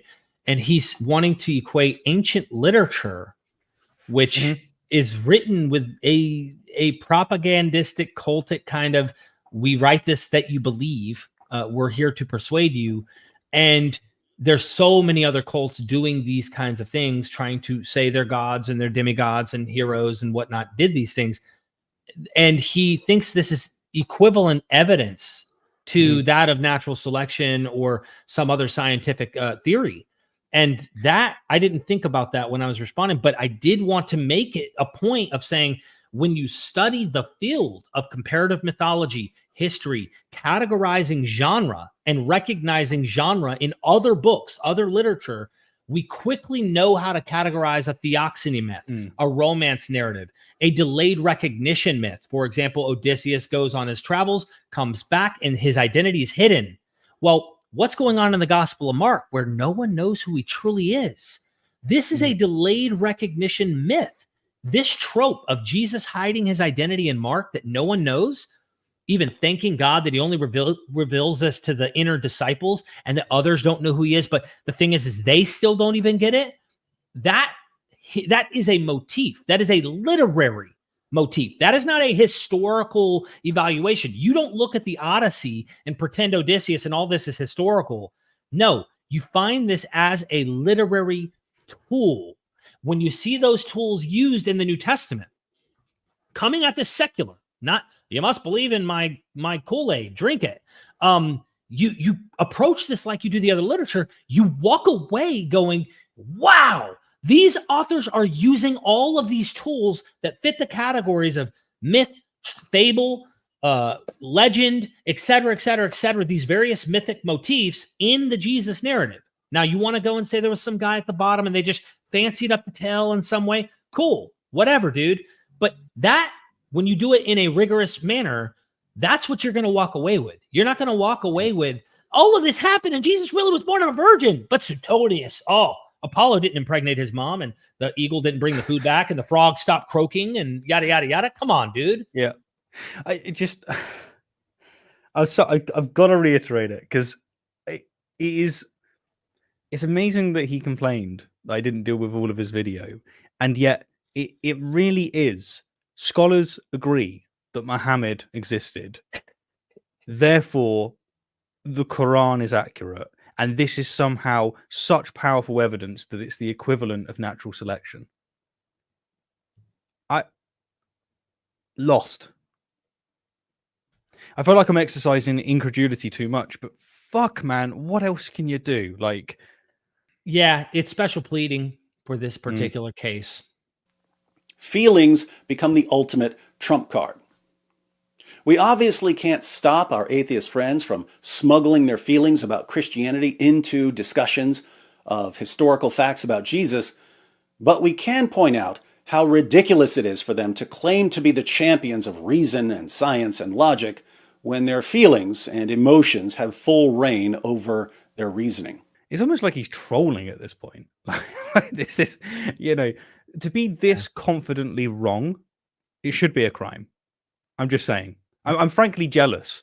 I'm jealous that I can't have that kind of confidence. That is astounding. Honestly, don't even have a comment at this point. I feel like he's talking to a Martian on Mars. I mean, maybe there's some atheists out there, but again, let me go and find the most low-hanging fruit fundamentalist nut jobs on planet Earth, and then just put everyone as Christian in that category. Is he talking to us? I really wonder at this time, Stephen, is David talking about us atheists, or is he talking about some other absolutely ill-informed, internet edgy, completely chip on their shoulder? I was hurt by a pastor. I don't like this religion. Screw God. I hate God. Kind of atheism that he's trying to pull out of his hat. I honestly don't know. I know. It's like, if you want to suppose that there were a lot of atheists, even though it's not a majority, that have the kind of views that David is making out that they do. Imagine if we made a video saying this is why Christianity is nonsense, and our entire disposition was around the Eucharist, and that they actually believe this. Like, they just look at it and go, dude, this isn't everyone. Like, this is Catholics and like certain types of Catholics. That's it. But it's worse than that. It's an even smaller minority. Like, even when he's talking about, these new atheists, these internet atheists, as we said earlier on towards the beginning, Sam Harris isn't a mythicist. Like, he doesn't even have that data. So it would be like focusing on a very small element of Christianity, like one of the tiny churches of the 33,000 denominations. Pick one of them, maybe Christian Science, and then just focusing on that and portraying all Christians as if they're that. I just, they wouldn't accept this. They wouldn't tolerate this. But it's strange, isn't it? It's a human thing. We're okay doing it when it's the out group. Like all of a sudden, ridiculously illogical modus operandi is accepted if it's to the out group. Now, there's other evidence that's relevant to this discussion, and there are additional objections to consider. But we already have enough to conclude that Jesus rose from the dead. All the available evidence tells us that Jesus died by crucifixion and that he was alive again later. Then why didn't you present it? You didn't give us shit, David. You didn't give us shit. Like, even if you're a Christian watching, surely you agree with me when I say that David did not live up to his task. He provided nothing, nowhere near what he claims to have provided. It's like, I'm okay with him being as smug as what he is, but he at least should justify it. You know, like, is that too much to ask for? You know, you're very scientific minded and of course philosophically aware on levels I'm not. But what he is doing is appealing to the literature we would call New Testament from Paul. I didn't hear him go much into the Gospels. He avoided the Gospels because that's where the fanciful, more in-depth narratives about Jesus entering in private rooms, appearing to the 12. He stuck to Paul, like this more primitive supposed creed in Paul, and presented supposed eyewitnesses claimed these things. Again, they did the same for Caesars, and we have documentation supposing Romulus appeared to Quirinius. The list goes on and on where you can give other examples of these things. So we should then draw the conclusion, because these Roman emperors are said to have become gods, that they did. They existed. Some of them died in cruel ways by the Senate, like Julius Caesar.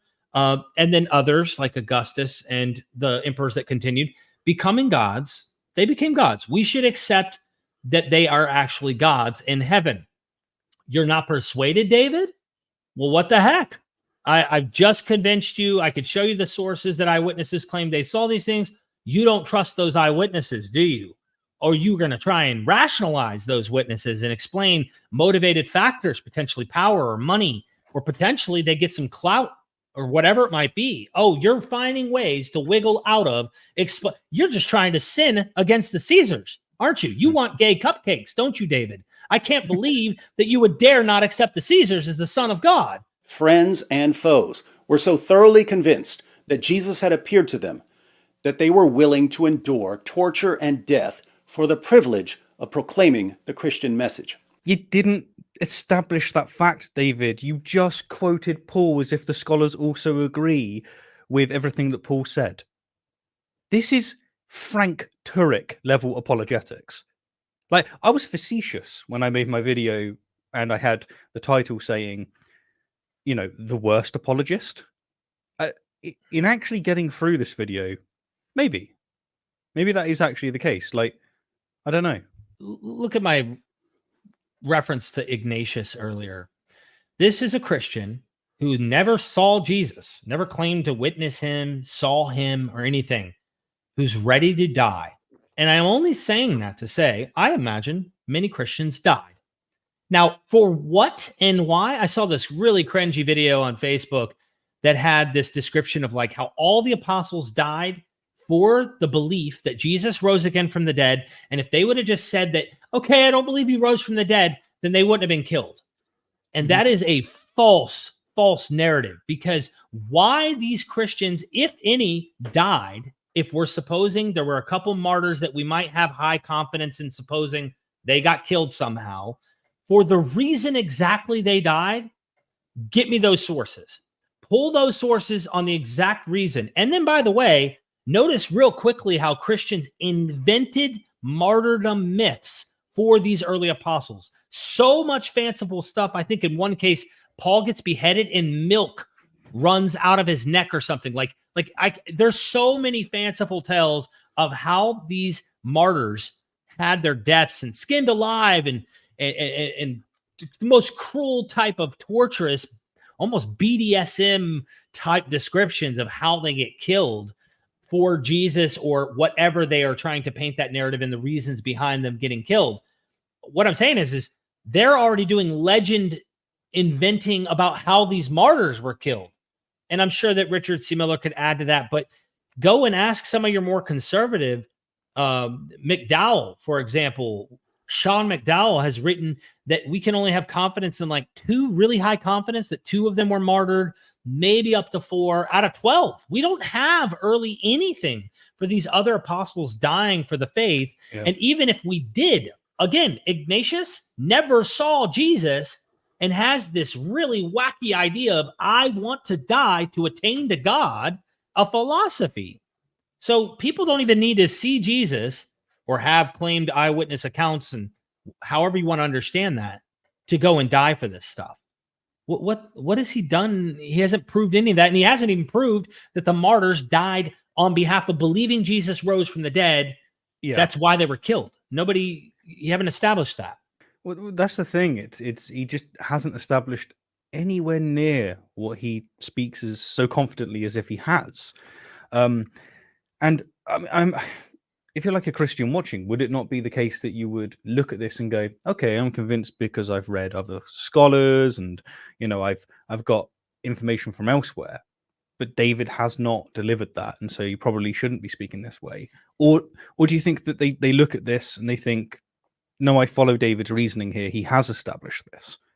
What would end up happening in my situation here, Stephen, would be him quoting Acts, where Stephen gets martyred and stoned to death by Jews. Yeah. Proclaiming the gospel, claiming in history this was prophesied to come and that Jesus is the Son of God and you're rejecting him and whatnot. And the Jews kill him. They stone him. Again, remember, Acts is extremely propagandistic in showing the Jews are guilty of all this and Christians are innocent. Oh, Theophilus, I know you've heard about these arrests by Christians. They're actually innocent. And guess who's behind it? The Jews. So why did Jews stone Stephen? Jews are the bad guys in this story. And it gets painted that way. So over and over and over, that's what you're sold. And no wonder Christians have had anti-Semitic roots from the beginning toward the Jewish people over time throughout history. So yeah, you see what I'm saying? He'll probably quote Acts to say Stephen was stoned for believing it. And it's like, this is an extremely, I would say, fictive they're writing a fictive history. You know what I mean? Yeah, no, I mean, like, but he'll actually do worse than that. He'll say scholars agree that this author wrote, you know, this passage. Therefore, we can conclude everything in the passage is correct. That's the way he'll do it, because that's the way he's reasoned for the other stuff. So yeah, like you're right. But in any case, he didn't present it here and is speaking as if he has established this. The question for us is this: what could have convinced all these people that Jesus had appeared to them? This is the question I struggled with almost 3 decades ago. And I couldn't think of any explanation apart from the resurrection that could account for the historical evidence. And what would David make of a Muslim saying the same thing about the things that Muslims are convinced of? Hinduism, other religions. Is that enough? Is that enough to go, you know what? That's actually the best explanation. It happened. It's true. The miracle happened. That's the best way to explain it. Does he do that for the miracle of the sun? Maybe, because it fits under a Christian rubric. He's implying heavily that he does believe in all sorts of miracles, particularly miracles that occur in third world countries. Like, does he actually operate with this, or only when it's in his favor? There's so much to this point he's bringing up that you have to unravel in the onion to explain what could explain the eyewitness stuff from they invented this as part of their cult, establishing Jesus as a divine figure, like the Caesars. If you want to go that there were authentic supposed experiences that they claimed was visionary or claimed that was eyewitness in some way, then you need to go and do the same for the Caesars, which are contemporaneous. You need to do the same for Romulus. You need to do the same for any other claims of eyewitness stories that are claiming to see someone on a road centuries after they're dead, or they died and then they see him afterwards somehow. There are plenty of accounts of this in the Greek and Roman world. Their bodies are missing, but then they now are seen again, and they're divine, they're immortalized, they're gods. You know, what would account? there's several factors that could account. If you take the more natural, I need to rationalize this using human faculty and potentially hallucination models, as Gerd Ludemann might try to take, or if you take Richard C. Miller's approach, that you have already a framework of how cults practice, and they establish that cult with their hero in the Hall of Fame by constructing eyewitness accounts. Or if you want to marry the two a little and have a mix of both, absolute legendary kind of furniture, but yet still have the superstition play a part in how that happened. Cool. All of that works and establishes why they would have these accounts saying that they witnessed these things. From the far superstitious side to the purposeful, pious fraud, and a mix in between, maybe like we see with Joseph Smith. Hey, that makes sense. It doesn't have to be because he literally rose. Like, Yeah. what? By that time, I already knew that naturalism was a theory in crisis, and I didn't trust my feelings enough to reject facts I didn't like. In the end, I concluded that Jesus of Nazareth rose from the dead, and that if I was going to listen to anyone tell me about God, it was him. To me, this is just more projection. He's saying, I didn't want to, rely on my feelings. Rather, I wanted to go for the facts. And the facts happen to be exactly what my feelings want, which is that I get to live forever and that I really matter in the universe and that God himself cares about me. It's projection. Like the idea that a naturalist is running on feelings. They want it to be true that there's no God. They want it to be the case that we go in the ground and that's it. They want it to be the case that there's no justice for that poor child that died from leukemia. It's not even coherent. It's just projection, because this is something that evidently he's sensitive about, because it must keep him up at night to have to project this onto other people. And if you are going to accuse other people of this kind of projection, you should probably have some good evidence for it. Like when you start assigning nefarious things to other people, when you start painting them in a way that's dishonest and pretty reprehensible, at least in terms of intellectual virtues, you need to come with receipts. And David simply hasn't done that at all. Now, some people may watch this and go, Steve, are you not being equally uncharitable to him? Well, he's actually demonstrated reason not to be. His modus operandi is to be a dick. And although I can be kind in places, I'm happy to be a dick if the other person's being a dick. I'll call it as it is. So even if it is the case that I'm overstepping the boundaries by pointing this out, then so be it. I like how you rolled out the carpet to kind of, again, compare both sides. And he does that by saying the facts are on my side. And guess what? Think about this. If we're going to psychoanalyze together, everybody, the facts just happen to land on his side in his observation, which also gives him the satisfaction of meaning and purpose and an afterlife and all of the things that, again, I've said I'd love for to be the case. I just am not persuaded is. And so I've rejected those things in his mind because I don't want the facts. No, I think he has a small bubble of what he considers evidence and how he views that evidence. He's not actually doing a broader comparative analysis and actually getting deep and comparing this to other accounts. You can go into Plutarch, another well-established author at the time, writing fanciful material and biographic material about certain individuals he would not accept. And this is an elite, very educated author in the time period. You could do this with several other authors. I'm just simply trying to point out, once you start factoring in the broader scope of the evidence, you'll notice that scholars that actually do that kind of work are less fundamentalist. They're less apologetic in that sense. They're much more nuanced and they're much more relaxed in realizing, yeah, this is a product of its time. And Christianity has the characteristics of something that was birthed in the Roman Empire in the first century, because that's what it is, a product of that time, a mishmash of various ideas from both the Greek and Roman and Jewish world of the day, literally. And that is it my dude, we have got to the very end of this video from David. I'm sure that our entire recording time is very, very short. I want to end on this note. In my first video where I addressed David, I emphasized non sequiturs and straw manning. That is what I was putting across, and this is something that evidently upset him and his audience. Now that we've been through the entire video, is it not abundantly clear that that's all he did? I felt that that's it. I felt that. I mean, that's what I saw. Because straw man, and then non sequitur. That's all we got. But we did get it, to be fair, wrapped up in unbearable, insufferable confidence and condescension towards everyone that doesn't have his view. True apologetics right there.